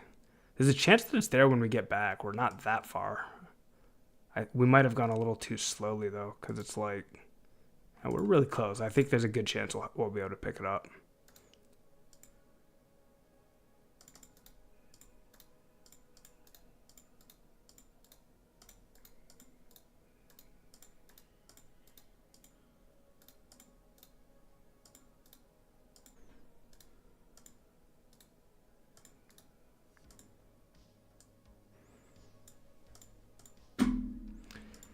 J Baby, I almost DM'd you.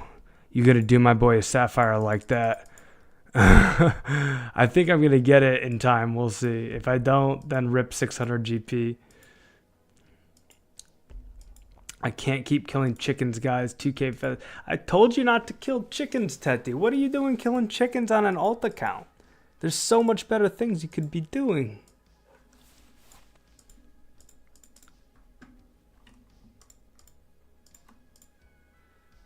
It's still there, boys. Look at that. Huzzah. Bang. Sapphire acquired. No sapphire left behind. Sir, copy 123. Extraction was a success. Target acquired.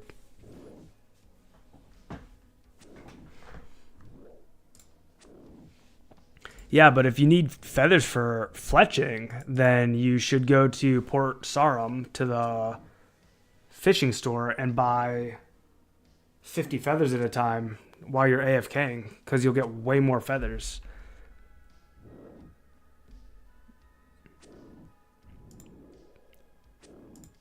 Chickens is just not a good way to get feathers anymore. It's only good if you need the combat experience at a low level. They don't even always drop feathers, and when they do, they drop 5. When you go to the shop, you're buying 10 at a time, and they fill up fairly quickly.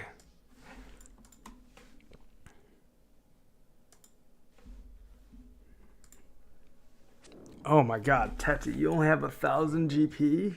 What? No!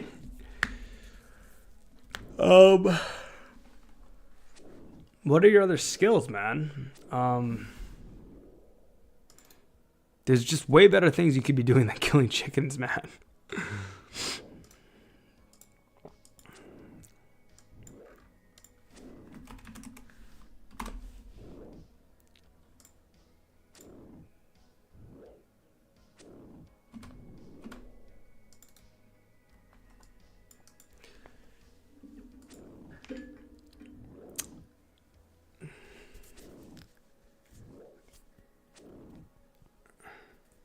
No, I know you died with all your arrows, but even from 0, like, I don't know what your account looks like. I tried to look it up, but yeah, like, so if you sold some of those, like, you'll literally make more money going to the feather shop and buying feathers for 2 GP each than reselling those feathers at market value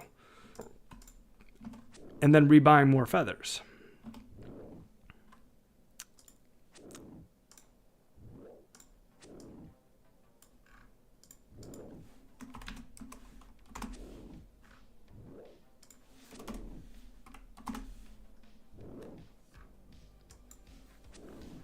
I cannot find your name. I don't know why. There you are. They're both 0. They're both letter O's. None of them are zeros.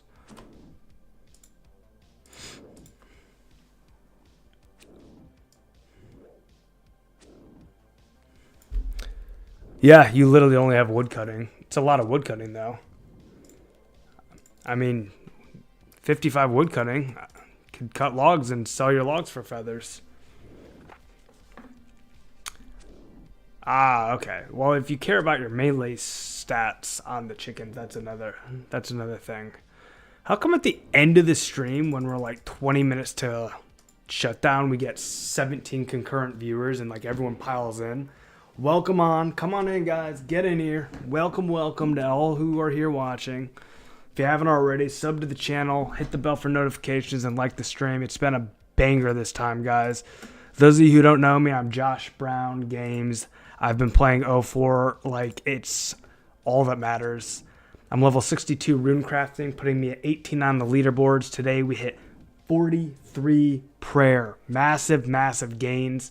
We're here training on these hill giants in an attempt to prepare ourselves to farm a nature talisman. On stream today, what we've been doing is we've been like theory crafting through every single NPC in the game that has access to the rare gem table. If you didn't know, chaos and nature talismans don't drop from the rare drop table. They actually drop as part of the rare gem table. Based on our findings, it's looking like fire giants might be the best way to get a nature talisman. They have a 11 out of 128 chance to hit the rare gem table. And of that 11 and 128 chance, you kind of got to cut it in half because fire giants are unique. They're the only monster in the game that can drop both chaos and nature. Most monsters drop one or the other, but not both. But fire giants can drop either of them. So that means that you kind of got to cut that 11 out of 128 chance in half. Because half the time that you get a talisman out of that 11 out of 128, the talisman's going to be a chaos. Once you calculate that 5.5 out of 128 chance to hit the gem drop table, you then look at the chance of hitting a nature talisman, which is like 1 in 128. No, 1 in... Oh gosh, I forget. I gotta look it up.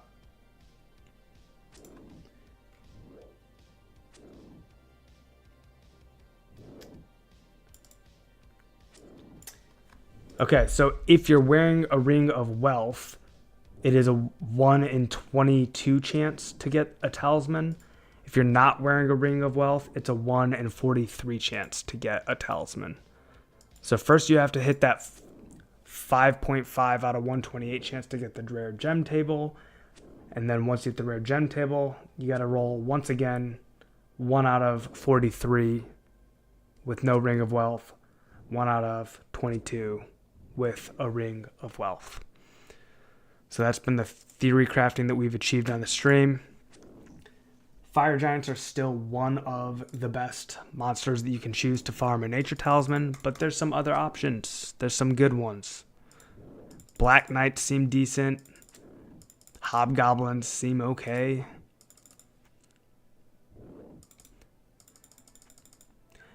Jay, what did we decide the best was based on our current research so far? I think with the bandits in the wilderness, right?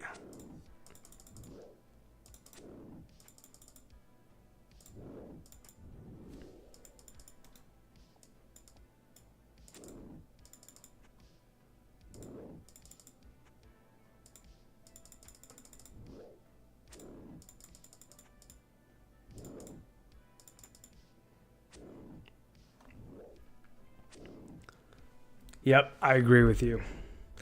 They have the lowest health and they have the lowest defense. Excellent option for trying to farm a nature talisman if you're specifically trying to target it. And it was what? You had to kill like 900 of them or 1,000 of them? It was achievable.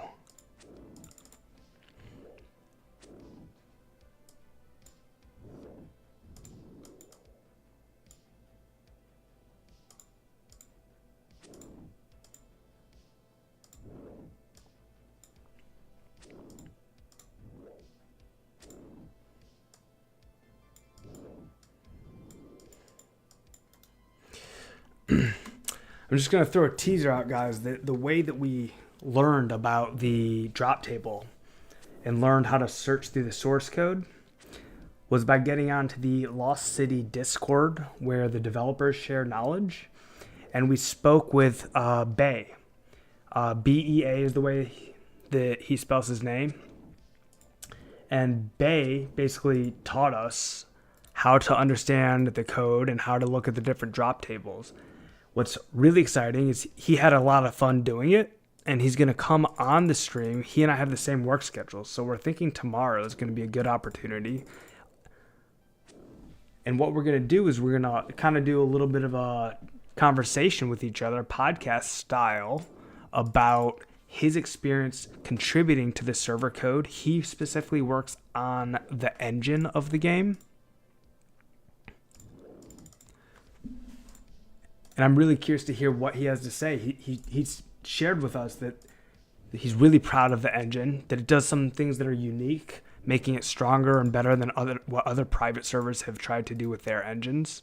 I don't know anything about engines, and if you don't either, that's perfectly fine. That's kind of going to be my role, is to ask the layman's questions and just give Bay an opportunity to share some knowledge and some of the passion that he has for the project with us. It'll be cool.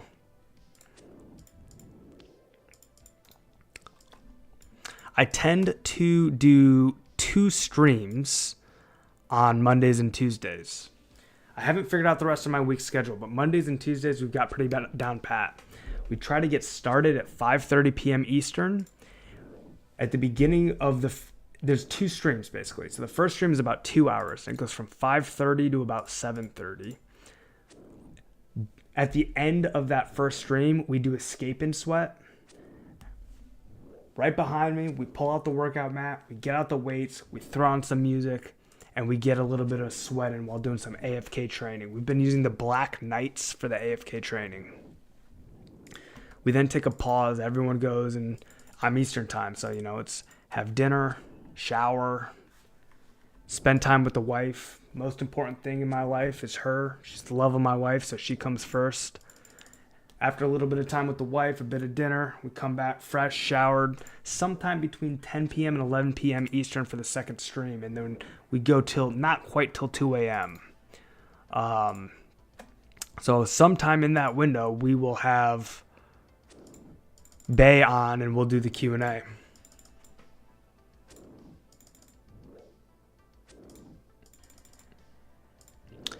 If you don't want to have to remember all that, fine. Easiest thing you can do is just sub to the channel and hit the bell for notifications.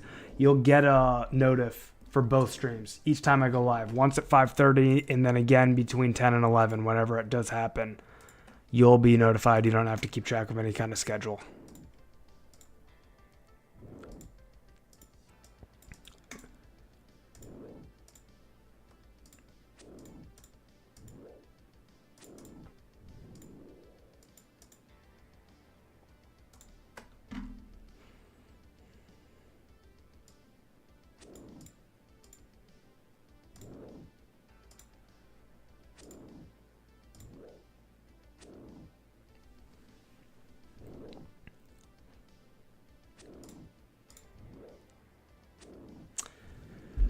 All right, catch up with chat time. White Wizard, stamp an extra 30 minutes or hour. I wish, man. I wish. I really should get to bed at 2 a.m. though. That's a good stopping point. If I kill the stream at 1:45, it'll give me the time to prepare for bed, brush my teeth, do the whole shtick. You know how it goes, and then be in bed, head on the pillow by 2. It's a real bummer too, man. Like we got 18 people just hanging out watching some 2004Scape. I mean, it is tempting to stretch it just to, you know, provide a little bit more content to some of the newer people here. What's great to see though, what's really great to see is just the stream and the community growing. I think today was a special day for the server. And that's all to do with Mudkip releasing his video.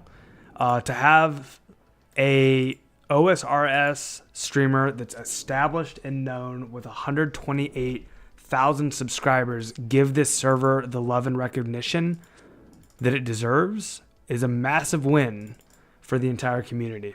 So if any of you are here from Mudkip's stream, and that makes you a brand new player, you're in the right place. This community that you're in is extremely generous, helpful, kind, and fun to be around. We all help each other out. If you have any questions about how to get started, what quests to do, in what order, what skills to train, or how to prepare for the drop of members, ask away, man. I mean, we've got a bunch of knowledgeable gamers here, of which I'm the least knowledgeable. So I'm just here to enjoy and experience the game with everybody. If I do know the answer to something, I'll tell you. And if I don't, I'll tell you. I'm not going to give any false information. And I am very happy to rely on all the people here in chat that, trust me, they know way more than me about the game. My experience with RuneScape, is basically the two accounts I've invested the most time into are a members Ironman account that I started playing in 2018 and I got to 1500 total level. And then a few years ago, I actually started a free-to-play Ironman. If you didn't know, there's a massive free-to-play Ironman community for 2007Scape. That is actually how I found this game. The free-to-play Ironman community for 2007Scape has been... marketing and advertising is not the right word, but, you know, a lot of them are here playing 2004Scape, and their passion for this server is something that they felt they wanted to share with the rest of the free-to-play Ironman community for 07. And so, you know, their passion and their interest rubbed off on me, and now here I am playing 2004Scape as a ranked Runecraft skiller. I'm not a pure skiller account by any means. Obviously, I'm here doing combat, but my focus for this account for the short and midterm still is Runecraft, but it's been on hiatus just because the price of S got too high. But as long as we got some people here who've never seen it before, let's throw it up there. Let's flaunt what we have worked on.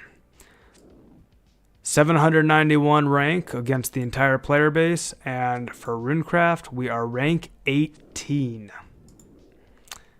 Wasn't easy, guys. Was not easy.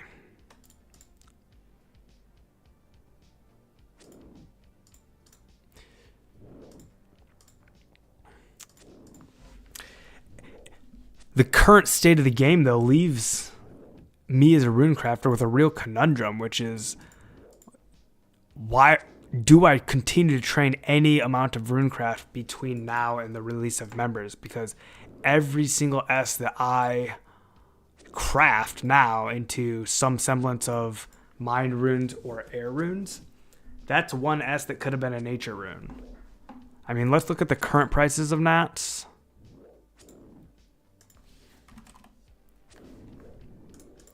I think it's safe to say that nature runes will probably experience a drop in price, because when the first nats start to get crafted, there's not going to be that many items to high alch.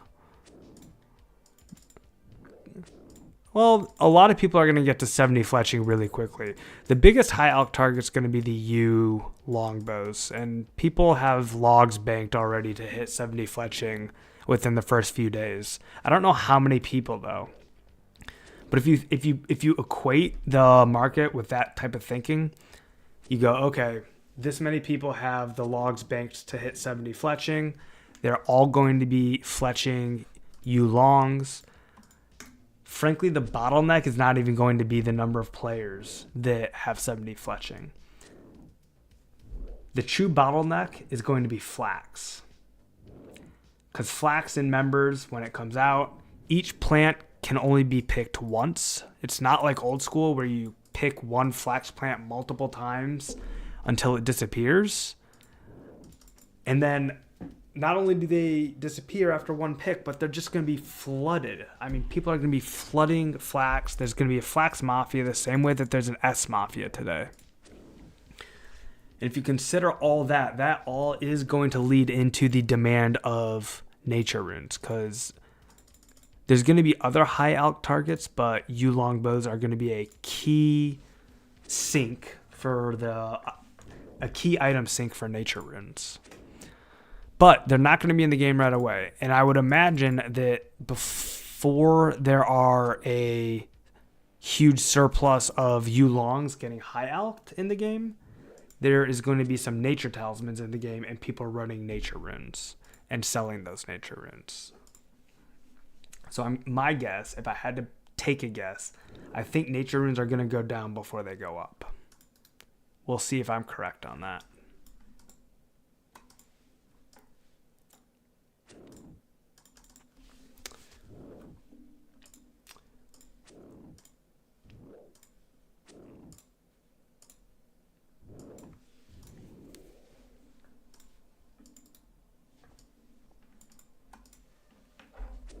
Flax will do the same thing as Runescape gang. Exactly, Mr. Jacob. You're 100% right. By the way, John, appreciate you, brother. Thanks for the kudos on the rank 18 runecraft. It was quite a grind. I'll tell you the other issue with me trying to do more runecraft right now is the cost to runners. I mean, the current market for airs is 10x. We're at 21 CCUs, guys. 21. We're at a record. Record CCUs on the stream right here, right now, today. 1:44 in the morning, 21 concurrent viewers. Hit the record. Shout out to everyone here, guys. Thanks for being here. It's been a blast to meet everybody, and I'm really happy that I'm continuing to meet and enjoy this server with more and more of the gamers in the community. It has been and will continue to be and remains to be an absolute honor. It's a blast. 23 LFG. 23 what? Yeah, it will take 17,000 wills fletched at 3 clicks per bow to hit 70 fletching. It's going to be quick. Fletching is a quick skill. The thing about fletching that takes a long time is gathering the materials, not the fletching itself. Oh, dude, Hurley, what up, man? I was just on one of your streams earlier. I see you pulling in like 20 plus viewers all the time, man. I was watching your stream today. Fill me in, by the way, brother. Tell me, Hurley, how you're saying finally caught a stream, which makes it sound like you've been trying to catch one. Have you been like watching my VODs and that's how you know about me? Or did maybe someone tell you that I exist and you've been looking for them? John, my pleasure, man. You say thanks for the stream. I say thanks for the audience.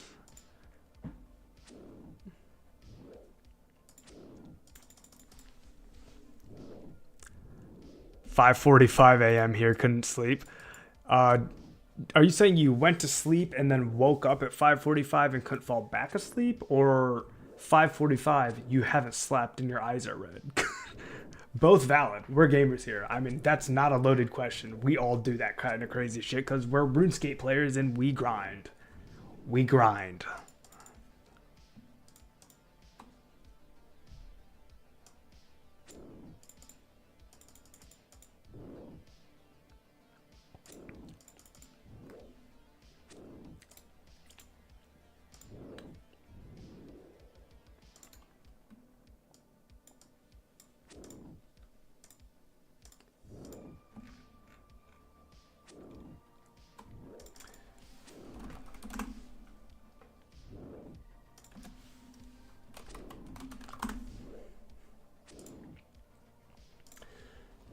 If you haven't already, guys, this is the link to Hurley's YouTube channel. He also makes excellent content, and there's just not that many of us, so we really do need to support our content creators. So if you're not already subbed to Hurley, I mean, he's right here in chat with us. Like, get over there. And how many people do we have? We got 23 concurrent viewers right now. Take Hurley out, take me out because I'm already subbed, so potentially, let's throw 21 subs at Hurley real quick. Get him a little bit of support. Fell asleep 11 p.m. Woke up at around 5. Nah, that's a good amount of sleep, man. You can definitely do a lot with 6 hours. 7 makes me feel a lot better than 6, but I mean... Look, I was aiming for 7, but now we got 23 people hanging out. I mean, I'm not about to end the content. We're at an all-time record high, and we got people that are trying to hang out and grind. I can't just leave everybody hanging like that.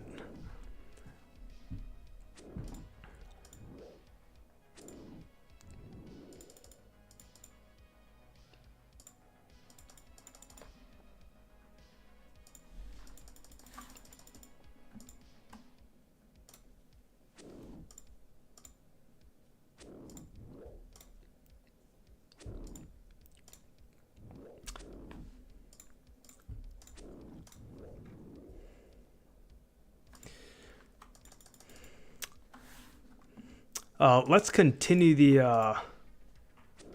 No, you can't end this. This is too good second monitor content. Glad to hear it, man. I'm glad to hear it. So it's kind of a tradition here when we get a new chatter, new viewer on the stream. We always like to check out the account, see what they've been up to.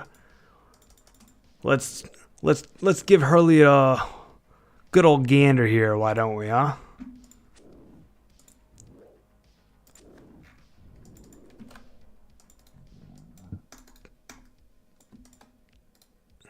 Look at this. Look at that Chad that just walked by. Did you see that guy, guys? Mithril helmet, Sarge 420.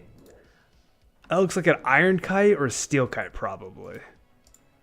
We've got plenty of new players getting in this server, guys. Plenty of new players. It's really, really healthy to see. All right, Hurley, what you been up to, my man? Oh, okay. Okay. Okay.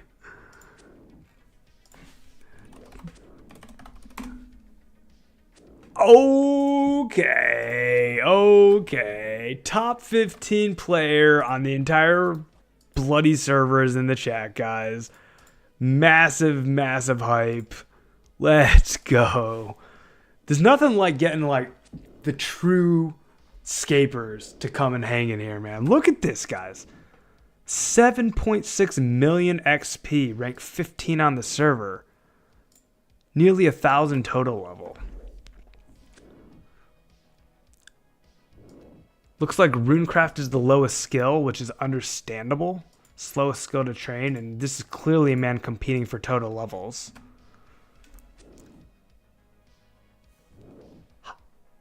Base 70 has been achieved for all melees. 65 range, 56 prayer, man. That's insane.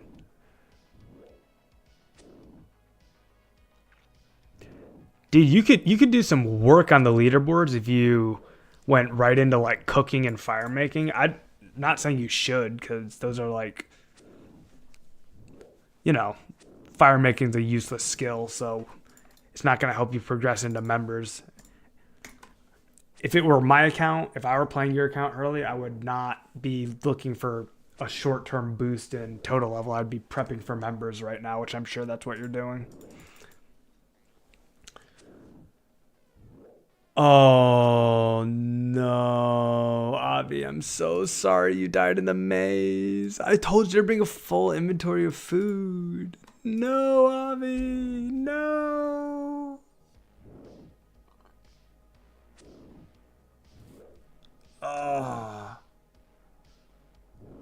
He gave you 3 trout and you still died.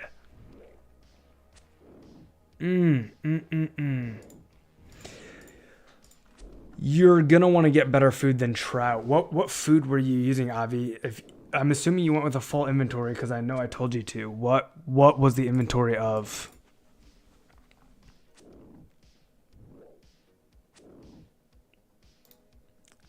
Melzard's Maze is literally the hardest part of the quest, because if you do Elvarg correctly with Mage, you safe spot it.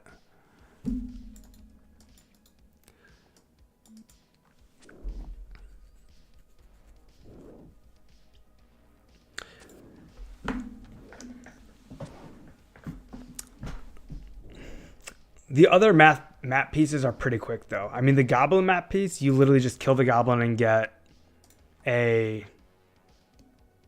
and do a telegrab. So that one's super quick. You can literally do the map piece at the Goblin on the way back to Melzar's Maze. It's like right next to it, so don't worry about that one. That one's no big deal. Oh, a DC will hurt, man. Yeah, go with like at least all salmon. At least all salmon. And then do your best to like either flinch or safe spot monsters where you can. They're not easy to. A lot of the damage is unavoidable, which is part of what makes Melzar's Maze so difficult. Like the ghosts and the skeletons are tough. Dude, yeah, at least you didn't have your cash check. Indeed. So, I mean, you're in Lumbridge right now. Do you... If you're gonna go toward Varrock, I can try and help you get some of the things that you need. I'm assuming you're gonna need mage gear again. Wait. You said Craig was with you. Craig, did you manage to get Avi's stuff off the ground? Because if you got Avi's stuff off the ground, then he won't even lose anything.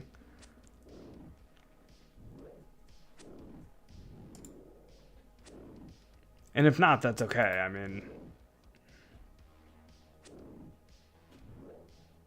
Yeah, Melzar's the hardest part. Melzar's rough, man. I do have a tip for Melzar.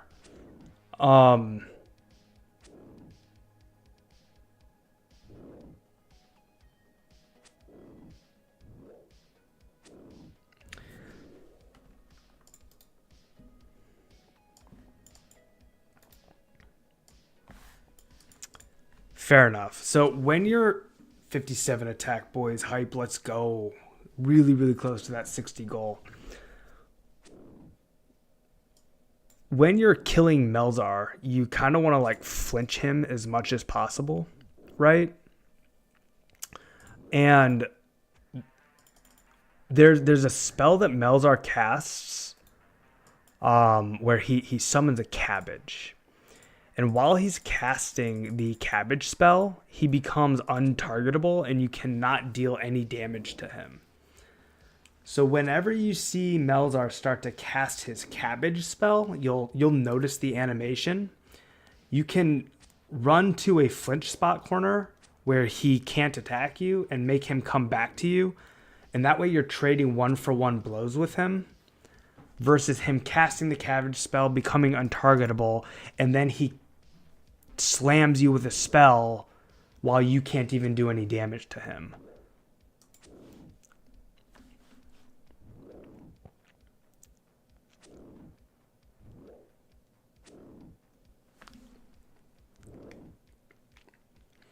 You can definitely do it at 28 combat, man. I mean, you might want to buy some lobsters just to guarantee yourself the kill. I'll buy you the lobsters if you want.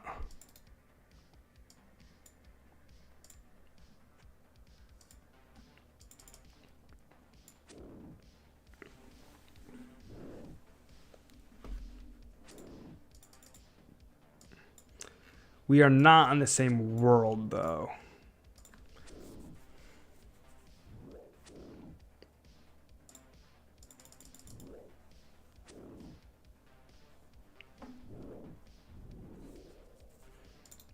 There we go. See, that's what it's all about. Helping out the bros. Appreciate you, John.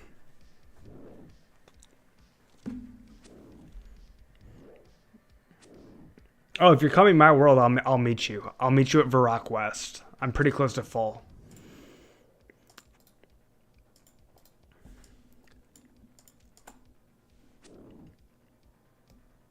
I don't have lobsters though. If you're looking for lobsters, don't come to my world. I was gonna give you gold so that you could buy lobsters. If you just need lobsters and you're looking to buy them, hit up John Tabbert. His in-game name is J Baby, like this.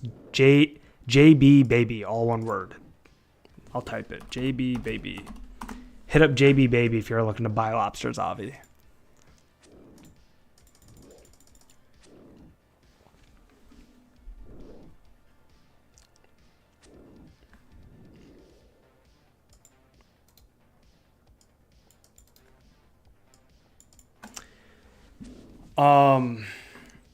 What else do you need? You need an unfired bowl.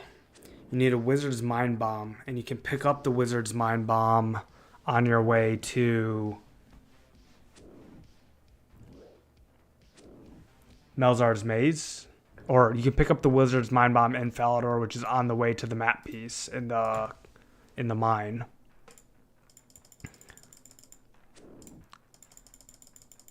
You need silk, which you can get in Varrock for 20 GP. That'll be easy. I think it might be 35 actually. 35, 20, something like that. It might be 50 even. It's not expensive. You can buy the silk from the Varrock silk trader. And if you can't, then you'll have to... I think you can buy it from the Varrock silk trader, right? Yeah. Can you? Or can you only sell silk to the Varrock silk trader? I can't remember.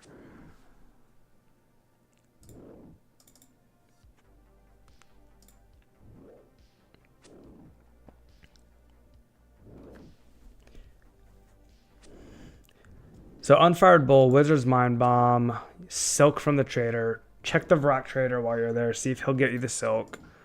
And then what else? There's one other item. I'm trying to think of what it is. A lobster pot. A lobster pot. I do think the only place to get a lobster pot is in Port Sarim, though.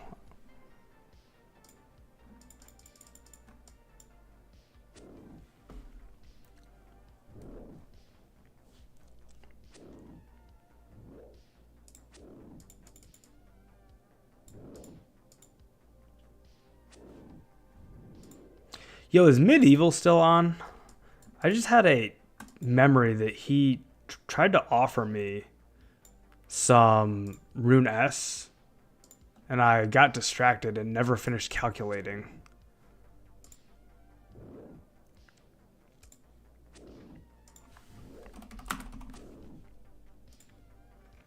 Rune S are going for 42 GP each.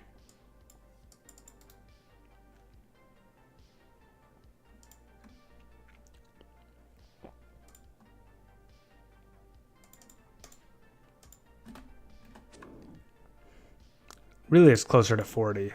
I'm going to call them 40.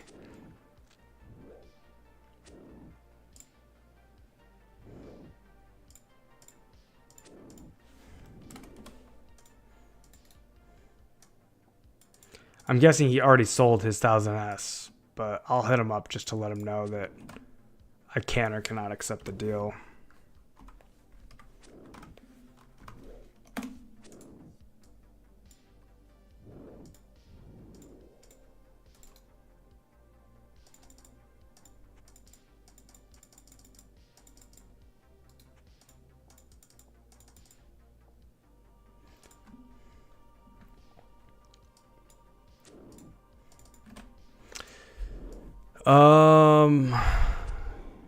No, I cannot. Oh wait, 47 is not correct.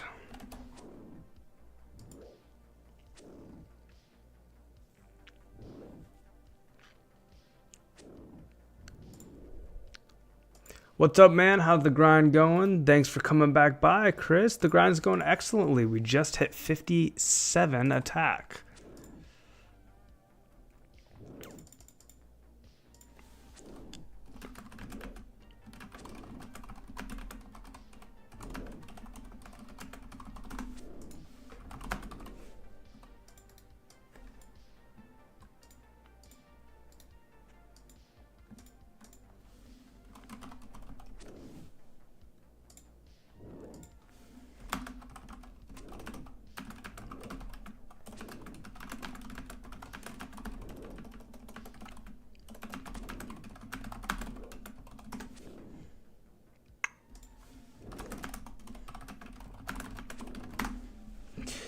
Chris, how's your grind?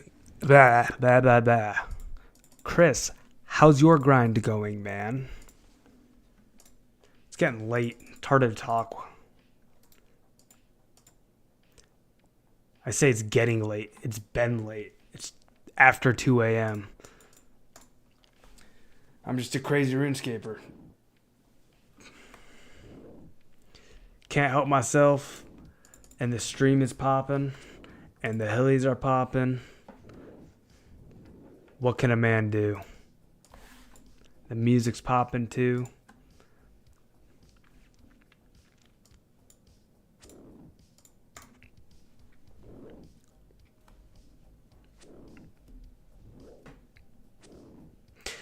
I'm just going to throw this out there, guys. If you are here watching and you have not already, please like the video, subscribe to the channel, and hit that bell for notifications, especially because I don't do any recorded content. Everything I do on this YouTube channel is live streamed. Hitting the bell will let you know with a notification every single time that I am live. It's not the same as being notified that there's a recorded video available that is going to show up on your feed anyways, and you can watch it at any time. Hitting the subscription notification bell on this specific channel will notify you every time that I am live. I do have a bit of a schedule, but it can get erratic. So it's a massive asset if you are trying to catch my streams to hit the bell. Because despite the fact that I am sometimes on at 10 p.m., sometimes on at 11 p.m. Eastern, sometimes I'm on at 5, sometimes I'm on at 6 p.m. Eastern, that'll help you catch streams if you're looking to watch more. The bell will be a huge help to you finding me live.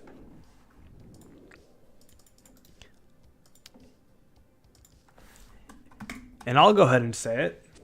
I love having you guys here. I do. This is one of my favorite things to do. Streaming and playing old school RuneScape. What am I saying? Scratch old school.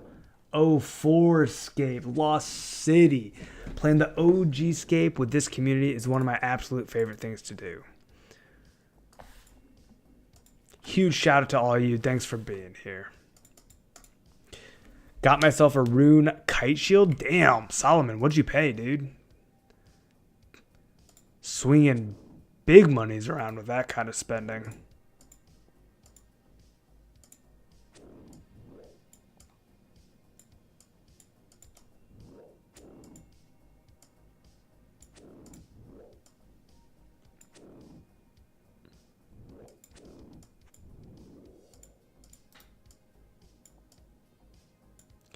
Grind is going good, man. I need to touch some grass. I feel Chris. Hey, Chris, check the... I feel like he's way behind on the VOD because I said that like forever ago when I asked him how the grind's going.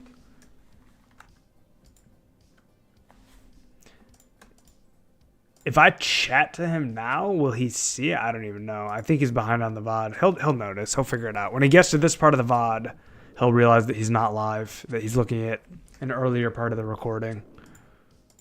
That or he just like forgot to respond and got busy. I don't know. One of the two.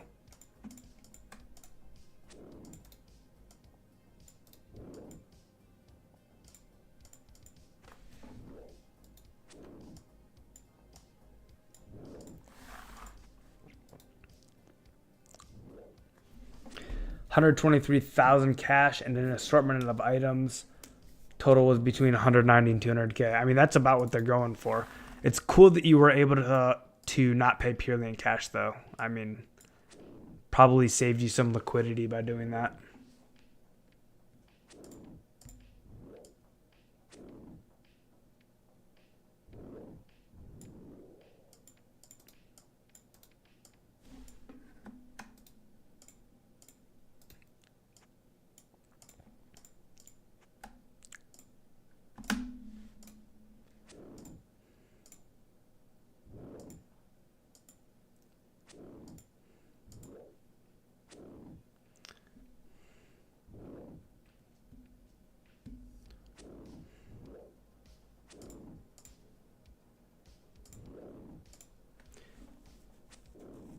No, you're good, brother. You're good. It's happened like one other time that someone was behind on the VOD and they were like, oh, shoot, I was responding to things like several minutes after they were said.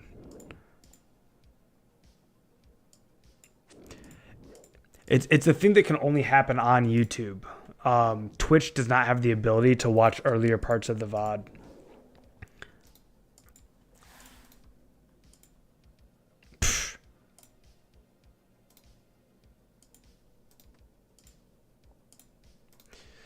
All right, another full inventory, guys.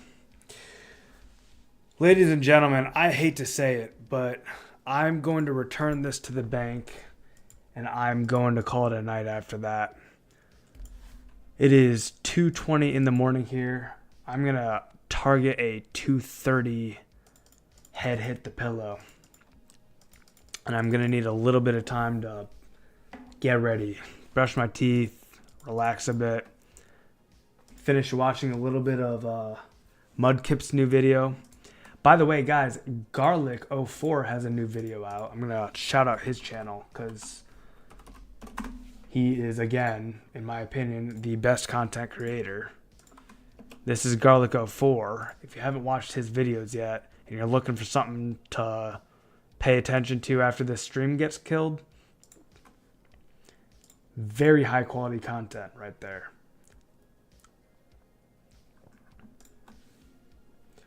The man has 3 videos up and 36 subscribers. And they're literally in the top 10 best videos that have ever been made for this game. I'm not exaggerating. Like, go look at his channel. You'll see what I'm talking about. He makes incredible content.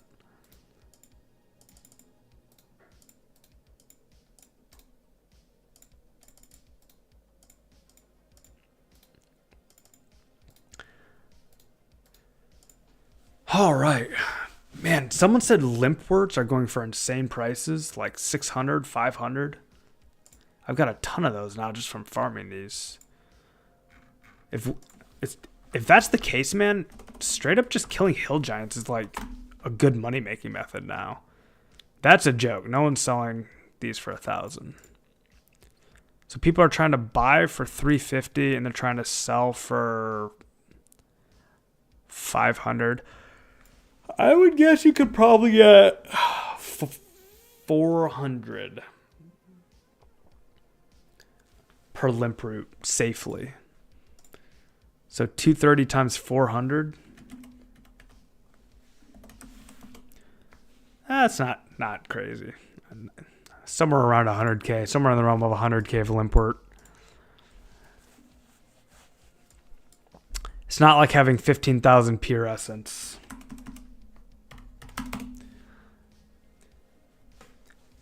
That's money. And I can turn that 600K into way more by crafting them. What up, Hurley? Catch you next time. GG on the gains. I appreciate you, brother. Where's Dr. Harlow? He's not in Varrock Pub. Dr. Harlow is northeast of Varrock. He's in the bar that is west of where the sawmill, which is not yet in the game, will be. So go northeast of Varrock.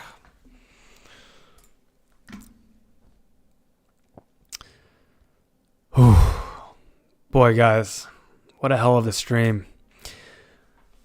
We learned exactly how to get nature talismans the most efficient way possible. We scheduled ourselves an interview, and I should not say interview, but a conversation with one of the developers of the engine behind this game, which we're going to be doing tomorrow. We hit 43 prayer, which was massive. We hit 60 strength doing the Black Knight's Fortress grind. We climbed all the way from 50 to 57 attack. And we hit literally all-time record concurrent subscribers on the stream. Guys, I'm going to go ahead and say it. It was the best stream that this community has ever had. Shout out to everybody here.